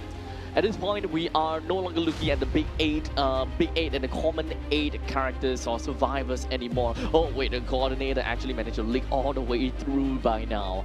So I don't think that there's anything else that we kind of missed out. Escapologist just got picked up, and Antiquarian, wow, leaked all the way to the end. Yeah, so High Antiquarian, risk, high reward after all. Embalmer, Escapologist, double kite, very strong kite coming through with a strong save with the coffin. If you go Tide Turner with the cheerleader, we saw the movement speed come in very clutch when it comes down to these bigger maps, but these open areas are something that's going to be very tricky for the survivors to navigate for both sides actually. So for BCS Ang, still talking to his coach on what is going to be the hunter of choice here. Ever sleeping town, huh? No more of the opera singer, no more of the goat man.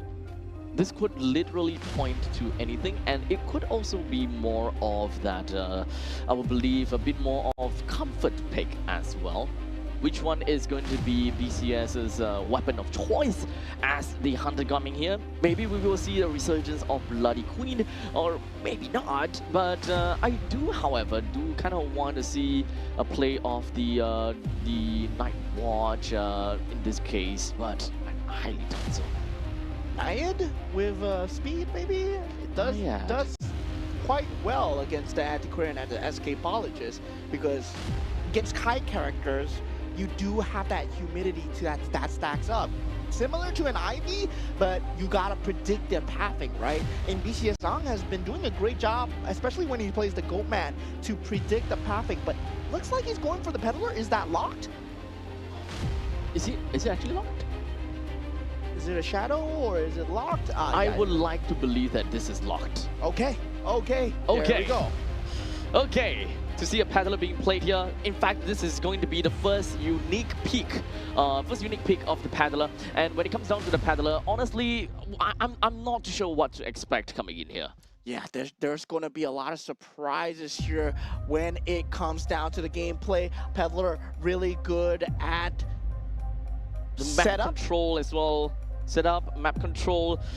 In some sense, the area denial comes into play as well, as there is a couple of environmental plays coming in, especially at tier 0.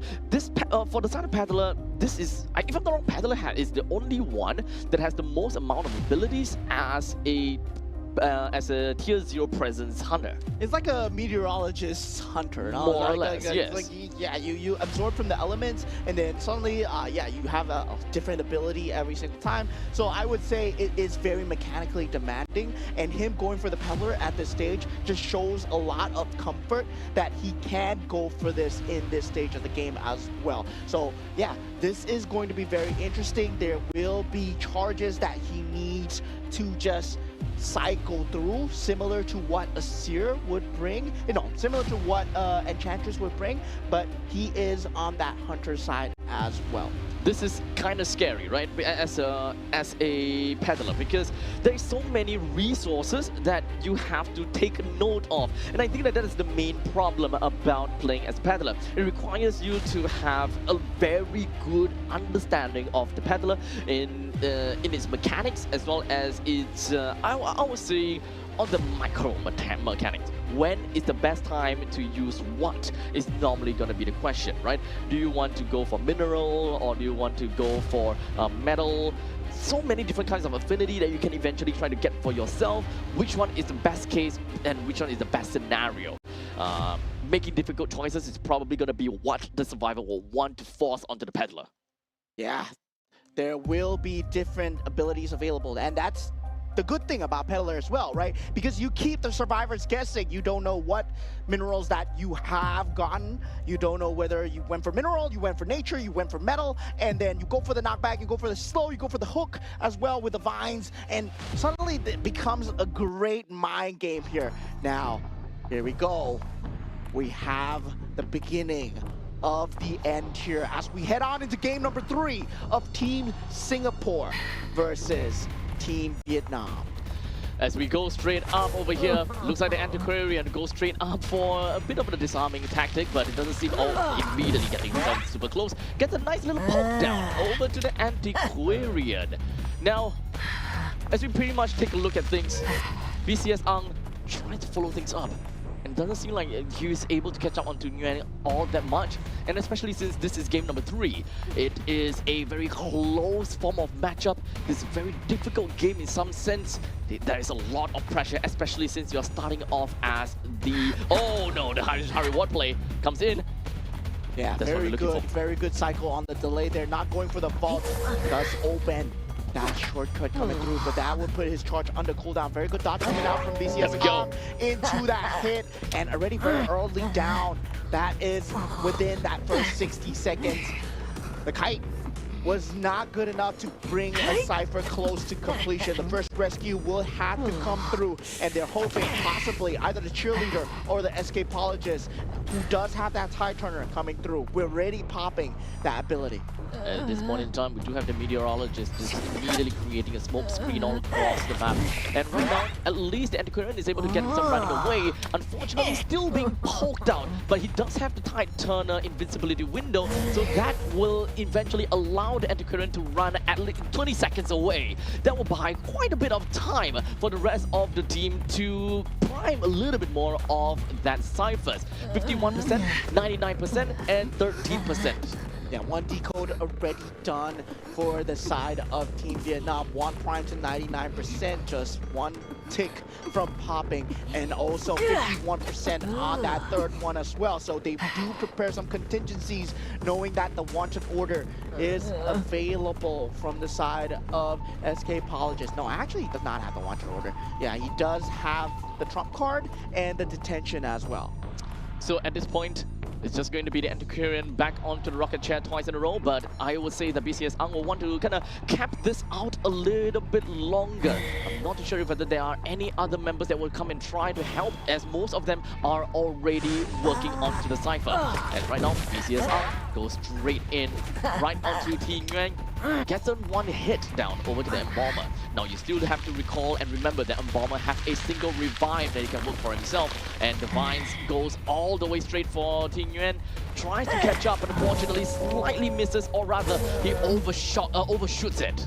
Yeah, forms that shortcut through, does put that trap down from that metal straight, and then he does get T Nguyen into the balloon as well. Antiquarian right down for that count. Now, with the Embalmer being next on that chopping block, he does have that coffin though, right? So he will be safe for a certain amount of time, and the escapologist still trying to make sure that he comes in for that rescue so that the resource is not wasted. Very good resource management coming through. Embalmer right now straight away getting down, but escapologist also lost a bit of HP regarding that aspect.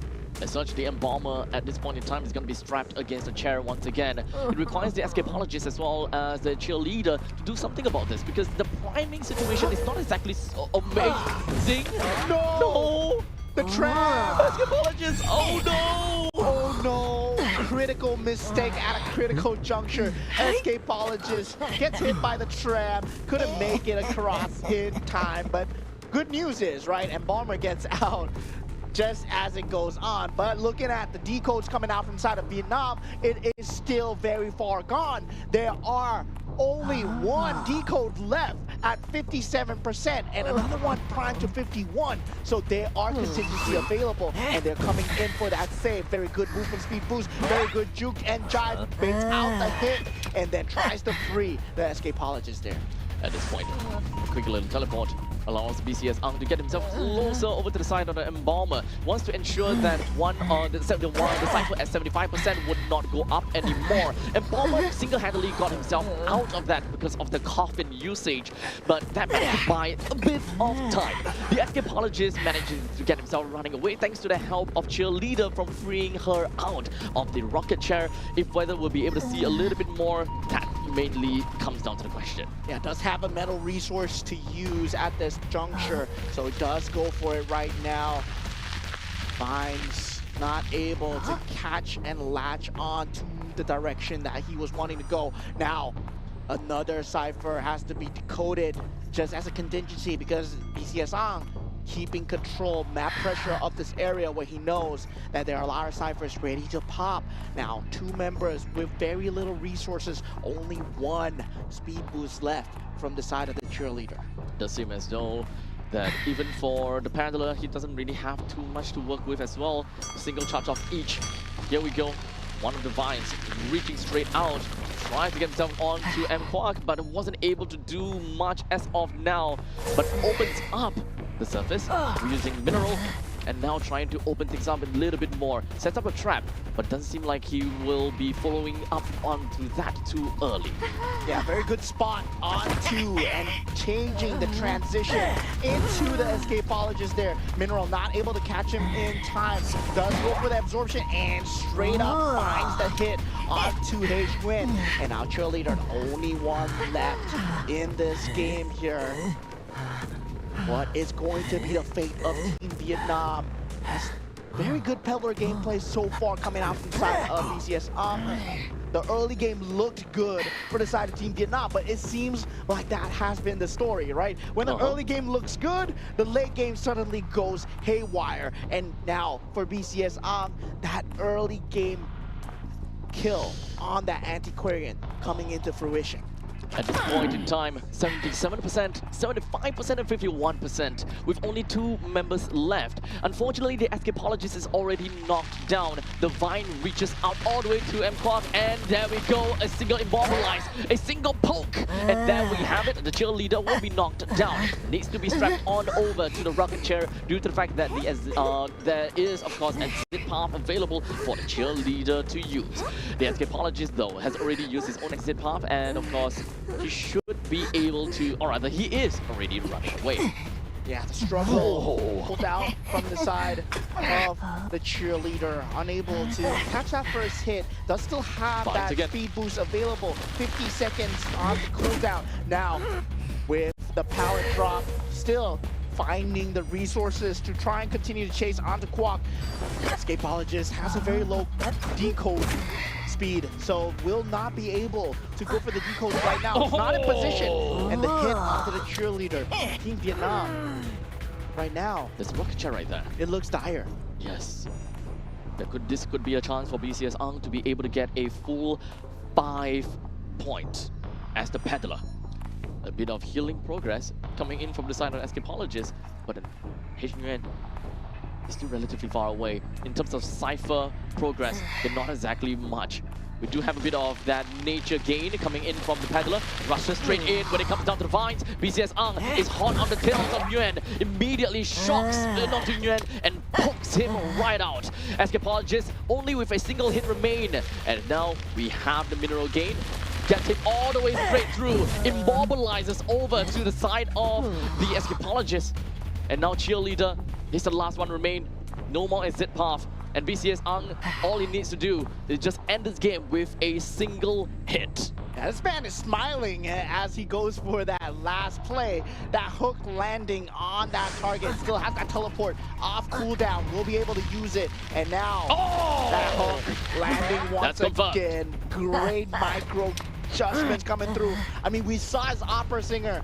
Now we saw his Peddler. And this is prime Peddler gameplay here, as he makes himself the master of the elements as he goes back for H-Nguyen. Oh, wait, Nguyen might actually make it to the dungeon.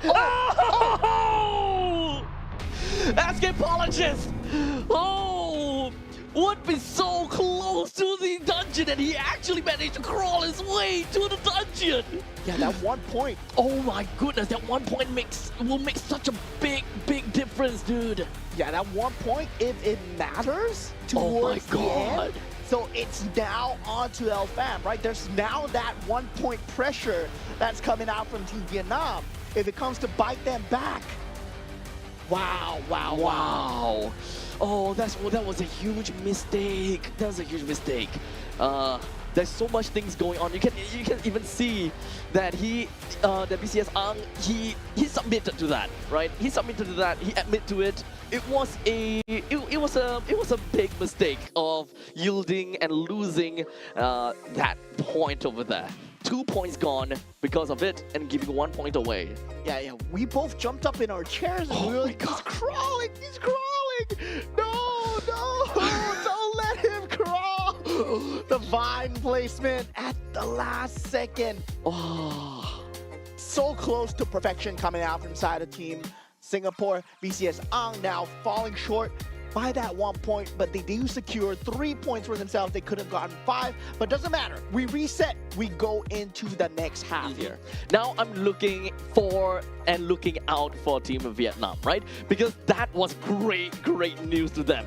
A single dungeon escape that enabled them with a single point for themselves, and denying 2 points to Team Singapore. That pretty much means that they are just a shy bit away from being able to win the game, right? It was originally 5-0, but it's becoming 3-1.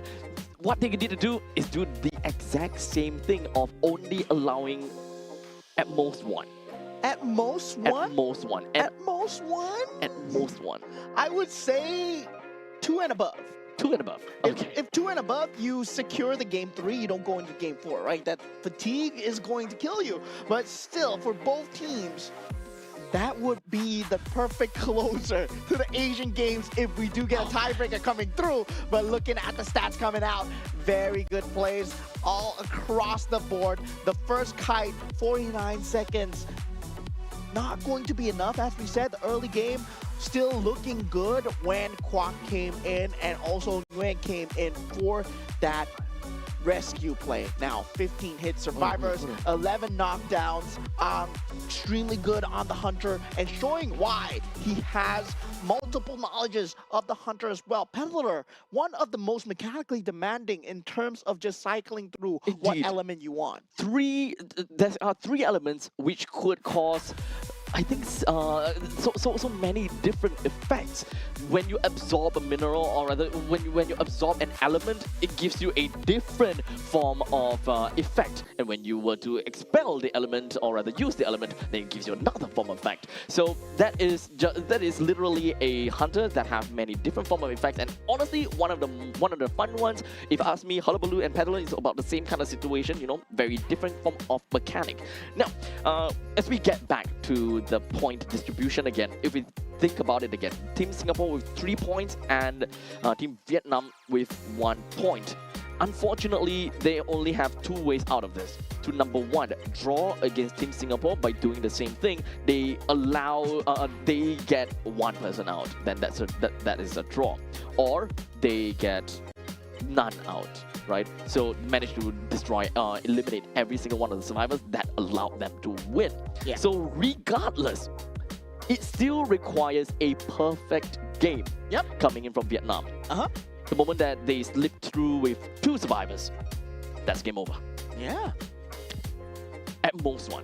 I've never been here. Game 3, I've never been here. Stakes were never this high for me. It's funny. I'm glad you got experience with this. Honestly, it is kind of funny because the entirety of today, the first 2 series, no stakes at all. Completely no stakes. We were just kind of chill. We were just hanging around. We knew that the last game had stakes, and it will determine who goes over to the playoff at the Nagoya Asian Games. But we know that both of these 2 teams are similar in power levels as well. But to go all the way down to game 3 at this kind of conjuncture, I think that is what most of us would not expect. And man, I think a lot of us would probably be holding on to our breath by now. Never would I say this or never would I see this, but this is the first time I felt so much pressure from that tram hitting Team Vietnam right there on the Escapologists. But now looking at game number 3 where LFAM needs to get an all elimination coming through. Ivy, Hullabaloo, Big 4 being banned out, Seer and Embalmer being banned out from the side of LFAM. There are global plans in play. They will not be able to use rescuers like the first officer or the mercenary at all. The meteorologist is not there, but the gravekeeper is, and they will be picking up the psychologist and the gravekeeper here. Okay, psychologist, gravekeeper currently being picked up for themselves. The antiquarian is also going to be thrown into the banning pool. Now, of course, we have a lot of options that are gone already, and remember that we talked about the archer that's gone. Oh, coordinator has been actually leaked out for the longest time ever, where even Team Team Vietnam did not manage to use the coordinator, which in this case they did not. They have the prospector in this case. Yeah, the prospector being picked up. And yeah, we do have the prisoner being banned out as well, but they are coming up with the mechanic here. Wait, mechanic lasted all the way to game 3? Oh, okay, there we go, there we go. Pulling out the mechanic, survivors pulling out all the stops here. Game 3, they want to get all the ciphers through. Okay, this is kind of scary, right? Because when it comes down to the kiting potential, we have a psychologist that has really high survivability. On top of that, the gravekeeper that have the shovel to kind of get itself on a pretty good speed away, and prospector himself with the magnet that allows you to set up some good stunts. So LFAM gonna have to play a hunter that doesn't necessarily play too hard onto the obstacles and doesn't really quite rely on obstacles too much. Yeah, so there will be a spot here where he can go for almost anything that he wants. There's still the Big 4 completely is out of the question. We have seen, you know, funny picks like Wu Chang before. The Wu Chang, the Naiad, the Fool's Gold, Disciple, Dream Witch even. Bloody Queen as well. In fact, Bloody Queen is not a bad pick for many of for many instances as well. We see Sun Le playing the Bloody Queen at a absolute masterclass. In fact, we haven't seen Geisha throughout the entire course of this tournament at all as well. Yeah, there is that previous patch, right, where this is a reverse patch. Yeah, yes, this is a reverse patch. Everyone right? should remember the meta is actually kind of different. Yeah, so Dream Witch would be not that strong too. So yeah, Wu Chang. Oh, okay, Disciple. Oh, Dream Witch. Dream Witch? Actually, the Dream Witch. Okay, I did kind of mention that. Oh wait, no, I mentioned the Night Watch. My bad. So Dream Witch in here, being able to control your followers to be a super macro reliant form of player is something that we kind of saw like the Ivy before. It makes sense, right? You have multiple followers. You want to take control of the cipher areas, take control of the decoding areas as well.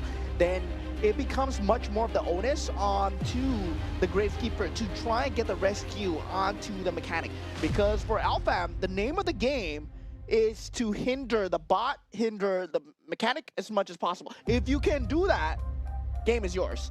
But if you can't, then suddenly the decode looks extremely good. And looking at Ever Sleeping Town, once again, they put MGO on that top right section of the map.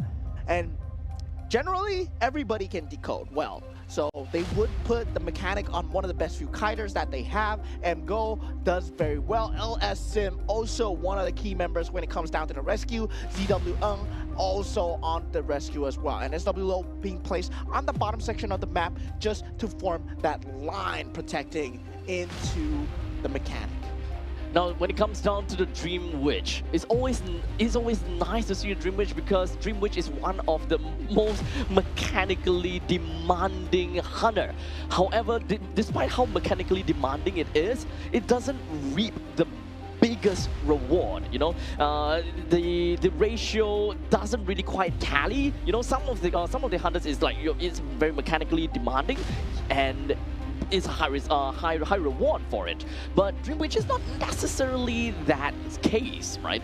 So I would very much like to see how LFAM eventually wants to play this. Back in the days where having a Dream Witch is actually a tournament specialist kind of pick, where follower positioning is very important, and of course swapping between the targets are definitely important.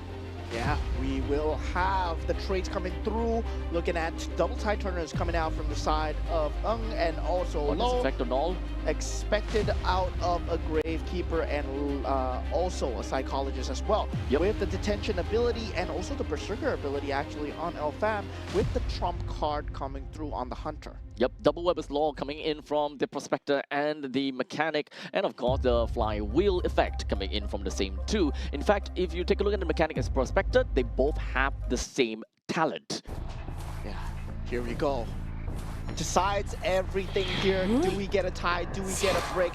Do we get a leech, as LFAM goes for an early leech into the follower as well, trying to shut down MGO as fast as possible, and finds the location. There are still pallets to play with here, but parking one of the followers in front. Removes that controller as soon as possible. LFAM is working onto this follower as much as possible. Didn't manage to get a single hit down onto the Mechanic though, so that is going to be a great start. Yeah, here we go. Gets a second leech as well. The hit will come through. And now the Mechanic will be down for the count. But looking at the Cypher decode progress, only 53 seconds in, but ready 50% out from the side of Team Singapore. Going for a decode rush. Andrew is going to be very hard to deal with, aka the Gravekeeper. He is going to be giving LFAM a hard time, especially as a Disciple player. Of course, at this point, we've got a Gravekeeper as well, the Psychologist that is trying to do what they can. But LFAM working on, there we go, there comes the Gravekeeper. We have double of that of the followers right here. Managed to get a really good shot down over to the side of the Gravekeeper. Team Singapore is having a really tough time right now with one person, or rather two person now, already strapped on over onto a chair. This is bad, this is bad. This is tier 2 presence already this early on, and now we have the tier 2 leech coming in with the Gravekeeper. That's a double down scenario. The first rescue not in time. Everybody's rushed for time. Cypher rush not possible at this moment. Everybody's scrambling to run towards it. Mechanic couldn't even be saved once. One rescue not there. Now Gravekeeper being kept down on the couch here. All hands on deck here for Team Singapore. This might look like an all-elimination coming out from the side of LFAM. Psychologist and the Prospector, they are still A-OK for now. The Prospector have already used a single charge of the Magnet. As such, he can still try to go for the save on the Gravekeeper. But you also need to take note that he does not have Tide Turner. If anything, it would be the Psychologist, which is SW low, that can work onto that. The followers are scattered all the way around, and it does seem like a bit of body blocks is currently being done, but it doesn't seem like things are working all that great. Gravekeeper has already been hit and currently making full use of the Tide Turner to get as far away as possible. The amount of followers that the Dream Witch has already managed to conjure for themselves is just fanning all the way out. This APM is just absolutely insane from LFAM. Yeah, Dream Witch still very strong in terms of just getting all these hits in with the followers. This is just plain insane coming out. And SW low right now, 2 members eliminated for the side of Team Singapore. Not looking good on the elimination front. The dungeon is activated. They can go for a tie here, but with 2 members up, do they want to do that, or do they want to get that 2 members out and secure that Game 3 win? At this point in time, both the Psychologist as well as Prospector does have a good amount of Witch Mark that they can use. But the Psychologist just lost a single Witch Mark, so it's actually pretty okay when it comes down to eliminating that leech going on. Prospector and the Psychologist, this should be good for now. But this is a minimum case. This is minimal gameplay for Team Singapore. Unfortunately, 3 of the Cyphers are not exactly very primed, and They only managed to finish 2 of the ciphers. This is not looking great for Team Singapore, as Vietnam, they are on a roll right now. A lot of the pallets have been destroyed. Green Micro coming on that northeast region of the map. Now Alphon begins to chase down here as LSM still trying to run away. Prospector uses one of his many magnets and still has 2 more left and couldn't have used it at a better time there, as he has to make a clean escape with full HP if he wants any chance into this game. Oh my. As the below, currently right here. Leech on the survivor, and now as the below, unfortunately, doesn't seem like he is in a very good spot. He managed to jump right down, can drop off the pallet right into the face of Alpham, and indeed will be able to get a pretty nice stun in. As the below now creates distance, changes up a little bit as to which follower they're going to go out and spread out, fanned out on. Well, in the meantime, Prospector and Psychologist both have got 2 witch marks. 80% so far. Very good magnet usage coming out from LSM. That final lead coming through. SW low, fanning out to the other side as a Psychologist so far, and does spot him out on this decode. This is 92. At 92%. 95. He's gonna keep going. Yeah, just get it through, but the kite has to come through perfectly here. There's only 1 pallet to play with, but 2 followers. There is no chance with the level of micro that's coming out from the side of LFAM here now. Prospector down, Psychologist, the only one. Escape dungeon, still an option to get a tie. And if they don't here, might actually lose the game with an all KO. Do you remember that Team Singapore needs at least 1 escape to tie it up with Team Vietnam? And if whether they have enough points to win in overall standings, that is the question that we can answer only later on. But we focus on this game itself. One of the ciphers is only at 44%, and I think that that is not exactly a very easy game. Prospector now still down for the count. Psychologist is very healthy as of now. We're back at it again at this little static loop where the Psychologist is gonna be playing around on. With 1 pallet taken down, Alpham back onto the main Dream Witch, trying to really understand what is going to be the best course of action here. Yeah, Tram does come through. Oh, the timing! Great body block coming through. That might have given him space to go for the next obstacle here. Does go for that pallet vault, but definitely wouldn't get the pallets destroyed. Gets a hit in. He still has the ability to make a run for it, but the speed is not going to be enough yet. As low falls, and now this would mean Team Vietnam getting the win, going into the top 3 for Aichi Nagoya. Oh my goodness! Oh my god! Congratulations over to Team Vietnam! They managed to get a 4-man wipeout in this final game where it truly mattered. Game 1 was a win to Singapore. Game 2 was a Vietnam win. Or was it a draw again? I think Game 2 was a Vietnam win, right? Yeah, Game 2 was Vietnam win. Game 2 Vietnam win. As such, Game 3 Vietnam went for a win. The thing that Singapore needed was a draw in order for them to have a fighting chance. But as you can see, Team Singapore, they were bummed out about it. And unfortunately, the mistake of a crawling survivor into the dungeon came to bite them on the rear. Yeah, now we have set our top 3 for Group C, the group of death. This was not an easy result. Everybody struggled to find the top 3 here. Team China, Team Hong Kong, China, they didn't have an easy time, I would say. But Definitely looking not. at Team Singapore and Team Vietnam, they played their hearts out. Whoever deserves to go to the top 3 really all played their hearts out. Both teams, a great round of applause for you guys. You put your hearts and minds on the stage, and definitely a good show for all of us here. Hats out to our fellow Singaporean brethren that went out all the way from 2 days ago until today. They did their very best and they showed what they could do.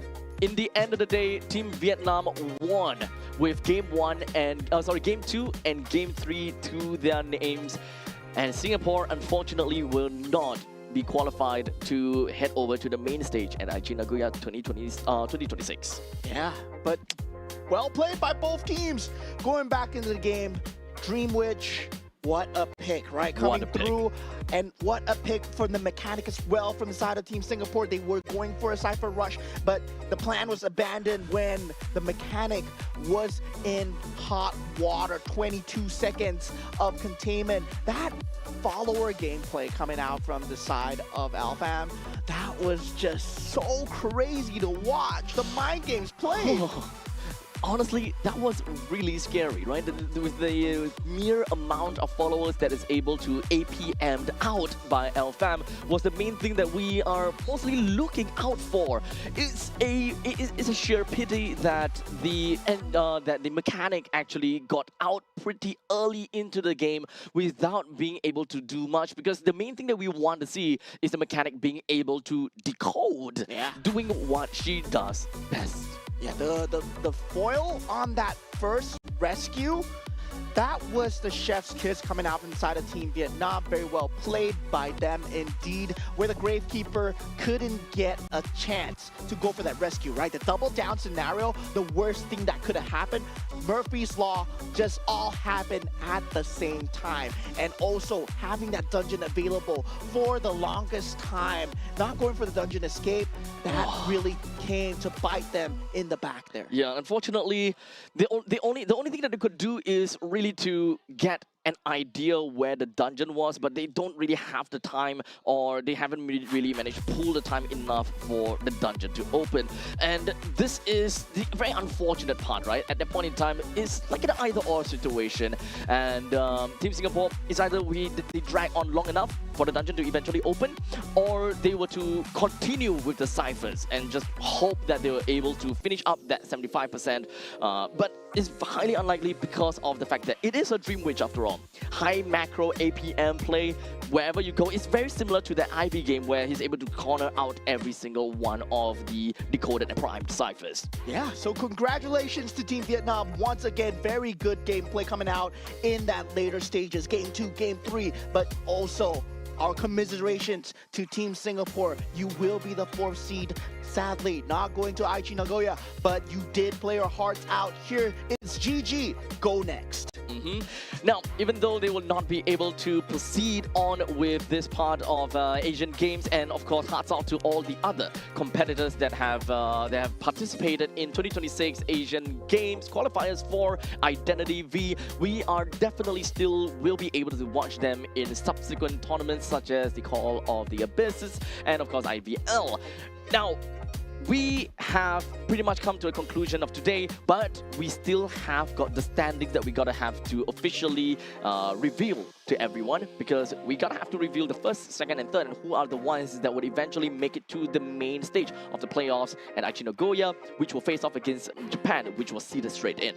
Yeah, definitely. I'm curious to see who went up in that Group A and Group B as well, though we didn't get to watch much of the games. Yep, not for today. Do look forward to the playoffs that will be happening for Identity V. Now, we did decide Group C, though. You'll definitely be seeing Team China. You'll definitely be seeing more Team Vietnam and also Team Hong Kong, China, that we actually didn't get much to watch as well. Indeed. In fact, we didn't have a single game of Team Hong Kong, China in this very specific stream itself. We had a lot of Sri Lanka, though. We have quite a bit of Malaysia. I think 2 or 3 games of Malaysia, which showed their utter dominance in the matchups. Team China, I think about 2 to 3 games as well. In fact, I think 3 games showed just how strong they were. In fact, when it comes down to them being in the hundreds, Sun Le just absolutely went to town. Yeah, and we did see XW Shi getting to play as well. We had a treat of that 3 days of Identity V. 2 games. No, was it 2 games? Yeah, it's 2 games of a single, yeah, single player. So now we will be going into the standings for Group A, B, and C. Let's find out who's going to Aichi Nagoya. Team Malaysia, congratulations. Team Korea and also Team Philippines. They will find themselves in the top 3. And Team Mongolia and Team Kyrgyzstan, I believe you've done your best. It's time to rest and go to the next one. Okay, now with that all set and dusted, Philippines and Malaysia and Korea, congratulations once again with a total of four wins, 3 and 2. Of course, for Malaysia, Korea and Philippines respectively, right? Total net wins, we can clearly tell that Malaysia had a very good score because their average points is like 8. That is kind of crazy if you ask me. That means that it's almost every game as the hunter. Team Malaysia got a 5-0. I mean, we're talking about top 300 from Malaysia after all. Yeah, then now we taking a look at Group B. Team Chinese Taipei beating the score of Team Malaysia at 8.34 points. Team Thailand following close second at 7.11. And Team Indonesia at 5.62. They will be going to Aichi Nagoya. Congratulations to these 3 teams and Team Tajikistan and Team Kazakhstan. It's time to sharpen your swords for next time. Now, with the conclusion of Group A and Group B, the only two groups with 5 teams, we are now into the group of death where we congratulate Team China, Team Hong Kong China, and Team Vietnam for being the top 3 of this group of death. And sadly, saying goodbye to our own team, Team Singapore. You were so close. Team Laos and Team Sri Lanka, both of them put up a great fight here. Team Sri Lanka, 0 points, but still, they brought out the best picks out from all these hunters. We got to see a great treat, and it has been a great 3 days of Identity V. A lot of breath of fresh air when it comes down to watching some of these games, and in fact, it kind of broke a bit of that pressure, that tension when it comes down to playing and of course watching some of these games. Because in the end of the day, a tournament is a tournament. Sometimes the tension builds up and we can pretty much experience and feel that pressure pot just continuously brewing in pressure. Yeah, and now to move on to what's next, right? These teams, they will be preparing their strategies when it comes down to the playoffs. Expect to see different teams coming into the playoffs. I believe all these teams, they have garnered so much experience here. I am your caster, Moman. Join with me is Abstract. We are proud to have brought you all 3 games and all 3 days of Identity V. And this is me saying goodbye, but Abstract, would you like to say anything else? Well, I just gotta have to thank everyone for being here. We've pretty much been, kind of tuning onto the chat for quite a lot throughout the entirety of the day. So we appreciate a lot of the comments out there, and of course, a lot of constructive criticisms coming in there as well. But before we close and end off the stream, a huge shout out over to our co-organizers SGEA and Zenway Productions in support of our sports promotion. Sports SG, of course, our official integrated resort partner, Resorts World Sentosa, and finally our official partner, My Republic and Secret Lab. This has been the 2026 Asian Games qualifiers for Identity V. Make sure you guys tune in to more of the esports stage of the Asian Games qualifiers, and there are a lot more to come. So we hope to see you guys on the other streams, and we will catch you guys again next time.